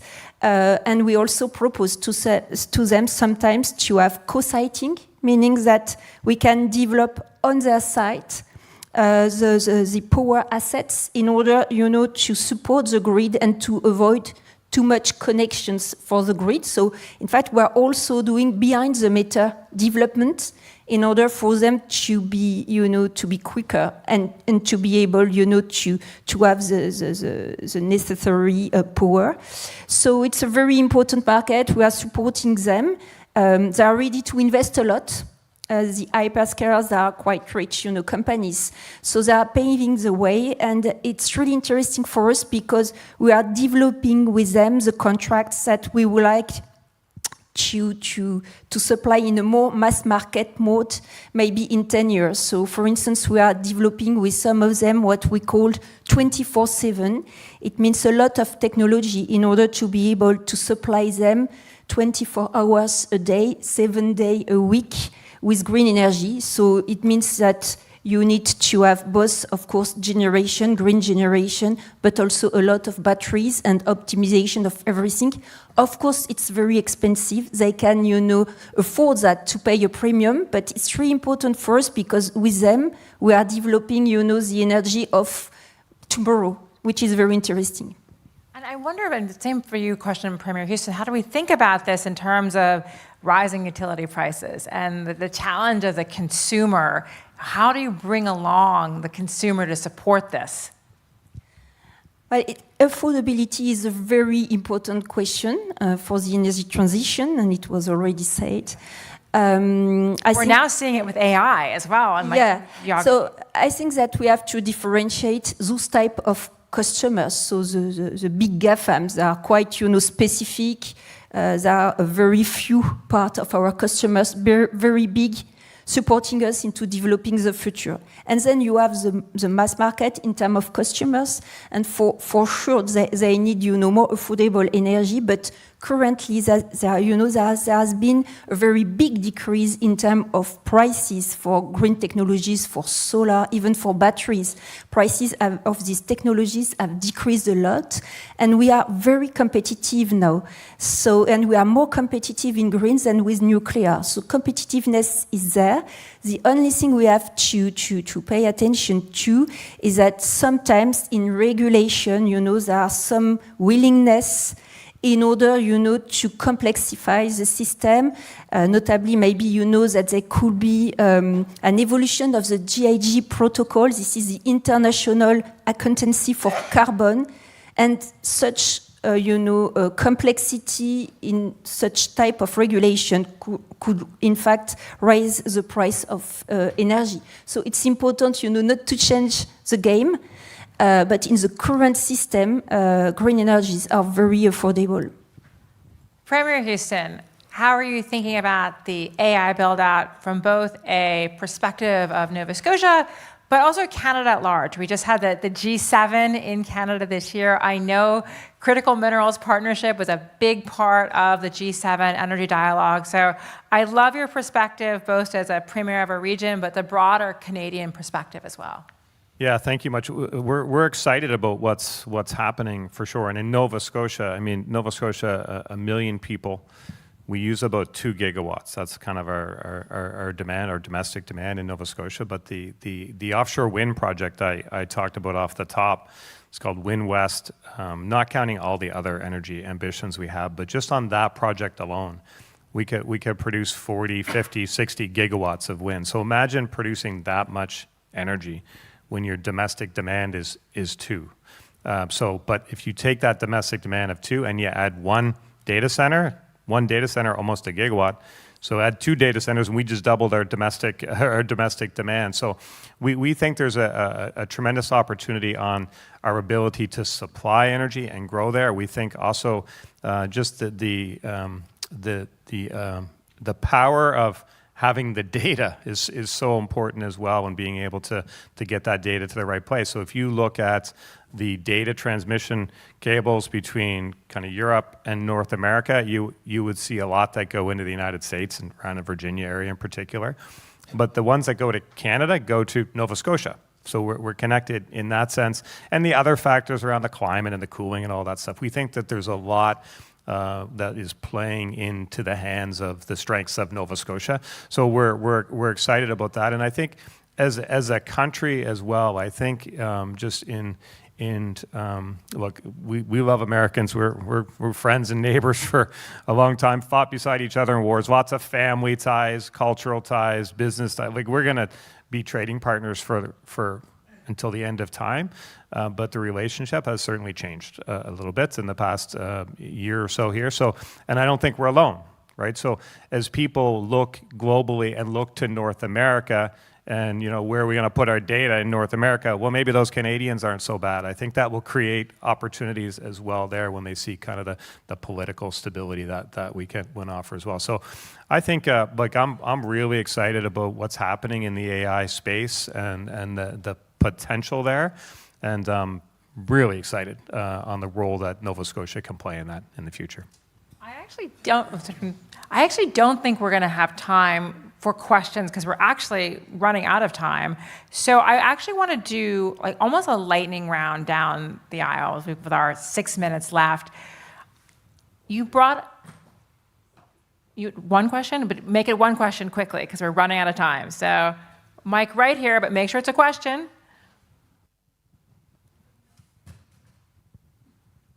One question, but again, it has to be short because we're...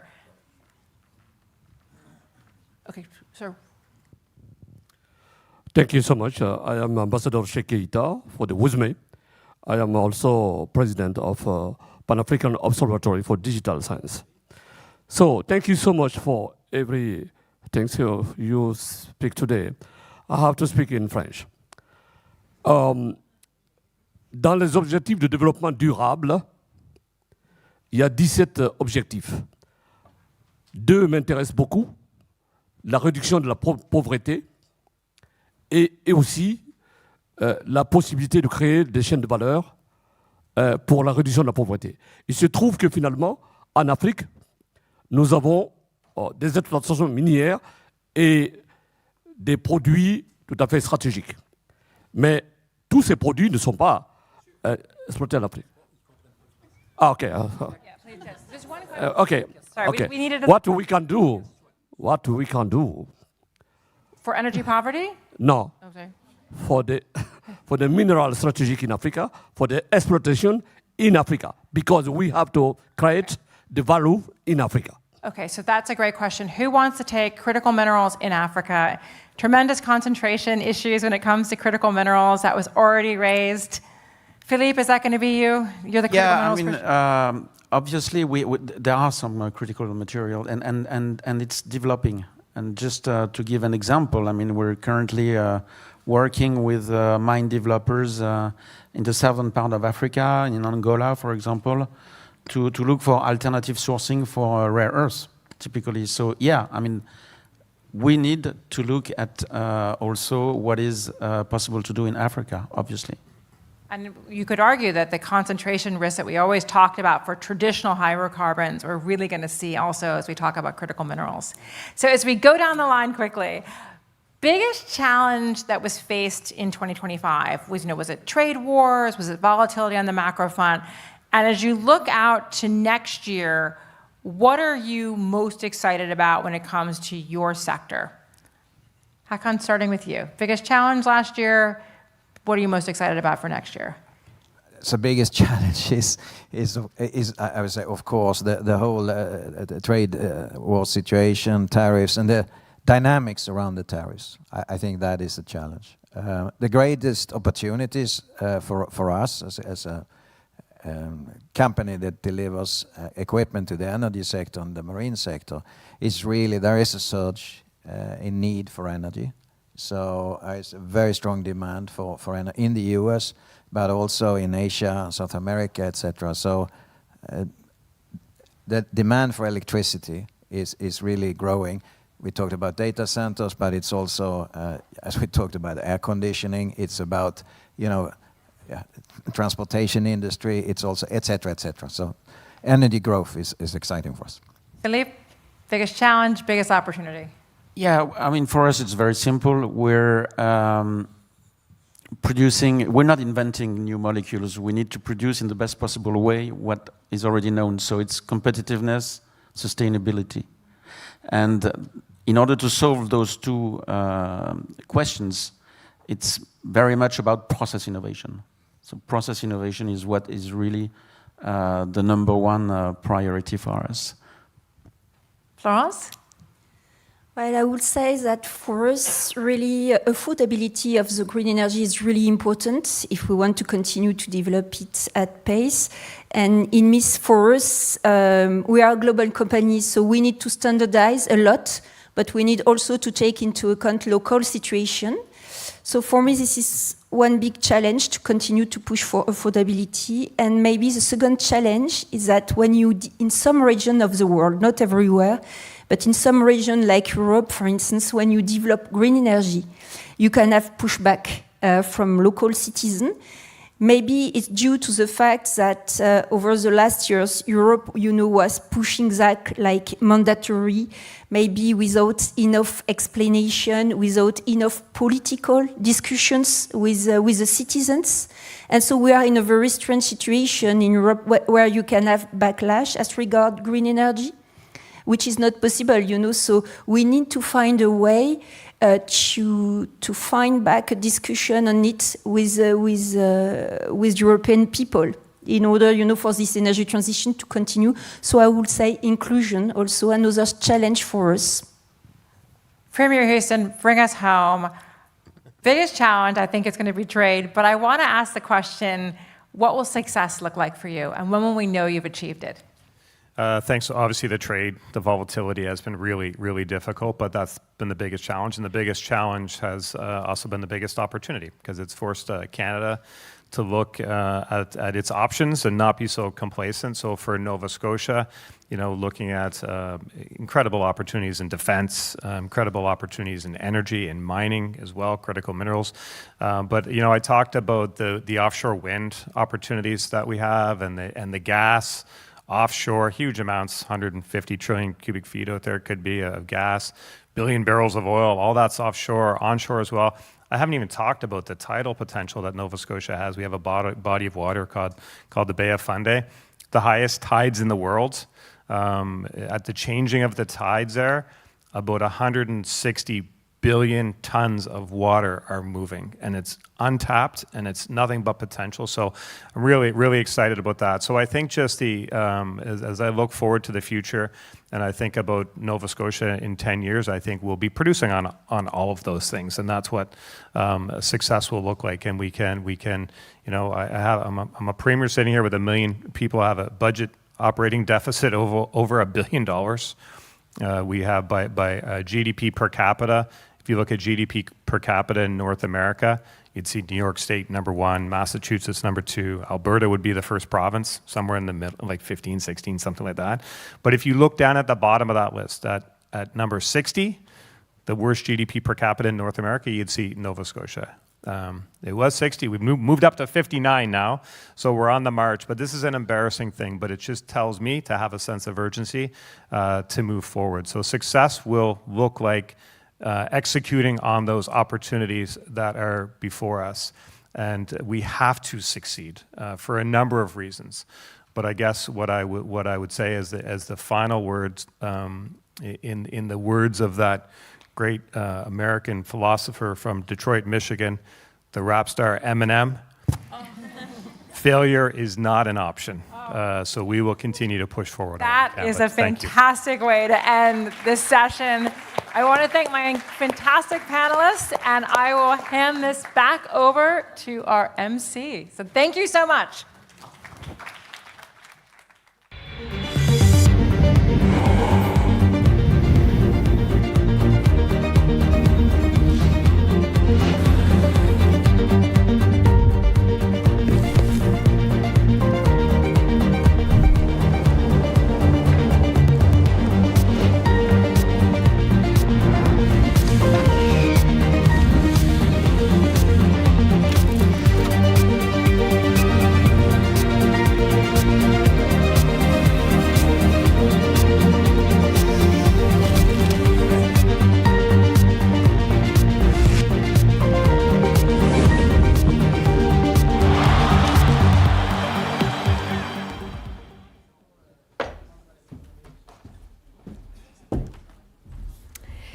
Il nous reste une petite heure avant de clôturer cette conférence. One more hour to go. This was a very interesting discussion. We have a last fireside chat with Elima again, Elima Croft from RBC Capital Markets. We will now discuss boardroom geopolitics. To do that, Elima will be with José Luis Manzano, fondateur et CEO d'Integra Capital. Please welcome again Elima and her guest.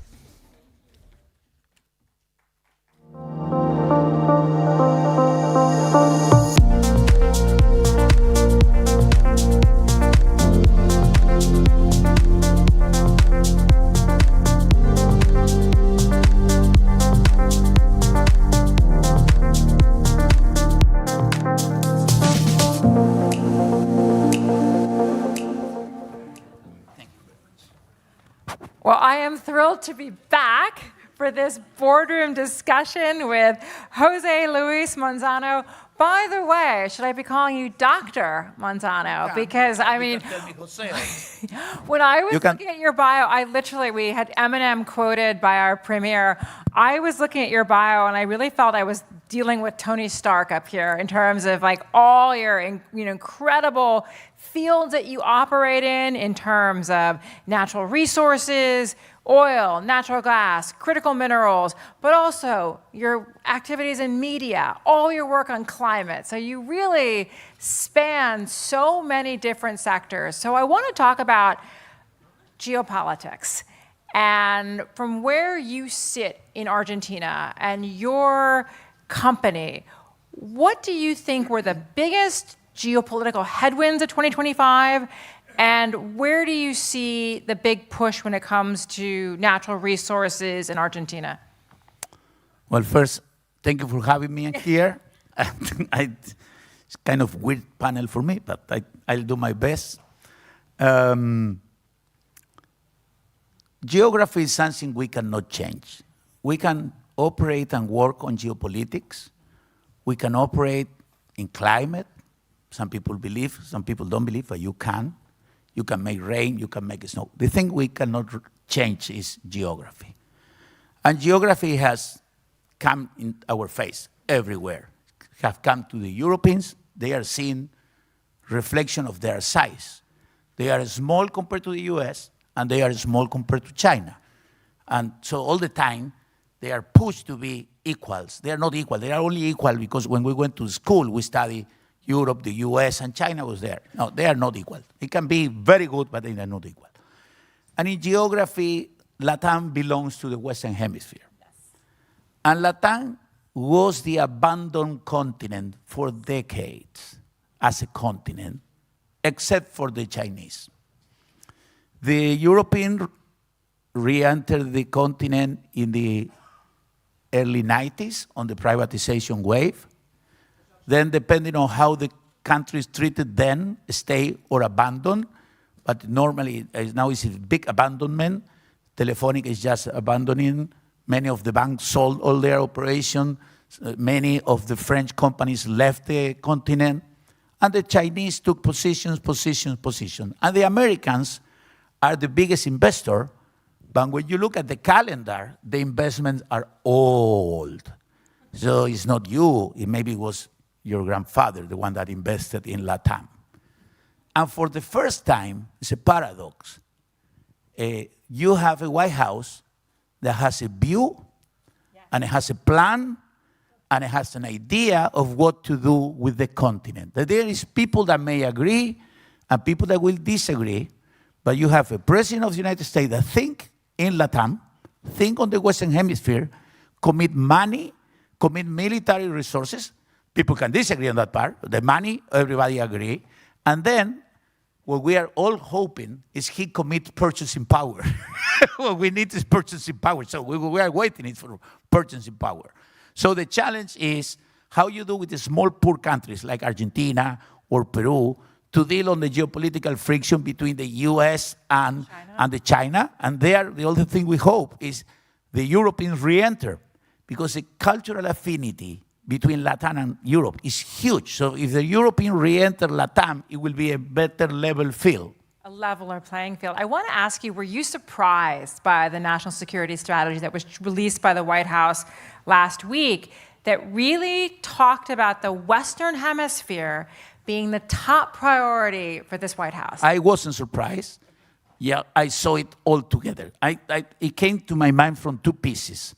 One piece was the Vice President's speech in Germany, because the document reflects many of the things that Vance already said. So one thing you cannot complain about this administration is that they are not transparent. They are very transparent.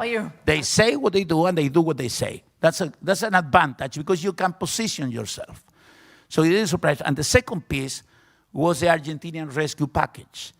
Argentina was at the edge of financial collapse. Against, I don't know, is it time number 40 or something like that. And it was all based on fear and artificial volatility created by the midterm election. And the Trump administration showed up with the IMF, with support, and the election went normally, and things went back to normal. But if you look at the stock market, it went down like 40%. And after the midterm election in Argentina, recovered 60%, thanks to the Trump intervention. Before, the previous government, Fernandez government, also was rescued by the Biden administration, another 20B. And before Fernandez, Macri was rescued by Trump 1. So the country has been rescued 3 times in a row. The reason was expenditure. Crazy expenditure, crazy money printing.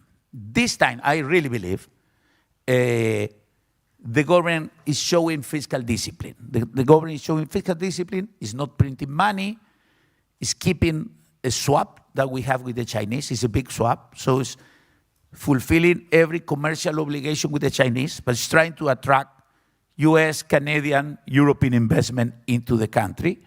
And we hope this time it will work. And in the region, there is a wave of pro-market presidents. Chile has picked a pro-market, very right on politics, but very pro-market. Bolivia just elected a pro-market. I believe Colombia will go to a pro-market. Ecuador chose a pro-market. So I'm optimistic that the conditions for re-engagement between Latin and Europe are there. And the Americans, for the first time, they are moving also on FDI, on foreign direct investment. So I think, yes, the paper may be shocking, but the paper is making transparent that the US will invest and will make their presence be felt in the region. We were sitting next to each other at dinner last night, and we had a CEO say, irrespective, I mean, everyone's very excited about the reforms in Argentina, President Milei, but even if there was a stalling of reforms, you talk about geography, the natural resources of Argentina are also very, very attractive to investors. So I want to ask you at this moment, with all the focus on the AI race and the need for critical materials and minerals, how is Argentina positioned in this AI race? And you mentioned China and the US, like where do you sit between the two? I would say, we are small to make political choices, but we are not small to make commercial choices and geographic choices you cannot make. So we belong to the Western Hemisphere. We have a cultural affinity with Europe. Half of us are Italian or Spanish, so it's like that. And we have a geographic connection with the US, and this is hard to say, maybe it's not politically correct, but we have to have gratitude. The US have saved us 3 successive presidents. So I wish it's the last time we need a rescue package. For us to be the last time to be a rescue package, we have to be able to attract investment from the US and from Europe to balance and keep the Chinese what they are doing and avoid military investment on the Chinese side. I think the Chinese will play as a good commercial player because we provide them food and natural resources, so they will stay there. What Argentina has to offer? We have the second biggest lithium reserve of the world, completely open for business. There is a leading French company called Eramet. They produce on direct lithium extraction, so they are innovators. They are already commercial. And they are doing things to, I don't know them, no? I'm just reading. And they are doing things for Europe independence on critical materials. So that's something that is a proven case. It's a proven case, lithium. Then rare earth. I believe we have 10 times more rare earth than Greenland and Ukraine. We as a company, we are very long on rare earth. We have like 4 rare earth companies, 3 in Brazil, 1 in Argentina. As we are speaking, we are drilling for rare earth. We will consolidate. You're going to make my life easy. Get me an offtake from the European Union and give me an offtake from Trump, and I leave the politics to the politicians. You give me the offtake, you give me sustained price, we produce the mineral, put it in a ship, send it to you. There's one hope we have. You will use it to do phones, computers, solar panels, wind turbines, and not missiles. We are too small to influence on the use of the minerals we produce. So we also have a hope. We don't want to benefit of the dividends of war. We want to benefit of the dividend of peace. And we can supply the rare earth, the lithium, the gas Europe needs. So I want to ask you, because you're also very involved on climate issues as well. So I want to ask I believe, I'm a believer. I want to ask I don't want the Trump package to be taken back, but I'm a believer. Because unfortunately, the thing is getting hot. You know, it's heating. As we are speaking, it's heating up. Right. I just wonder, like, you're somebody who has led on the entire sort of natural resource value chain, but you also are known for incredible climate advocacy. So how do you, as a company, balance these priorities? How do you see the region balancing the priorities? It's a very good one. 90% of what we do reduces the carbon print a lot. The rare earth and the lithium, the impact on carbon print is huge, and the natural gas is huge. What we produce on liquid oil is small, and if I don't produce it, somebody else will produce it. But the rest of the portfolio is an impact portfolio. It's an impact portfolio, but obviously, when we sell, we don't know what the people will do. Maybe you do, I don't know, it's an MRS, and you do solar panels. We wish you do that, but are we preparing ourselves for a world with tension, competition, and friction, or we are preparing ourselves for a war with a war? If it is a war with a war, the European would be in the middle of it, and we will be immediately aligned with the US, and we will all suffer. We will all suffer. Because when the wars are small, suffer the people that is there, and the rest make money. No? When the wars are big, millions of people die and everybody suffers. At least if you have some empathy, everybody suffers. So I really believe, every time I see in the newspaper that I have to talk about Trump, because the guy took the center of the scene. When he talks to Xi Jinping, or he talks to Lula, or he talks to Zelensky and Putin, it would be right and wrong, but at the same time, but at least talking move war away. Not talking bring war closer. So we do all this to have an impact, and I think this will really have an impact on sustainability. I wish we don't make an impact on war supplies, but we cannot control it. We cannot control it. So what was your perspective? You bring up Brazil and Lula. How do you think he is navigating the relationship with President Trump? Because it didn't start off particularly well. Are we in a more beneficial path in terms of Brazil-US relations? Two levels, country levels and then the individuals. I go first with the individual. Lula is one of the more skilled politicians I've met in my life. And he's been in jail 2 times. He's been trying to kill by people. And he was a union guy that started from very low, because he's a survivor and a learner. So instead of taking the confrontation, he waited. And he managed to develop a relationship with Trump and did what it was better for both countries, which is reducing the tension. And the truth is, when you do that, the total tariff basket is almost gone. It's almost gone. Went back to normal.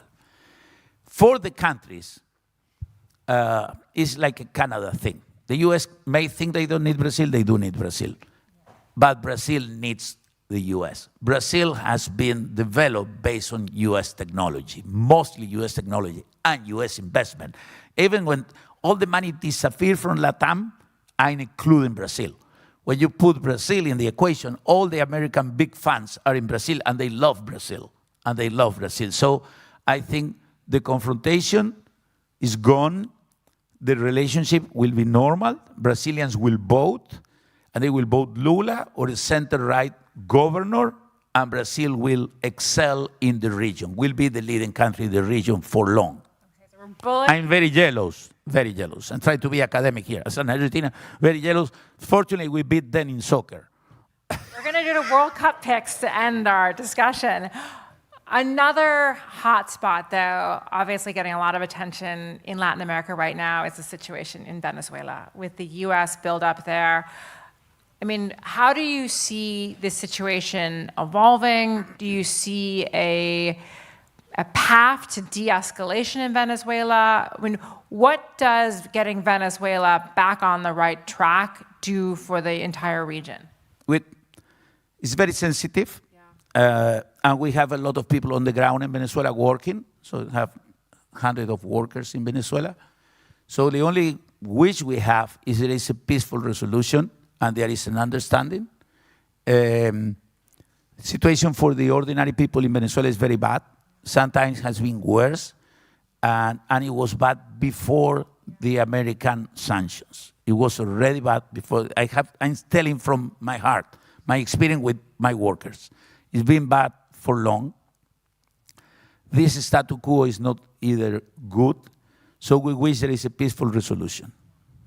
Yeah, I mean, I just wonder in terms of there's been such these profound political shifts in the region, and do you feel like, in a sense, that Argentina and Chile are now the model that we're seeing there with these elections and reform? Do you see that as in the ascendancy right now?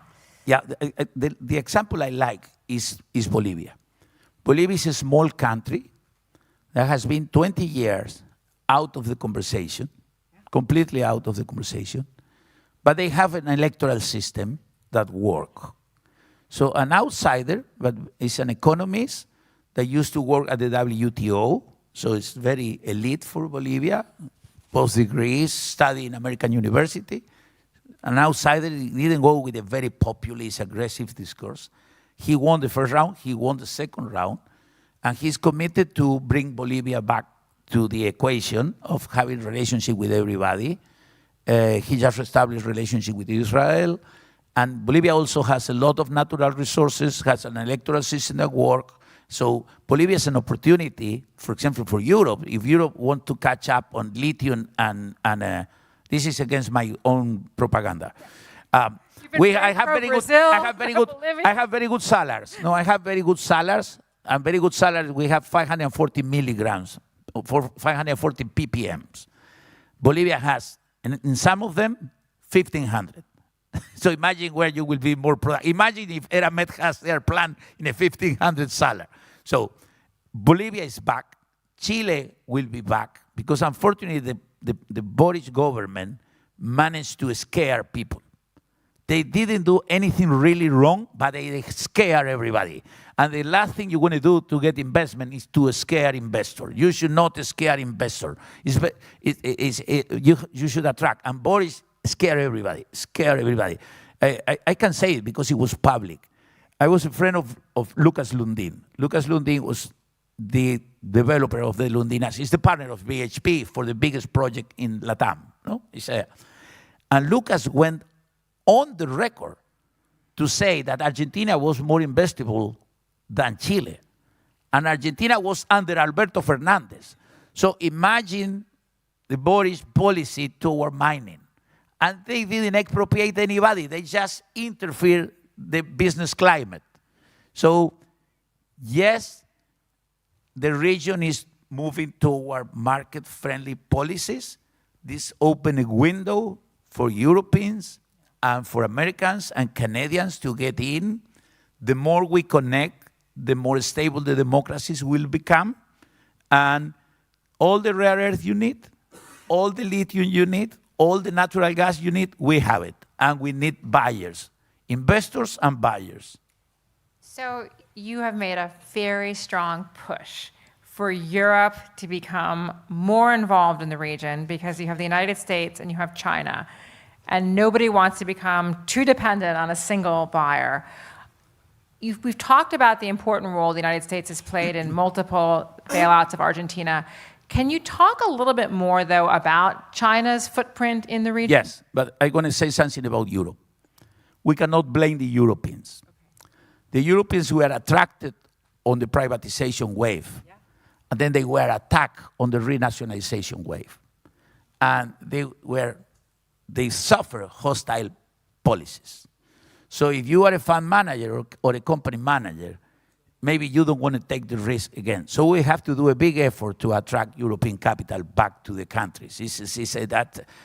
You cannot blame the European. Maybe you can say, no, there is no innovation or excess of regulation. But in LATAM, the money was attracted, and then the contracts were violated. So that is on our side. We have to rebuild the trust. Then China. China is a very good commercial partner. China is a very good commercial partner. They pay. They take all the soybean you can produce. The heavy oil, they pay. They have help into the financing. And then all depend in every country. If you take crazy debt to do stupid projects, you get in trouble. You don't take it, you don't get in trouble. And they fill a vacuum that was there. Now the capital markets are back. We operate in Peru, there is capital market. We operate in Brazil, there is capital market. We operate in Argentina, we are back into the capital market. We wish Bolivia goes back to the capital market. In that case, you don't need state-owned enterprises to do the investment. You can do the investment based on human ingenuity and risk appetite. But if there is no market, you create a gap, and when the gap is there, they show up. Well, now that they're there, though, I mean, that's been a key part. If you read that now, they are there, they are in Europe, and they are in the US. So when you do your job, we start doing ours. We cannot run the countries without selling the products. And when you see the trade, China, Sundays is the #1 commercial product, counterparty of Latam. Sunday is #2, never #4.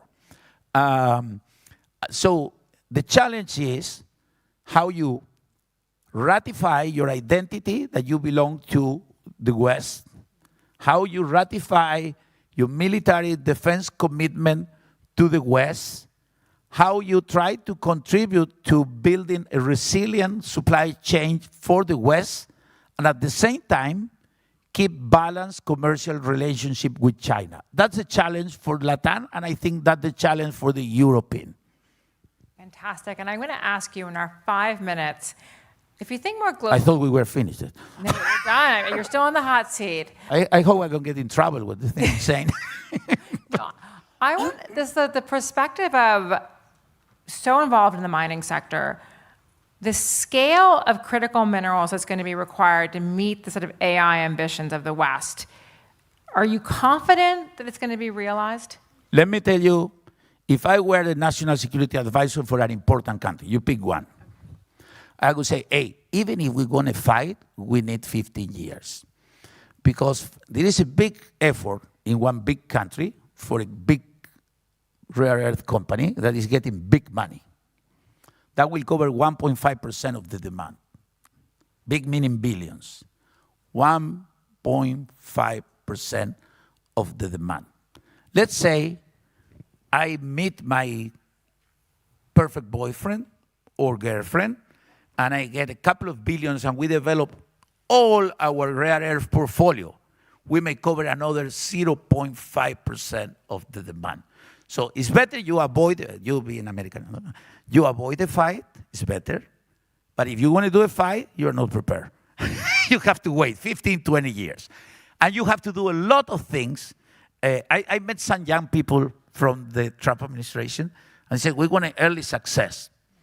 There is no early success. You heard from BHP. This takes years. This takes years, long-term investment, volatility on the price. You have to create the condition to create an ecosystem. And the ecosystem requires sustained price, require off-takes, require research. Maybe you can accelerate through technology the same way you accelerated oil with the shale, but it's not one day to the other. And it's not done, wars are not won on the newspapers. Wars are won on the battlefield. So you announce a lot of things for rare earth. You still don't have any. So with the announcement, you cannot fight. So you better keep your president talking to the Chinese and let the rare earth and the chips circulate, because you need time. You need time. To catch up, you need a lot of time. And the other bad news is not about billions, it's trillions. It's like COVID. You lost the train. So you want to catch up, it's trillions. To catch up is trillions, it's not billions. So you have to print. So it's Or we go to a fragmented war with selective protections and trade. And a lot of friction in the newspaper. We can live there, but it's a war of uncertainty. Do you think that is, if you were having your crystal ball, is that where we're sitting at this moment, the fragmented world? Is where we are moving to, and it will stay fragmented. It will stay fragmented, and I pray stay fragmented, peaceful, and with dialogue. And that we go and extinguish each fire focus on the regional wars, and we avoid contagions of the war. That's what I hope. That's what I hope. That is what we have to work. That's what we have to raise our voice. The thing that the blocs are preparing to be independent and strong doesn't mean that we need to confront. We didn't confront in the Cold War. That was the reason it was called cold. We had the tension, one civilization prevailed, but we never confront military. I think the challenge of how do we prevent Cold War from talking and investing is the only way. You have to repeat and repeat like an evangelist preacher. We don't need a war. We are not prepared. We may lose it. You had one, we had the crystal ball. If you had a magic wand and you could have one wish on the policy front, is it just more dialogue? Like, what do you think would be the most constructive action that could be taken? No doubt. It's dialogue. It doesn't come from me. You know, I had the privilege of meeting Pope Francis few days before he died. Never met him being in Argentina. You know, every Argentina met the Pope except me, and I met him close. And he talked to me about two things. And he told me, repeat it, so I will repeat it. He mentioned one thing is, I'm very preoccupied for planet Earth, and some people believe, some people don't believe, but I see all the weather occurrences, so I'm preoccupied. I said, yes, I also preoccupied. He told me, it was something about France, he told me, Ségolène Royal put pressure on me to get me into the environmental agenda. So it was a secret. And he told me, please call the lady. So I called the lady, I didn't know her. I said, the Pope told me this. And the second thing he told me was, we have to keep the Americans and the Chinese talking. He said, imagine the thing that happened to my church in China, but we keep talking because the humankind is not prepared for the American and the Chinese to stop talking. So it's not a secret. He told me, tell everybody, so I'm saying it. I think he was very close to the part, and he was thinking in humankind. And I repeat it, no? So war is not good. Some people may be making money on war. It's not good, never good.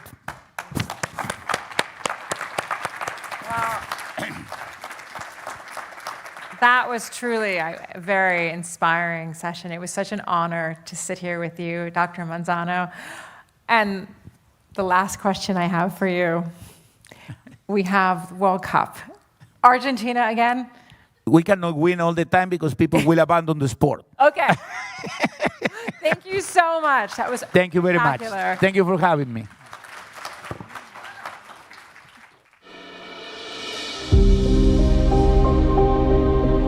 Integra Capital was built to help shape a better future. We have executed more than $23 billion in transactions. We power over 12 million people with reliable electricity and gas. We fuel the energy transition, exporting over 370,000 tons of essential minerals. We inform more than 50 million people with balanced, independent media. We connect 15 million people with cell phones and fiber optics. We educate 20,000 students in the University of Congreso, a proud non-profit organization. Integra Capital, a legacy of trust, a future already in motion.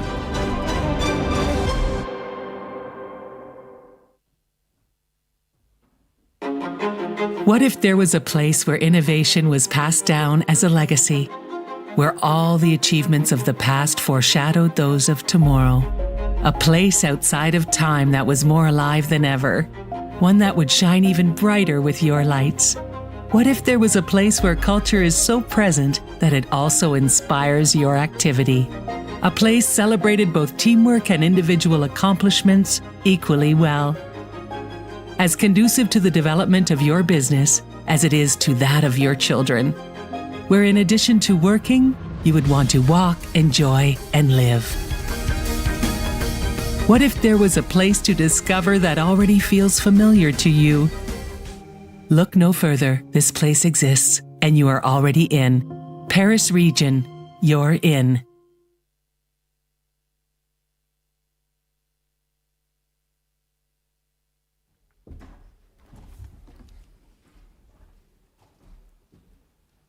C'est presque la fin de cet événement. Merci beaucoup à Elima et José pour cette très intéressante discussion.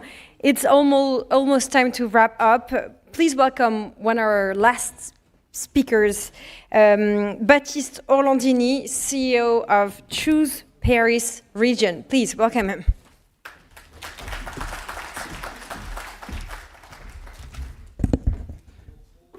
Hello everyone, my name is Baptiste Orlandini, I'm the CEO of Choose Paris Region. Very glad to be here with you today. First of all, I would like to sincerely thank Nicolas for everything, for welcoming me on stage today, and to warmly congratulate him and his team for once again organizing such an outstanding event here in the Paris region. Over the past 2 days, this forum has offered a truly rich and inspiring platform for dialogue, bringing together decision makers, investors, and leaders around key economics and geopolitical challenges. As some of you maybe know, Choose Paris Region is an attractiveness and business growth agency for the Paris region. Our mission is to promote the region internationally and to support the development of strong, innovative and sustainable economic ecosystem. We work alongside international investors offering free of charge services to support and help them explore opportunities, establish operations and accelerate their growth in the Paris region.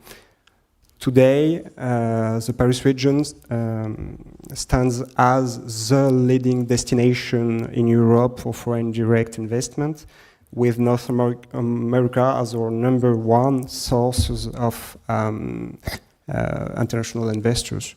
Between 2017 and 2024, the United States and Canada accounted for nearly 150 investment projects in our region, generating more than 30,000 jobs.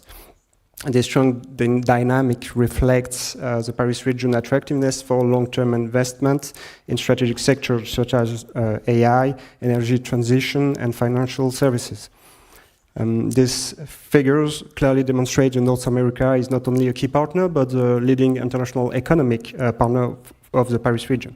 In this context, the International Economic Forum of the Americas in Paris represents a unique platform for us to further strengthen our transatlantic ties. Choose Paris region is a committed supporter of the forum for many years now, and I am partly honored to be here today to sign a memorandum of understanding with Nicolas. This agreement reflects our shared ambition to develop joint initiatives, deepen strategic cooperation, and further reinforce economic investment ties between the Paris region and North America. Thank you for your attention, and I will now leave the floor to Nicolas for the...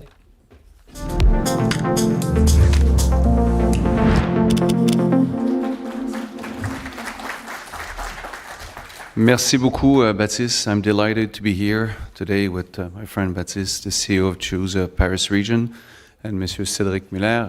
I don't know where our Monsieur Muller is, but he is with us. Our Vice President of Business Relations and Head of Europe, as we officially formalize a strategic partnership between both of our organization during this event today. What a great way to end ces 2 journées exceptionnelles de rencontres remplies de bonnes nouvelles, remplies de présentations formidables. Monsieur Orlandini, it is truly an honor to work with you and your team. We've been collaborating with your team for several years. Your team is dynamic, is inspiring, and we truly appreciate the collaboration. The ties between Paris and the Americas are long-standing and dynamic. They're built on shared values and exchange, on our belief that we are stronger together. And right now, as we navigate a changing world, partnership like this one matter more than ever. At the International Economic Forum of the Americas, we bring these connections to life. Each year, we organize 6 conferences across the Americas in Europe, 2 United States, in Phoenix and in Miami, 2 au Canada, à Montréal et à Toronto, une conférence à Buenos Aires et évidemment la conférence de Paris. Our mission is to create platforms where leaders, entrepreneurs, and innovators can exchange ideas, build relationships, and by hosting a conference in Paris, we expand this dialogue to Europe, reinforcing the global reach and impact of our work. Je pense que durant ces 2 derniers jours, nous avons accueilli plusieurs délégations étrangères, plusieurs délégations des Amériques, une grande délégation canadienne qui était dirigée par des députés et des sénateurs canadiens, notre ministre des Finances du Canada, des délégations d'Amérique latine, des délégations d'Afrique, de partout. That is why today's partnership with Choose Paris region is so natural and so important for us at the IFA and should be important for the economic development of the region. Their mission aligns with ours to foster international exchange, strengthen economic ties, and create opportunities for innovation across borders. Today's agreement between our 2 organizations creates a framework for tangible collaboration, mutual promotion, joint initiative, share network, co-organize events, and enhance visibility for both our region will strengthen the bridge between the Americas economic ecosystem and the Paris region, bringing our shared mission to life. Cher Baptiste, Choose Paris region brings deep expertise. They know la région de l'Île-de-France economic landscape inside out.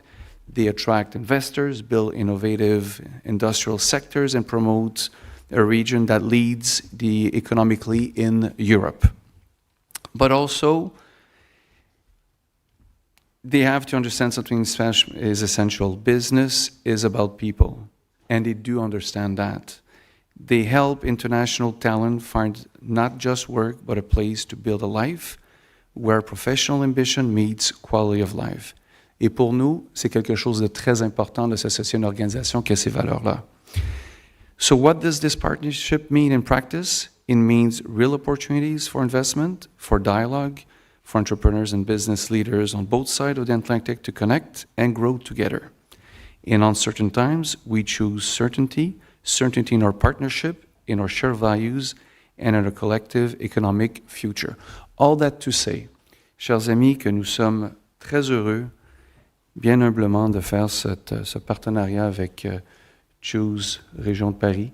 C'est un privilège parce que le Forum des Amériques va faire la promotion d'investissements dans la région et va aussi aider les sociétés de la région à se développer de l'autre côté de l'Atlantique.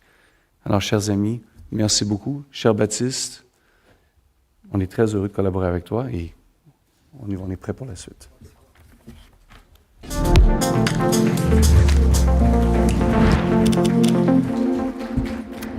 Vous l'avez compris, nous allons procéder à un moment important qui est une signature symbolique. Alors, nous avons sur scène, pour résumer, Baptiste Orlandini, CEO de Choose Paris Region, Nicolas Rémillard, que vous connaissez, le CEO de l'IEFA, et Cédric Muller, qui nous a rejoint, qui est le vice-président Business Relations et Head of Europe de l'IEFA. Encore quelques minutes pour signer donc cet accord symbolique. The signing of an agreement, as you might have understand, between the IEFA and Choose Paris region.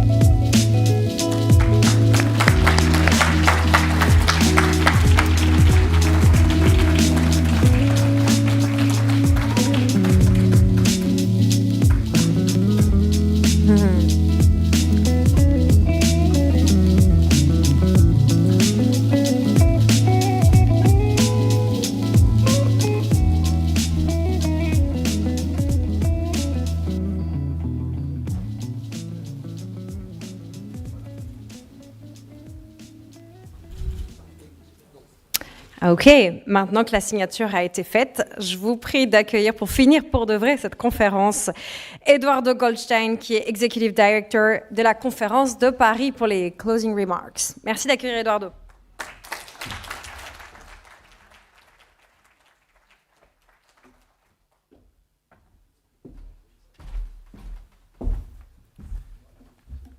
Mesdames et messieurs, what a fantastic way to conclude this 9th edition of the Conference of Paris. Following the signing of our strategic partnership with Choose Paris region, I'm filled with immense pride and deep gratitude for each and every one of you. Together, we have transformed these 2 days into more than just an event. We have created a catalyst for change. To our speakers, thank you for your brilliance, boldness, and vision. The discussion we had over the past 2 days transcended the boundaries of finance, geopolitics, energy, and innovation, offering us not just insights, but a roadmap for action in an ever-changing world. You have sparked ideas that will ignite real-world impact. To all of you, our participants, thank you for your curiosity, passion, and engagement. Your questions, debates, and energy turned this conference into a melting pot of ideas and a laboratory for solutions. You have shown that even in a complex world, collective intelligence can pave the way forward. A special thanks to our partners, some of whom have stood by us year after year, and to the OECD for hosting us so graciously. Thanks to you, this conference has been a hub for bold collaboration, where meaningful connections are forged and futures are shaped. The signing of our partnership with Choose Paris region is a testament to this spirit. Together, we are strengthening the ties between the North American economic ecosystem and the Paris region, unlocking unprecedented opportunities for our networks, projects, and shared visibility. This is not just an agreement, it is the beginning of a new chapter.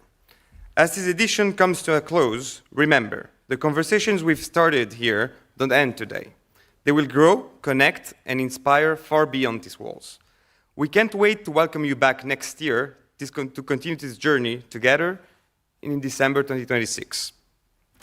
Une fois encore, merci à tous, à nos speakers, nos participants, nos partenaires et l'entière équipe de l'IEFA, dont le travail remarquable et la dédication ont fait de cette édition une édition inoubliable. Merci beaucoup.